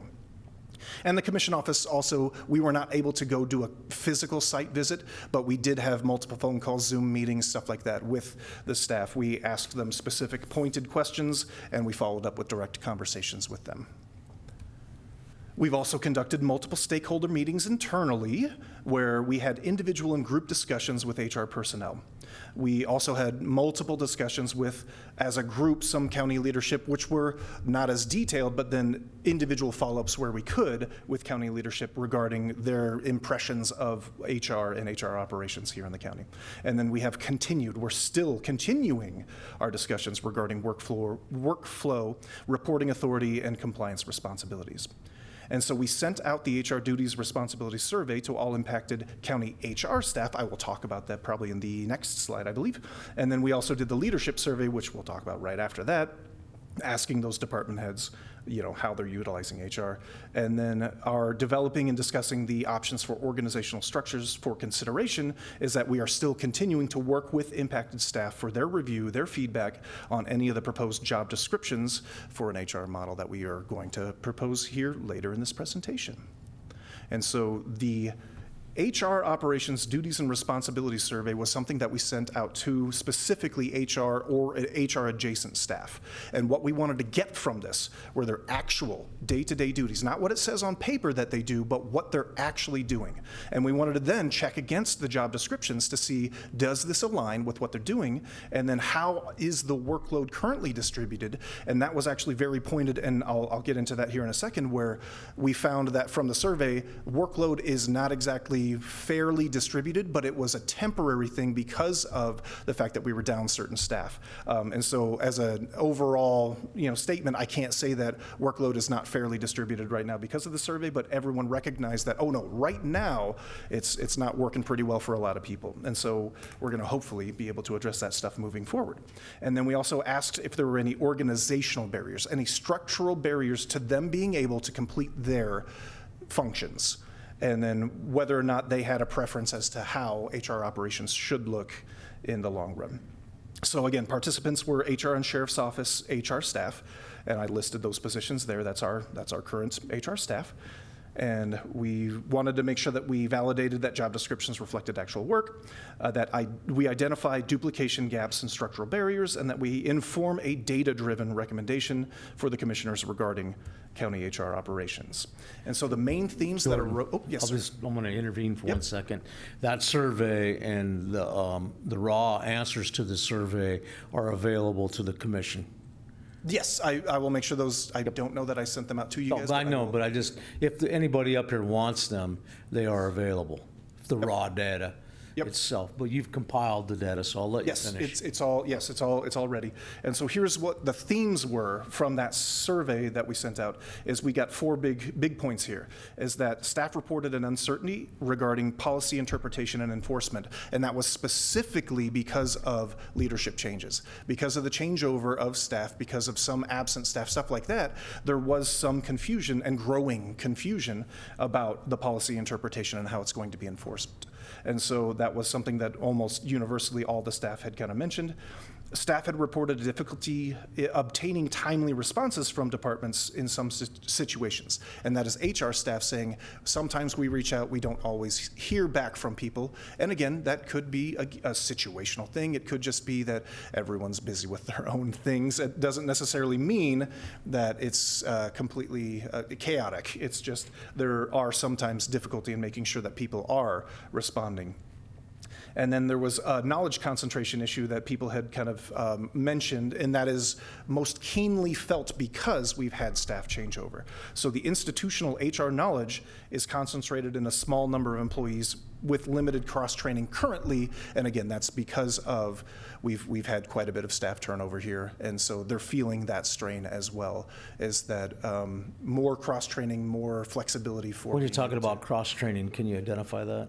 Please? What are you talking about, cross-training to like other people's departments or? No, cross-training within HR staff. And so having the HR staff have more. Making sure that they're able to handle more different varied tasks within the department. So the varied tasks within the HR department. Yes, specifically, and I am not going to throw anyone under the bus, but it does take a very specific mind to have an understanding of benefits and benefits administration. Right. When we lose that knowledge, it's gone. And it hasn't been passed on with someone constantly working with them, through them. It's just, we haven't had the capacity really necessarily to cross-train. And so we're noticing that as we start to see staff turnover, we're feeling that turnover pretty significantly, a little bit more acutely than we would if we had had a little bit more of a process of cross-training. And again, that's not a criticism as to how we ended up where we're at. No, it's a commentary on where we currently are. Some of their concerns or some of the things that came to light, right? Okay. Yep. And so then, some responsibilities that overlap between the offices may sometimes lack clearly defined ownership. And so to formalize that process, you can either do that through an organizational chart or you can do that through policies, processes. It doesn't have to necessarily be a complete reorganization. Then we did the County Leadership HR Experience Survey, is what we're calling that. And so the objective of this was to gather direct input from leadership on their interactions and usage of the HR department. We wanted to better understand the services that HR is currently providing to departments and get feedback from those department heads, those elected officials, on the functions that they believe HR has in the county. And so we sent this out to all elected officials and department heads, and all but one responded. And the purpose is then to once again determine the role that HR currently has across the county, and that is perceived and actual. So I wanted to know from department heads, what do they think HR should be doing? What is their role in the organization? And we did get a significant, and it was valuable, good feedback from the department heads on this. And then actual, what are they currently doing for you? And so that helped give us perspective from county leadership. Yes, sir. Yeah, Jordan, just a comment that when you sent that out to the leadership, you told them they had the option to send it out to the rest of their team. We just weren't targeting one department, one leader. They had the opportunity to send this out to managers within their divisions. That is true. So yes, we sent it to the department head and elected official and said, you know your operations better than I do. Send this to any of your leadership that is involved with HR that would be able to effectively answer these questions. Because if it's not you, we'd like to hear from the people who could answer these effectively. That is true. Thank you, Commissioner Durr.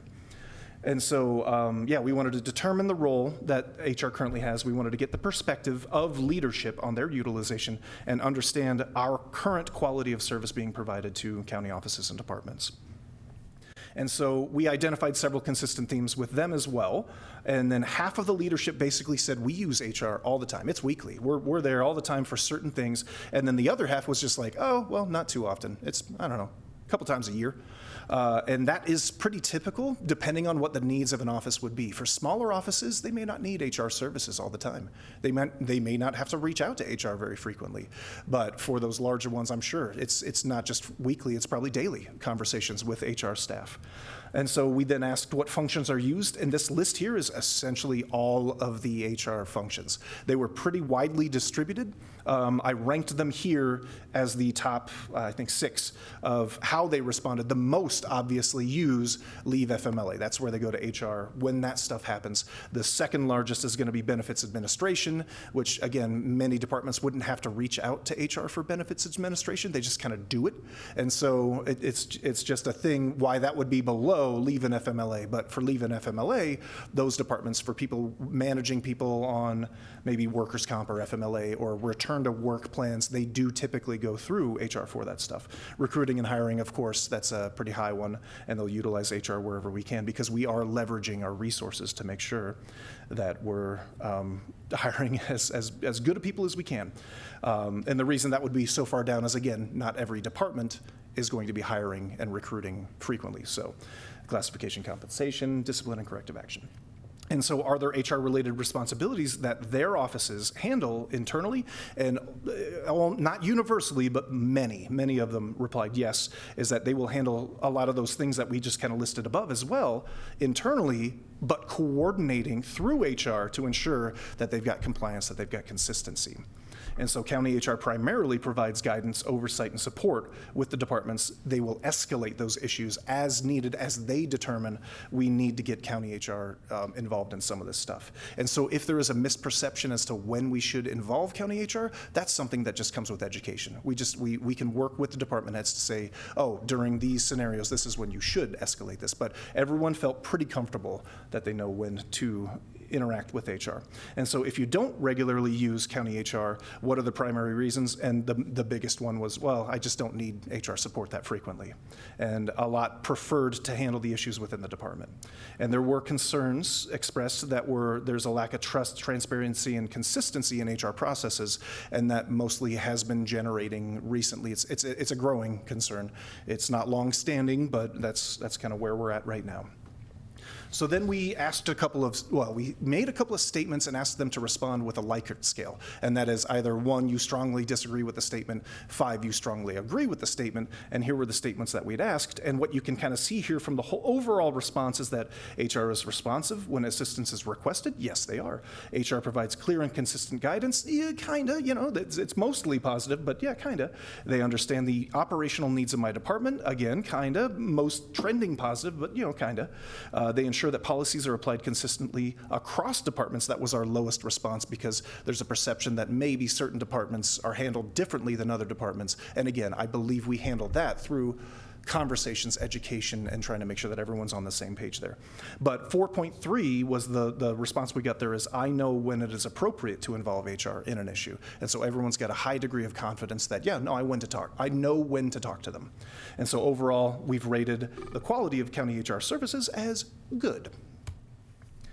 And so what does HR do well in supporting your office? Well, HR is generally viewed as responsive, approachable, and helpful in areas such as onboarding, hiring, policy guidance, leave administration, and employee relations. They're doing pretty good. Marketing and risk management was flagged specifically as providing valuable support. And then the overall sentiment is positive regarding HR's responsiveness and partnership, especially during the current transition of leadership, not just in HR, but throughout other departments as well. And so what's the most important area where they feel that HR could improve? HR is generally viewed as a helpful and knowledgeable resource, but concerns include the leadership instability, inconsistent guidance, and communication challenges, which I do believe those all are temporary issues that will be resolved no matter what option we select to stabilize our HR operations.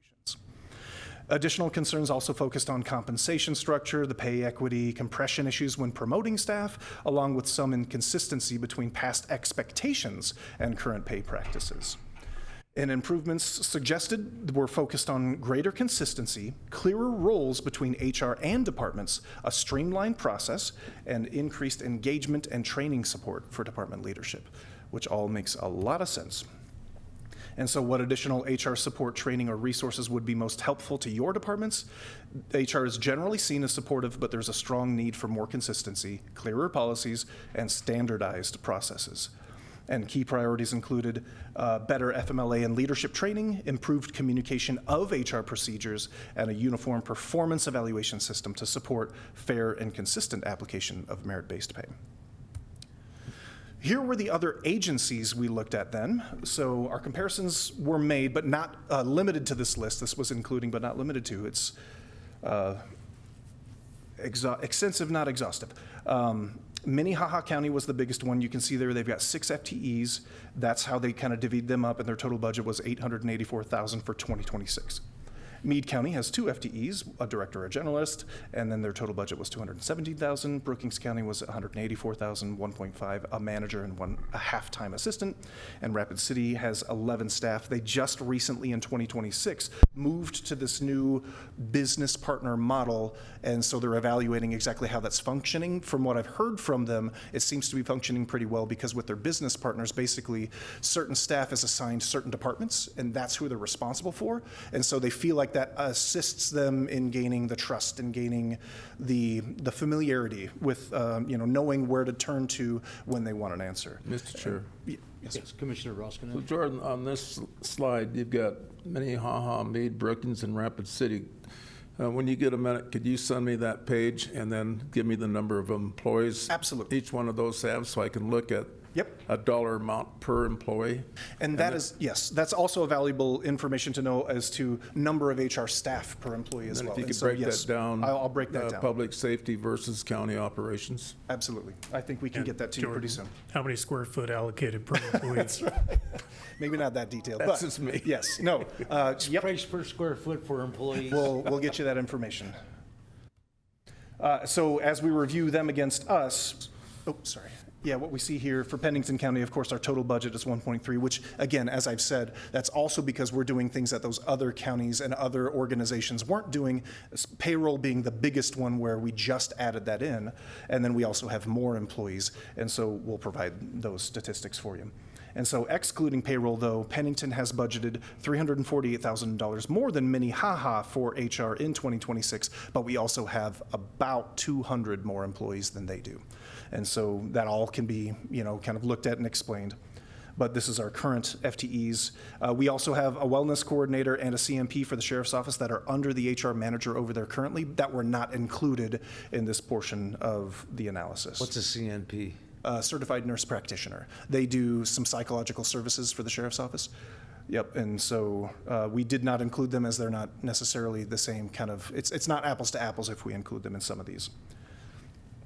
And so the current state as we kind of assessed is that HR functions are currently distributed across multiple positions with different reporting lines.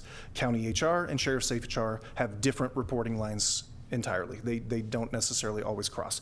We do have reporting relationships that are not centralized or uniform, and some roles maintain dual or overlapping functional responsibilities. But the HR services that we do currently do, and that is performed across multiple roles with varying levels of specialization, is recruitment and hiring, employee relations and disciplinary processes, benefits administration, leave management, risk management, workers' compensation, training and organizational development, and policy development and compliance oversight. And so the strengths of our current model is we have established department relationships. Having staff that are embedded within an office can be a huge benefit to operational response time and at least the perception of it. Maybe not, because it all depends on who you put into those positions, but there's a perception there. If you're in my office, I know where I can go, I know who I can go to for this. And so at the very least, that is a strength to this, is that you do have a perception of increased operational response time. And then familiarity and comfort, it means that, if we just make this model the model, this requires no thoughtful change process. It's been functioning to a point, up to this point. And so we can continue with it, and we can try to adjust any of the concerns that we had, some of the challenges, in a different fashion. It doesn't necessarily have to be an organizational change.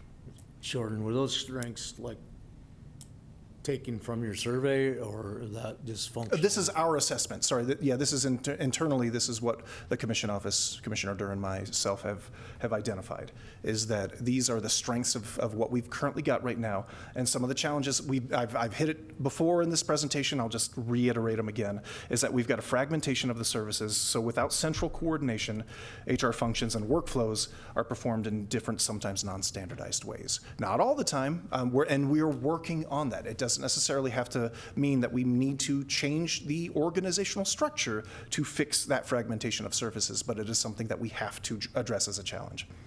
There are inconsistent practices, which kind of plays into the whole fragmentation of services, is that effort is being made currently by all of our HR staff to bring these policies, to bring these processes into alignment, but there's still a variability in hiring processes, handling employee relations, and interpreting and applying policies from department to department and from office to office.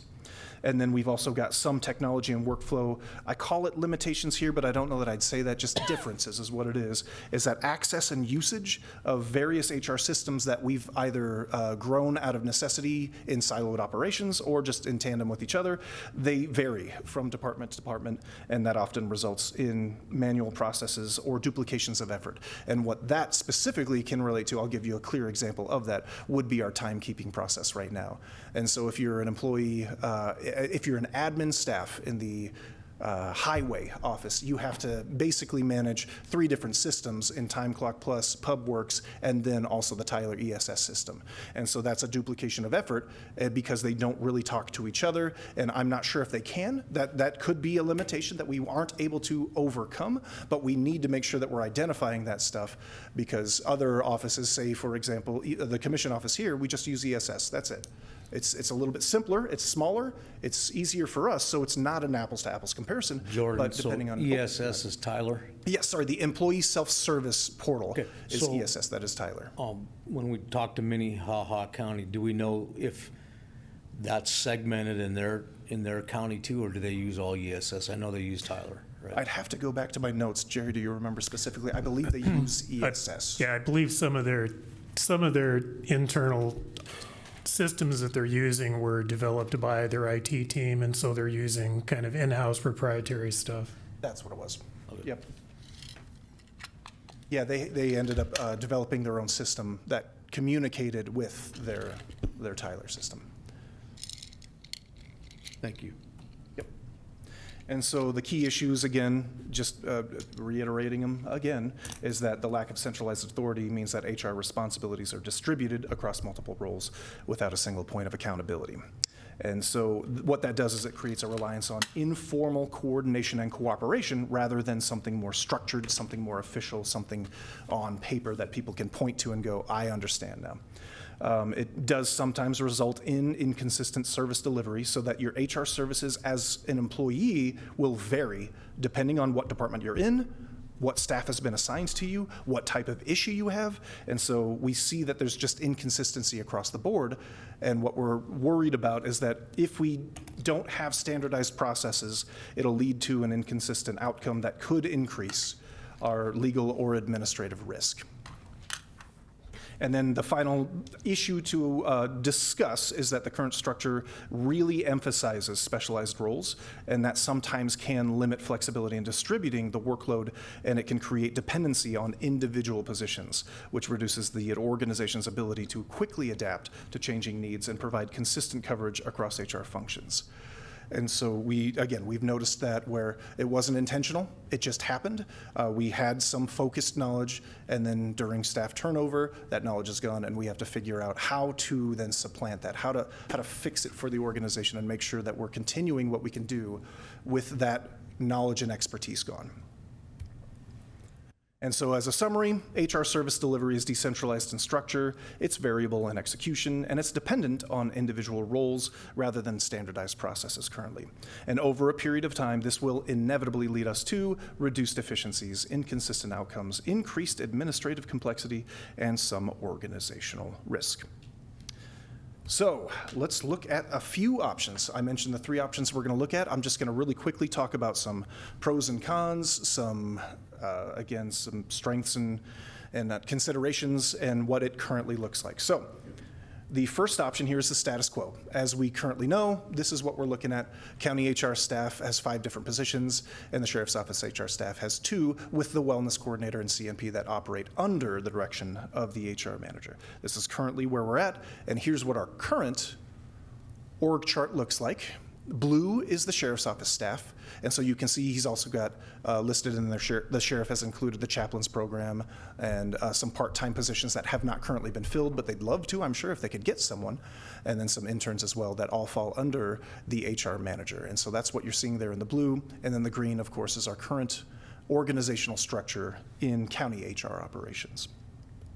So as we look at the pros of this option, just saying let's maintain the status quo, what we do have is operational comfort. The people are used to this, the staff is used to this. There's comfort there, and there's departmental familiarity, is that people understand what to expect from the status quo. And this would not take a lot of effort to implement because it's already in place. So all we'd really have to do for implementation is make sure that we fill the staff positions back up that we had lost. And so the cons of it is that it does not, by at least an organizational standpoint, it does not address the current structural inefficiencies that we've got in our job descriptions, the specialization, stuff like that, is that there are duplications of effort because we have siloed operations. And so we want to make sure that even if we decide to go with option 1, that we address some of those structural inefficiencies no matter what we do. And so there still will be some inconsistent service delivery and policy interpretation and implementation until we get all of that stuff lined out and get processes and everything kind of formalized. And then there's a more detailed workflow. If we wanted to effectively standardize processes and ensure compliance, we have to include more parties. We have to talk more with additional people to try to get anything changed and standardized. And then there is, of course, a fiscal impact to the county budget in that if these inefficiencies are not addressed, it amounts to just an ever-increasing budget to try to compensate for the inefficiencies. And so the risks, if you maintain the status quo, is, of course, there's still a possibility for, at least in the short term, continued classification and compensation misalignment, but it would be, no matter what, we would address that sometime in the future. There would be ongoing compliance and employee relations exposure because you will have different staff having different takes on how to handle certain employee relations issues or discipline or whatever it is. And then there's an increasing difficulty in maintaining equity and consistency over time. And so the main considerations for option 1 would be that there's no major structural change required. So implementation is going to be pretty straightforward. And the county can still address the operational issues through incremental adjustments, not a radical change. And then there will be no direct budget impact from the implementation of option 1, other than those potentially associated with filling current vacancies, because this is what currently exists in the budget.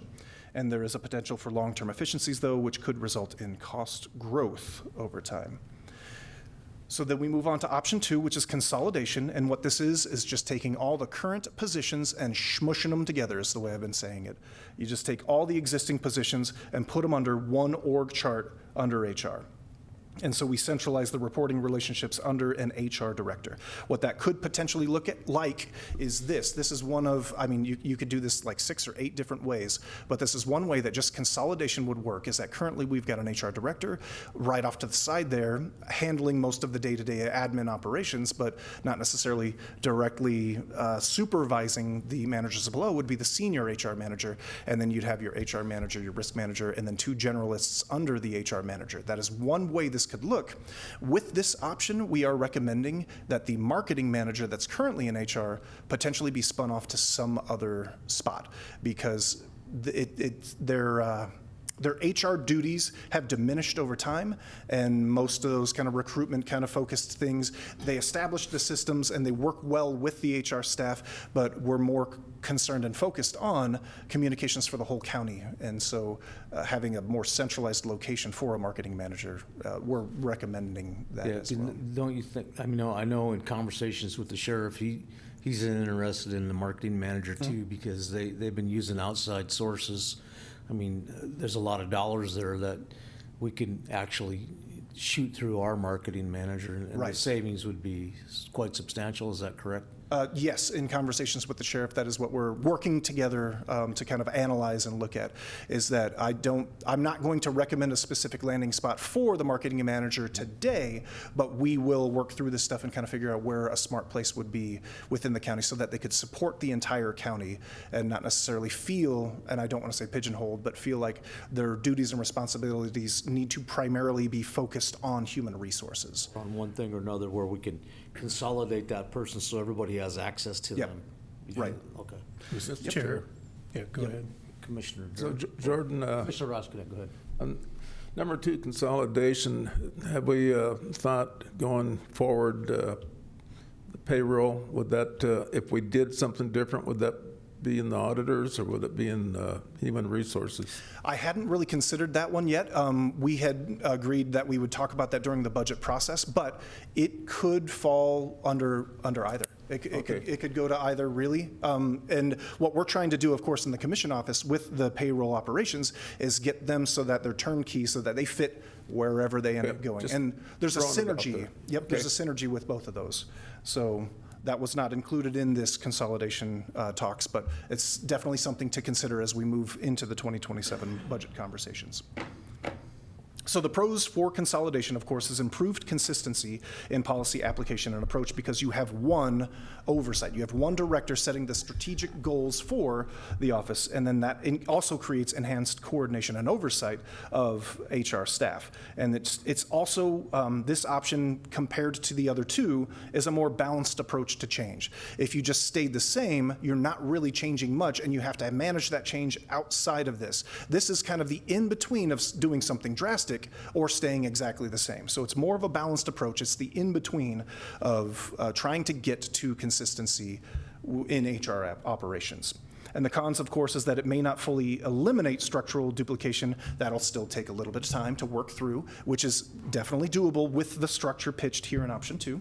There is some potential role ambiguity, which is the same thing as that first point, just that until we really have a clear idea from the director as to what HR operations look like under this structure, there's going to be a little bit of ambiguity that we're going to have to really kind of hammer out. And that's basically across the board no matter what we do. But another con is the limited flexibility when compared to a generalized model, in that we maintain our specialized roles, and if we maintain those specialized roles, we may find ourselves in a position, if we're not looking at that and trying to adjust some of that stuff, that we don't have enough cross-trained people to be able to handle something if we end up seeing some retirements, some resignations, some staff turnover. And so that is a concern. And that plays into the fact that it's a vertical organizational hierarchy. I'll flip back to that org chart, is that in a staff of 6 there, you've got 4 tiers, essentially, of employees. 4 tiers for 6 people and 5 job descriptions. So you're looking at very, very specialized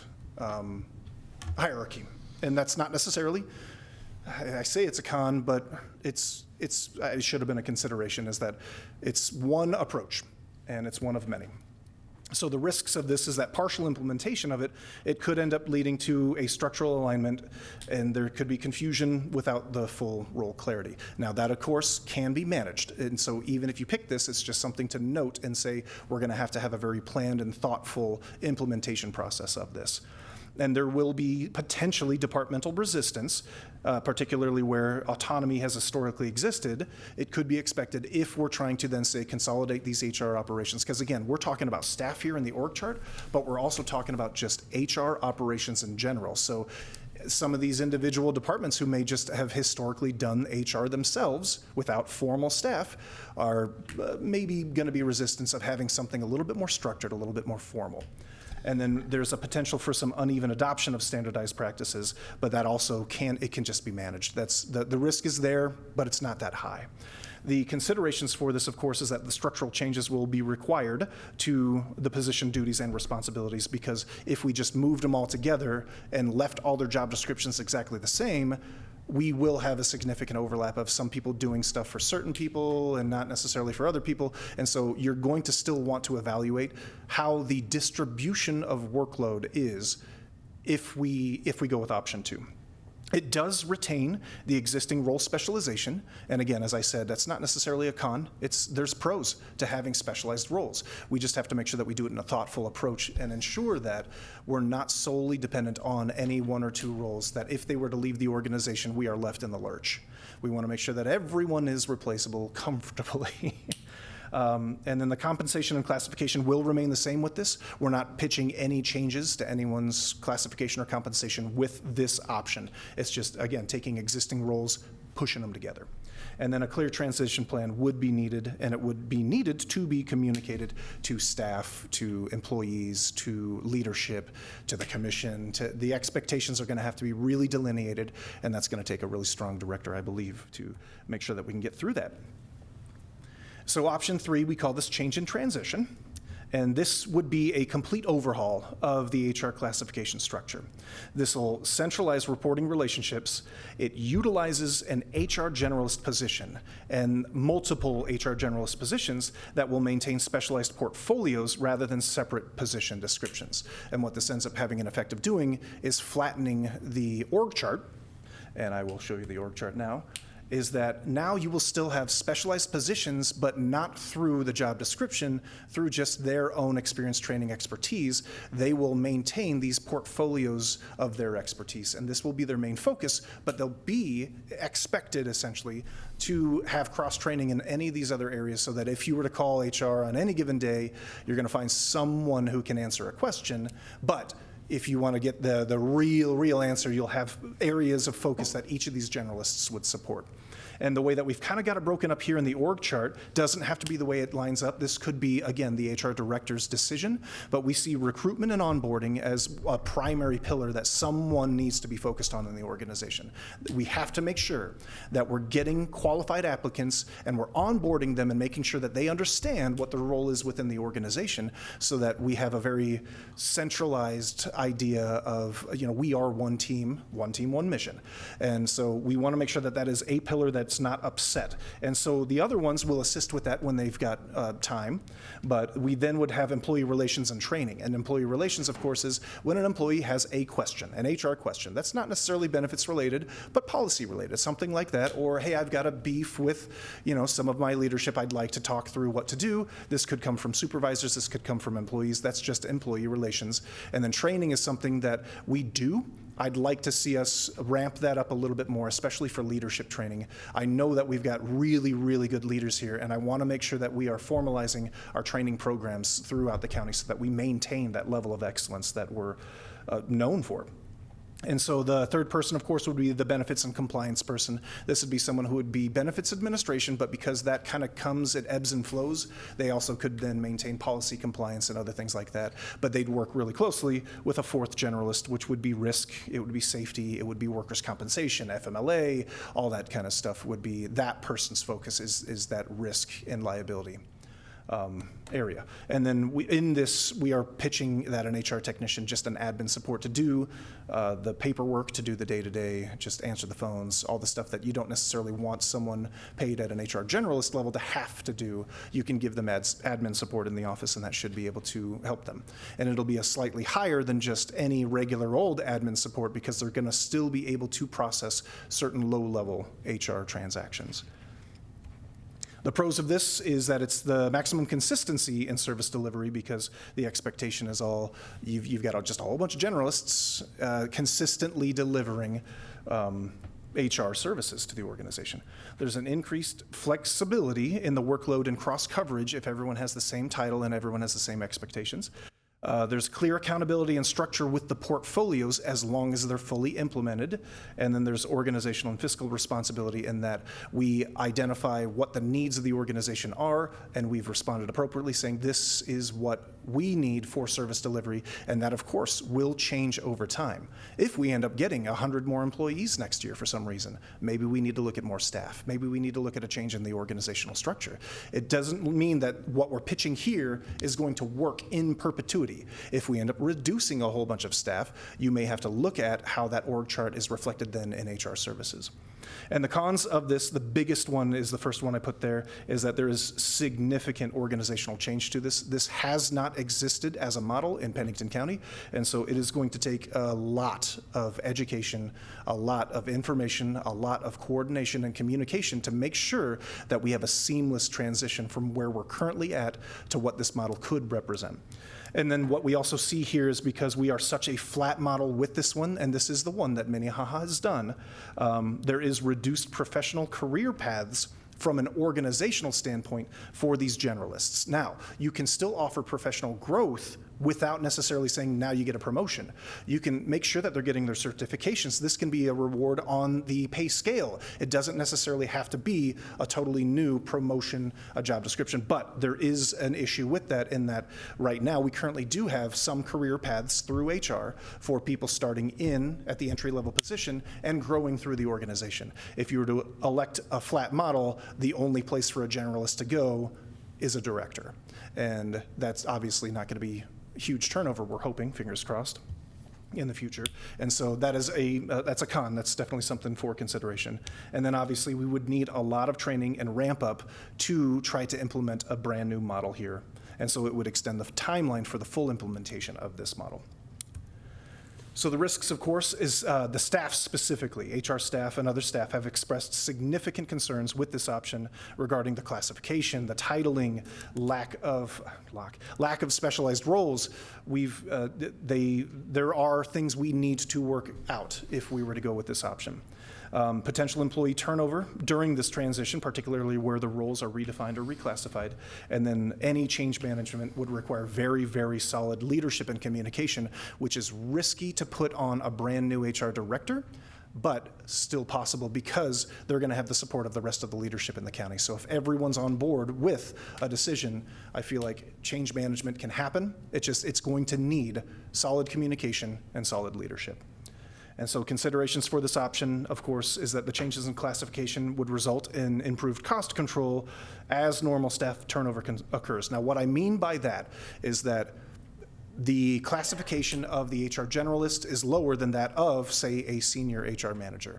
And so had we maintained the senior HR manager in their current position, if we were to implement this, we would not have pitched changing the compensation, the actual, the take-home compensation of that employee. We would have put them down on the scale and moved them up so that they didn't lose money for the transition. But if they were then to say, I resign, I retire, I'm out of here, the step one is much lower on the scale than the step one for the senior HR manager. So that is just a consideration, is that there are cost controls moving to a model similar to this.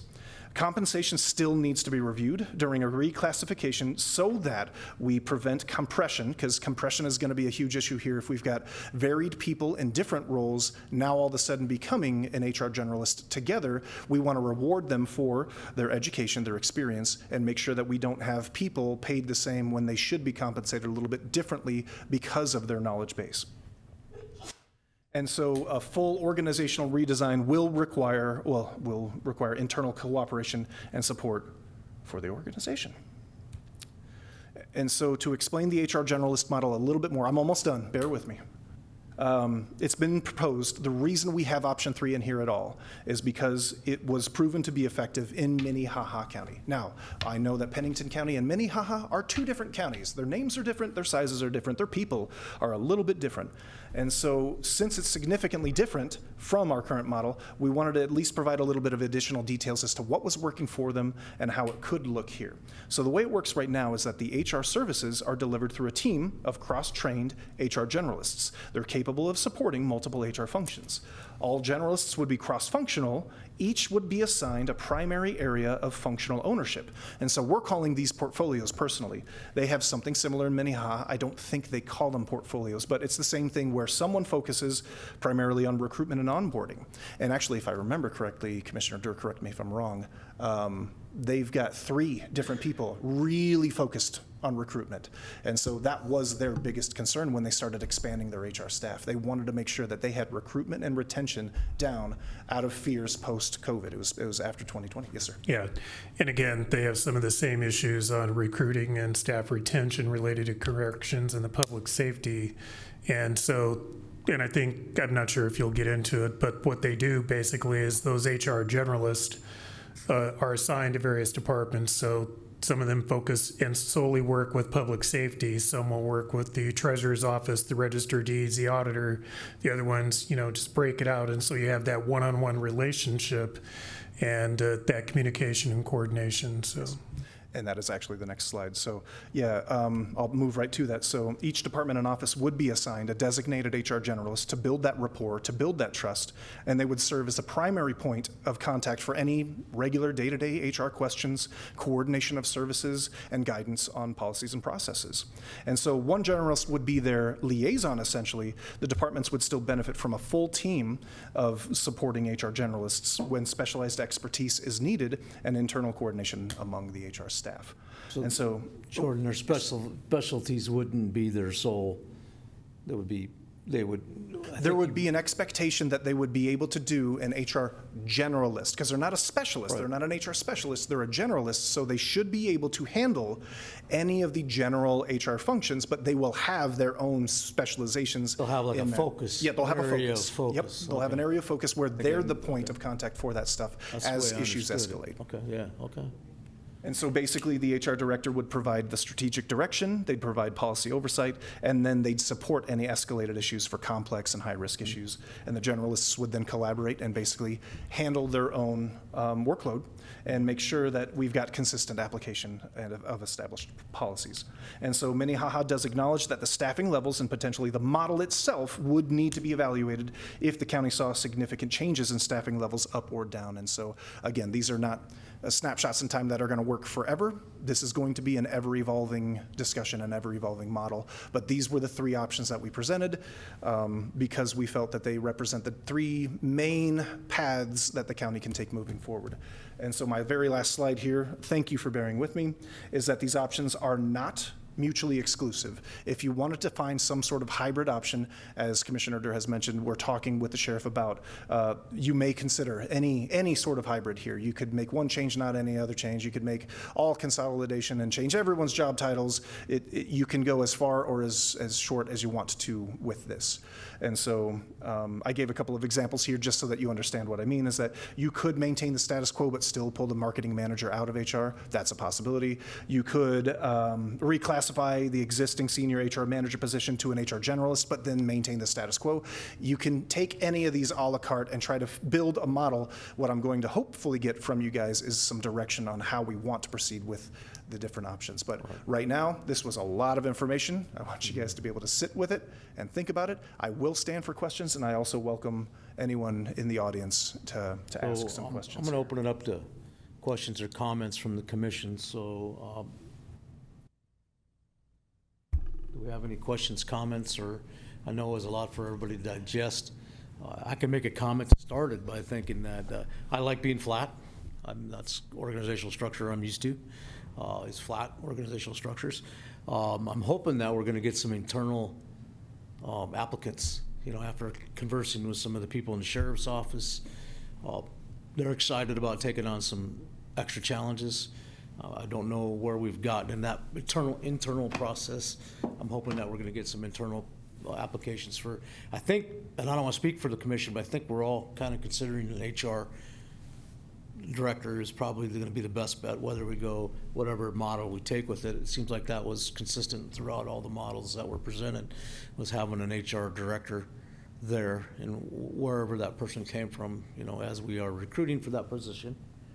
And we do have some, I think, probably some qualified applicants within the county to look at that positions too. So I like the flat model, but that, you know, that's what I'm used to. But I'm going to spend some more time to research my thought process. But I guess anybody else have any questions or comments or? Sure. Commissioner Hadcock. So for me, the status quo, I think we need change. I like a lot of the ideas that were brought forward. I've been here the longest and seen a lot of different changes, and we've had some pretty good turnover for HR directors. So anything that's going to work for someone trying to run that department, that's going to be, I think the generalist makes a really good teamwork type of area. It also kind of crosses paths with each other. That's good. It's helpful for the person in charge. Like I said, I've been here the longest, and I think that's going to be a huge change piece that I look forward to seeing, because like Ron said, that flat is good, but that teamwork, that you don't just have one person to go to, you have multiple people, you have multiple skill sets. We want to cross with the sheriff's office and do some positive things with them, with HR. I just see some really good things not going with the status quo. So I like what I'm seeing on a lot of this. I just see how we kind of implement it, or how we move forward implementing it. And the big key for me is who we pick for the person that's going to be basically the top person, the director, and what they think. Because if they have people that have been in HR before, they might have some other areas or different ideas than what we're thinking, and we got to be open to that as well. So it'd be nice to see when we do the interviews, or whoever does the interviews, what that means when they start presenting some of these ideas to them as well. It's going to be huge for me to listen to what kind of, how that moves forward, and how that model that we're thinking would work. So they probably have experience in that, hopefully. And yeah, thank you for all the time and effort you and Jerry have put into this. Hopefully it moves forward in a positive way for our departments, as well as our HR director that's going to come in. I'll make another comment. I think when we talked about the cons, I think no matter what we do, we're going to have cons about, because we have one per HR generalist right now. And we have another HR generalist in the sheriff's department, and another manager in the sheriff's department, and then an admin that's very solid in the sheriff's department. So that's 3 solid people in the sheriff's department right now. So depending upon some of the directions they take, will depend upon where we end up. So. Okay. Are there any other comments on the presentation? Because then we can talk about the other half of this, which is going to be the alternative HR discussion. Okay, let's talk about that then. All right. So basically, I wanted to give everyone an update as to where we're at right now. And so Alternative HR has access to our job posting online, and they're going to be reviewing applications on a biweekly basis for starters, and then they'll periodically go through and evaluate whether or not we're getting more in a week. And so it may not be biweekly, it may be monthly, it may be whatever it is. We're hoping, though, that it's going to be a biweekly thing, and then what they'll do is they'll compile candidates for consideration.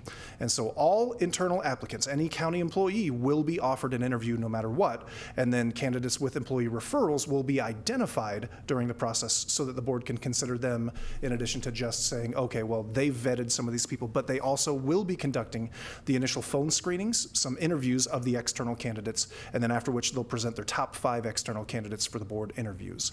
And what so timeline? The timeline is, we're still hoping for 60 to 90 days to basically fill, but that that's going to be dependent upon commission meetings, basically. So right now, after the first 2 weeks, I think they're going to quickly go through and make sure that we're all on the same page as to what we expect. And so to that point, I had heard that there's a potential that you may want someone else to take point on the alternative HR discussions, and I just wanted to bring that up here real quickly so I can get some direction on some of that stuff here. Because currently, right now, Kenner's the one who's been conversing with alternative HR. They're handling everything. Our office is not involved other than to facilitate what He's been keeping me up up to date with anything. We haven't had any changes, so I haven't communicated anything to the. I would assume our timeline, to a certain degree, is going to be related to the depth of applicants that we get. Right. And so I'm assuming what they're doing is, I mean, if they're getting them in and vetting and critical ones, they're doing the background checks, they're doing initial interview questions, they're doing that stuff. And so let's just say in the first 30 days, if we have, 30 applicants that are great, they might bunch those up and start sending them our way. And I'm assuming it's going to be, based on how many of those quality ones we're getting. And then individually, if we said that we're doing in-house, it might be a process where we could take the in-house applicants first while they're vetting, the rest of them, or however that's going to work. So sure. Are they the in-house people going through alternative too? Well, they're how do technically they know? is that they're flagged as they do. But how do they know that that's available? I mean, sometimes people aren't looking for a job. So Sage has sent that out to all the employees. Okay. And if we then, need to do something more direct, we can. So anyway, she sent that out to all employees, and then they're tracking it. And so, because we're not looking at it, but they're going through NeoGov, and then Alternative HR has access to our NeoGov to look at all the applicants in there to pull those out. That's how they're getting the applicants. So it's on our county website, put out by the HR team, and following the same process as any open position. So you'll see it on our website, HR Director. And then NeoGov, the person handling our account, is going in and tracking based on what criteria we put forward, and they're pulling those out of NeoGov. I just know with 900 people, we've got some qualified people in the county here, so. Just a Commissioner question, Hadcock. how are you getting applicants when we don't have kind of the process for where we're going in the county? What I'm saying is, are you doing an HR director with 4 generalists, or are we doing an HR director leaving it the same as status quo? I mean, that's a whole different ballgame when you have 400 employees possibility that could be joining through the sheriff's office, that person that you might be interviewing or moving that process into one. Is all that considered in those applicants and what's put on for job description? Because we really don't have.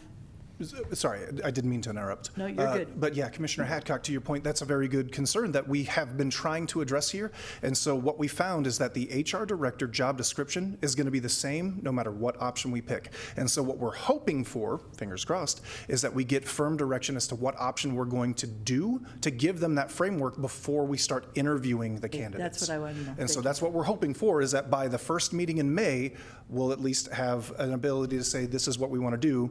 And then that can be communicated to those interviewees, to those applicants, so that they understand what the expectation is going to be. And that's and they'll understand that it's in flux, or it's going to be the status quo, either way. It's going to break down your applicants as well, that can apply or will be qualified to apply. Mm-hmm. That's why I'm saying that, because Right. someone might be an HR director but haven't dealt with. Right. And again, from the past, there's a lot of those issues that we could have vetted a little bit more through the application process and the interview process to make sure we had applicants that have a total understanding of how we're moving forward, so. Yeah.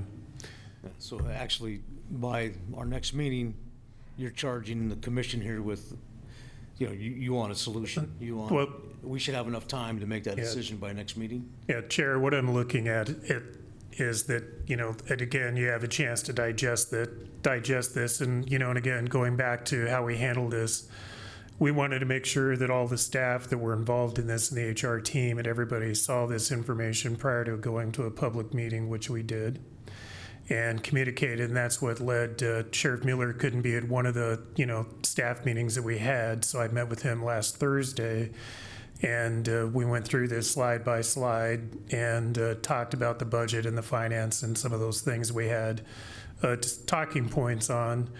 And we came, which is, I believe, a win for the organization, but it is an understanding that the best way to serve the organization is with centralized HR. And so we will be bringing that forward jointly with what that looks like with some recommendations at the May 5th meeting. And that would help you, Commissioner Hadcock, get back to, and again, informing everybody as to what way we may be leaning. But anyway, I believe the cooperation, and again, this was a lot of work. Kenner put a lot of time into this. It's been a lot of staff time, and I want to thank, everybody from the Sheriff's Office and our own HR team and everybody that, made time to, and our leadership to respond to the surveys, the employees, the, 101st question, okay, I've got 10 questions, no, I have 20 questions, no, I have 30 questions, and all the follow-up that we did. And appreciate, Chief Deputy Hughes was one of those that went to Minnehaha County with the law enforcement team and our HR team and met with their staff. And so, yeah, this is a lot of time and thought that's been put into this, but this is what you need to make good decisions, and it's information and data. So I want to thank everybody that's been involved. Thank you. So I guess we're set to make that decision next meeting. Pardon? I think they asked. Does anybody want to speak on it or anything, say anything? Or I think we're at the point now where if the department heads want to communicate something to Jordan, then we're open to getting that information to us. If they come to you and have some opportunities to discuss something, that you can distribute that to the commission members. So there's really no action required on that. Correct. Is that correct? So we'll move on to item 17. So we'll just go through the commissioners. If you have anything you want to talk about, we'll add that together there. Okay. So Durr, you're first. All right. So Commissioner Hadcock and I both went to the Black Hills Defense and Industry Symposium. Good information. And Dustin, our emergency manager, talked about a little bit that they put together one of their critical action plans about what happens if we have cybersecurity and we have our infrastructure shuts down and that type of thing. They had a panel on that. It was a great discussion. The governor spoke about, kind of setting up this new cybersecurity initiative, which ties into our innovative district and some of the groundwork that the commission's already done to set that up to help that be successful.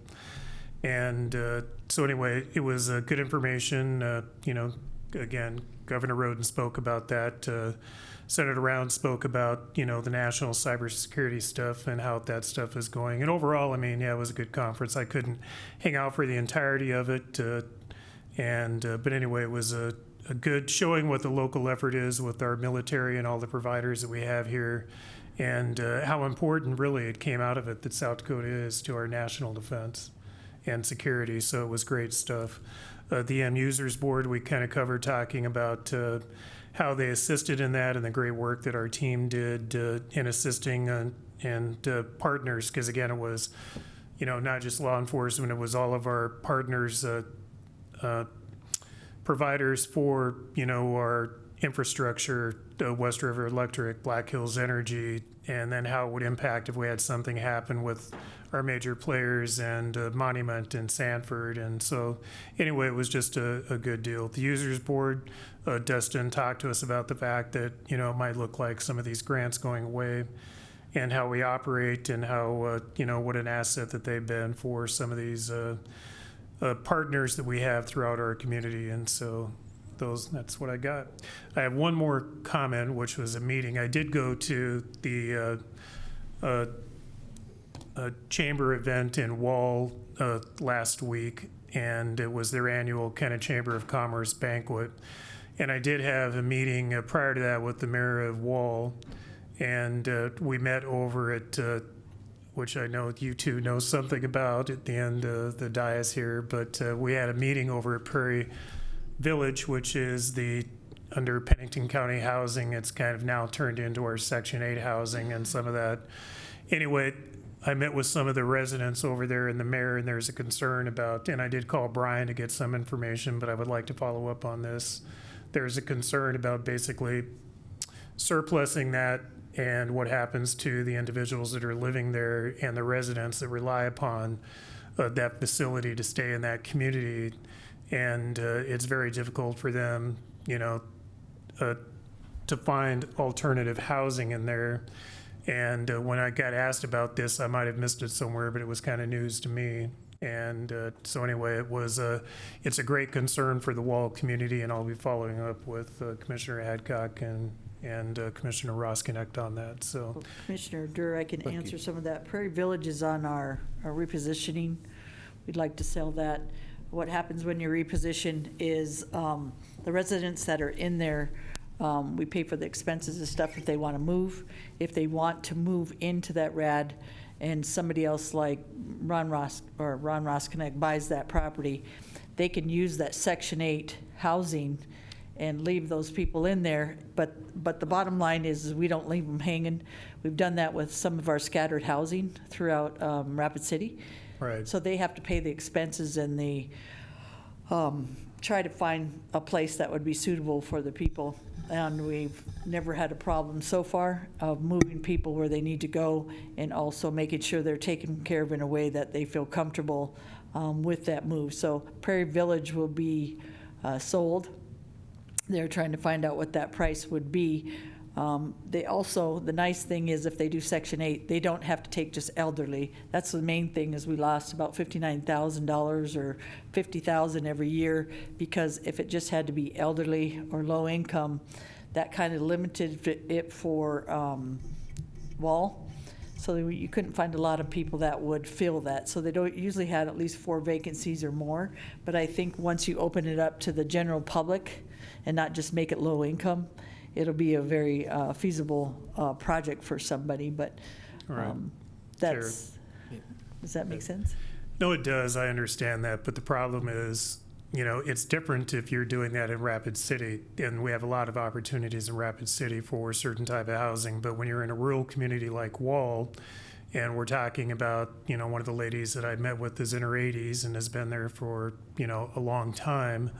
And then again, they're on limited incomes, and they don't have financial opportunities, but they want to stay within the community. And that opportunity right now does not exist for those displaced elderly residents to stay within the community. And so when someone says, I can move you to Rapid City or I can move you somewhere else, there's a distinct reason why they've chosen to be in those small communities.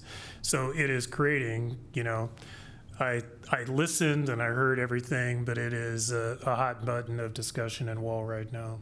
Well, I think And this I would would be hope good. that Roskinick would buy the building and continue. Well, in the think that's his past, we intention. had some contention with the mayor there that really didn't want the low-income housing in the issue there, and that caused some kind of stress on some of what was happening there as well. So I like That's Mary, good. she does a really good thing, but in moving forward, hopefully we can find some solution with the mayor, Prairie Village in that area, so it works for Wall and also works for Pennington Maybe County we Housing. could, maybe between Commissioner Hadcock and Commissioner Roskinick, they could Mr. Chair. set up an appointment with Brian Ochbach for Jerry. I'd talk to Brian if I were you.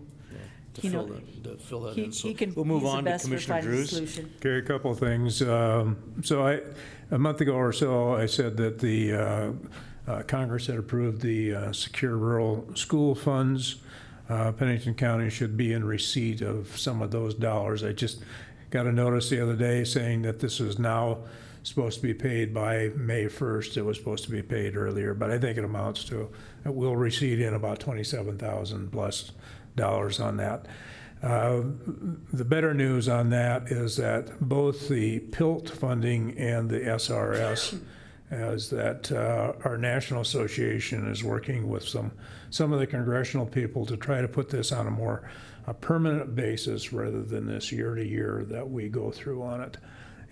Because it's not something that Congress necessarily wants to deal with on a regular basis, and they kind of continue to push it off as much as possible. The payment in lieu of taxes is a large enough amount that normally they have to, they get enough pressure that they have to deal with that. But hopefully they'll be able to establish some sort of a permanent basis for these funds coming to counties. The other thing that I just want to point out is I also saw from NACO that the U.S. Forest Service has realigned or is realigning at the present time. And instead of operating regionally as they have in the past, under the auspice of the office in Washington, D.C., that they are now going to be relocated. The main office will be relocated to Utah, and that they're going to establish it more by state boundaries rather than the regional boundaries they currently have. And I think this is probably a good opportunity for us as a commission to reach out to the Forest Service, and Ron probably has that person's name and phone number, but I think we should reach out, invite them in and to come in to explain to us how the Forest Service plans to operate in the future and what that means for us. Perfect. And I'm going to go to Ron right now. I'm going to skip Deb, and I'm going to go to Ron because he's got to get out of here. And so, Ron, if you want to answer that question about, do you have that number, and we could. Are you talking about Tom Schultz? Yeah, I think probably so. I think that's who. Okay, so he's the chief. Yeah.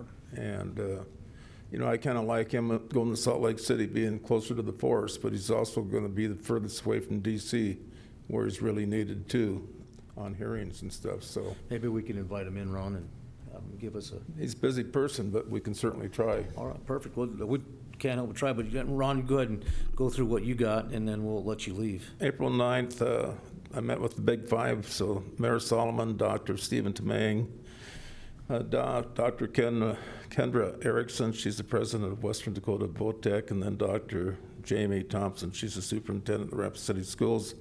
We just talked about city, county issues and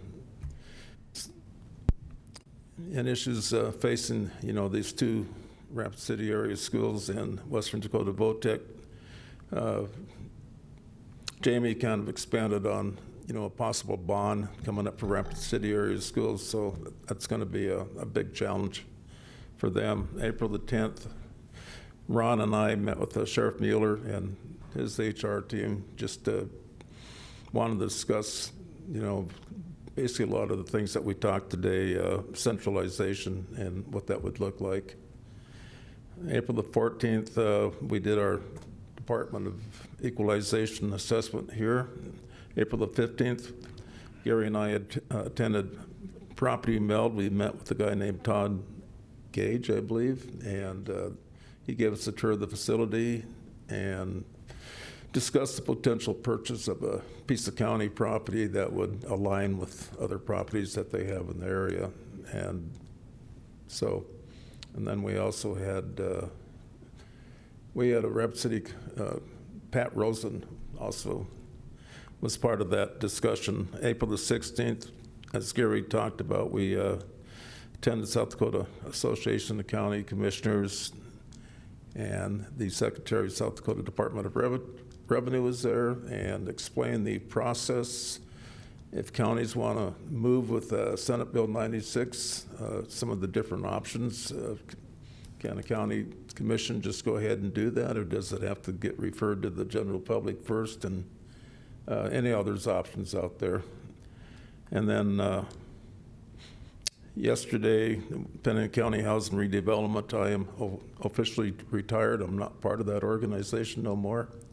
They're down to 3 committee members, so I would hopefully suggest that they at least have 4, and they have to have a warrant before they can get that 4th person by the commission. And I don't know, I just, in my own mind, I think there could have been more transparency relative to the decision on what to do with Wall.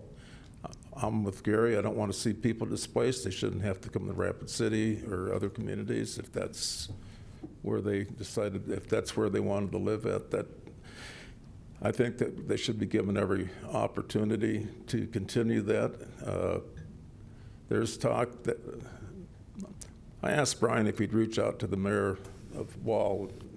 She should be involved and see if on a local level, Mary can't sit there and find investors. If we're going to sell it, let's sell it to somebody. So there's a lot of money in Wall, so. Sell it to somebody in Wall that can buy it as an investment property and keep the, you know, try to keep the current tenants in there. You know, Brian mentioned that there's going to be an appraisal, but What I don't understand is if somebody's going to appraise that property, I think they'd want to know rent and expenses, which, as far as I know, there's been no request for that. There's two ways to appraise it. You can appraise it, this is what they're selling for per square foot, and I don't know how you're going to ever find the market data to do that, or you can do it on an income approach. So I believe the next step is just they're waiting for an appraisal of the property. Thanks, Ron. Is that it? I'll let you leave. Yep. Take care. Thank you. And then we'll go to Commissioner Hadcock. Thank you, Ron. First of all, I went to the Defense and Industry Symposium. That was pretty awesome. Learned a lot about basically what happens in critical times for citizens, what happens with the military, and how those processes work. The main thing they talked about is make sure that you have food, power, and water. And that's the most I've got out of what they were talking about for the critical areas for residences. And then just some really good information from the military, how their process works. Thank you, Dustin, for starting this. You had lots of thank yous from people. Also talked about some of the policies for just what happens in critical times. They had people from the hospitals, from the fuel industries, from the electric industries, and just a lot of different industries that would be affected and how that would affect them and what that process would be moving forward. And of course, again, Dustin, he keeps track of a lot of that in his meetings that I go to with the users board when I was on that, and I thought that was just some critical thinking way above about how that was moving forward. And I don't think it's an ever-moving process is what I'm seeing, because there's always different AI systems that might make a future issue. We had a lady that was very good at AI systems saying don't put macro AI systems anywhere, make sure they're micro because of defense issues or the areas that might have issues with. We had a guy that invented and invents ammunition. He invented some 5.56 rounds that he uses on drones because he said the military guys were shooting drones down with shotguns and that wasn't working very well. So we had a demonstration on that out at the new firing range out there, and that was pretty awesome to watch at 50 feet, 150 feet, and 350 feet. So they had some really good information, and there was a lot of people that showed up for that. So really enjoyed that symposium. It also made me miss the 911 users board. Central States Fair, they're looking for a new events coordinator. The lady that was there, very nice lady, went into her own family, basically farm or ranch, and couldn't complete her term there. And so they're looking for a new events coordinator. We're going to have a retreat coming up for new ideas and what we can move forward with in the fairgrounds. So I thought that was pretty awesome. The Pennington County Housing has new health insurance and told us on the uncollectible and collectible areas how they're moving forward to work with services with our constituents to see how that could work for both sides. I also met with Matt Elman and Todd, I forgot Todd's last name.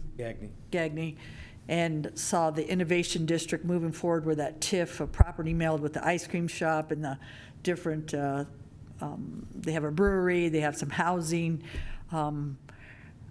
People knew, one of the things that I did on the city council was move forward with the downtown and making the heart of Rapid City, and I kept saying the east side is going to move forward, and it's moving forward with Darren Haryu. Ron just talked about some exciting areas for the bank, how that's transferring into something for some huge jobs for people in our community. It also helps us pay for our building that we had basically no money to pay for the old administration to move forward on that. So I'm excited about the Innovation District and how South Dakota Tech and the different areas downtown are going to make that east side just as awesome as the west side of Fifth Street. So yeah, went to some really good areas for discussion, and I always like seeing what people's innovative ideas and where they're moving forward. So We do that a lot in Pennington County. We show up for our meetings, we show up and we try to give ideas, and then we also try to help our community from those ideas. I also would like to commend Commissioner Weifenbach for being our chair and working with the city, and when we want things done, Weifenbach seems to go in there and get it done, which is nice. He works with the mayor. The mayor's been cooperating. The staff in the city has been working with us the best they ever have, and I've appreciated that because I like to get things done, and I like to see some processes that people can work together and move forward, and Commissioner Weifenbach has done that with our team of department heads and people in our county. So it's been nice to watch some movement. Thank you. Thank you, and I'll finish up. I had an MPO meeting, which is it's a planning operation. Basically, we had the state there, which has always been, the state DOT has always been cooperative, and what they're looking at is a really big project of moving the transitioning station. That's the train station that's down on 79th Street, and so this conversation was going on for a long time because they got to replace that overpass. And to replace that overpass is going to be $30 to $60 million. And so what came up in the conversation, if they don't have to replace the overpass if they move that transitioning station. So they're looking at moving in the transition station. The best place that they found would be to move it to Box Elder, and then that would eliminate that overpass. So they would take that money and put it towards a movement of that train station. So the Department of Transportation, they all were like, everybody was in agreement that it needs to be done and that it would be a good project. And he was adamant that the funding's there to do it. It's just a matter of getting everybody to cooperate to get it done, get the railroad to cooperate, the city to cooperate, the county and Box Elder and everybody to cooperate. But it's a really cool thing. It's kind of like watching the Innovation District come together. I went to the symposium, they wouldn't let me in, so I sat outside and I just happened to meet a lot of people that were there, and they had conversations about the cybersecurity that's coming to Rapid City, and then not only that, but the filling up of the old First Interstate Bank building. The names that are going to be posted on the front of that building over there are going to be amazing, and they think that they're going to have it full of businesses that are going to be really hiring a lot of high-end employees and synergizing really heavily off of the School of Mines. And the School of Mines is, the president over there has made a commitment to working with the VOTEC to train people that specifically will be supporting the engineers that they're producing out of there. He's also taking some of the VOTechnical classes and allowing them to apply those credits to the School of Mines, which is unheard of. This guy is amazing to have in our community. He's forward thinking. He's moving in the right direction. He's just taking common sense to a new level. So we've got a lot of cool things happening in the community, like Commissioner Hadcock had talked about, combining the city and the city's efforts and the county's efforts and the mayor of Box Elder. And when we have these meetings, and they're super fantastic. Moving forward, we had a little snafu with the library today. Hopefully we'll get that resolved. They had made a commitment to going to New Underwood with their bookmobile, and then since changed their mind that they weren't going to do that after New Underwood had already printed all their literature and everything saying the bookmobile is going to be there. I've made some phone calls. I haven't heard back yet about that, so hopefully we can come to a conclusion on that. I know that in the future that Box Elder is looking at synergizing with the base for their library out there, so there's opportunities there that we need to start discussing. But I'm just happy with the commission here and how we're all pitching in. Everybody's got to bring something to the table that is an asset, and we're 100%. I want to talk to Gary about, and maybe ask you a question about we're getting ready to talk again about the sales tax that's coming now. When that comes, is that a 0.5% on everything that is sold in the county, including the municipalities? Correct. Okay, that is correct. That's what I wanted to. Just one clarification on that. Okay.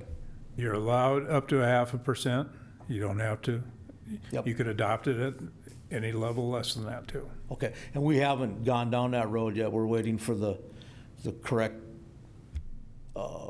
movement for us to allow to Well, go. the timing of it, I mean, we probably can't take official action until July 1, because that's when the law actually goes into effect. So we'll have that conversation when it comes. and- Yeah, and as we did, I think, I don't remember if it was 2 weeks ago or a month ago, we asked Tyler to start working on the potential ordinance on it. Yep, so he went on vacation somewhere. So, that's perfect, so that'll be a conversation that we'll have, but, so that's all I got, and, so now, on here is an executive session meeting, is that correct? Yes. That is correct. And if we could get executive session pursuant to SDCL 125(2)(1) and 3 for the purposes of discussing personnel and pending litigation. That'd be my motion. Second. We have a motion from Hadcock, second by Dur, all in favor, say aye. Aye. Motion carries, we will retire to executive session.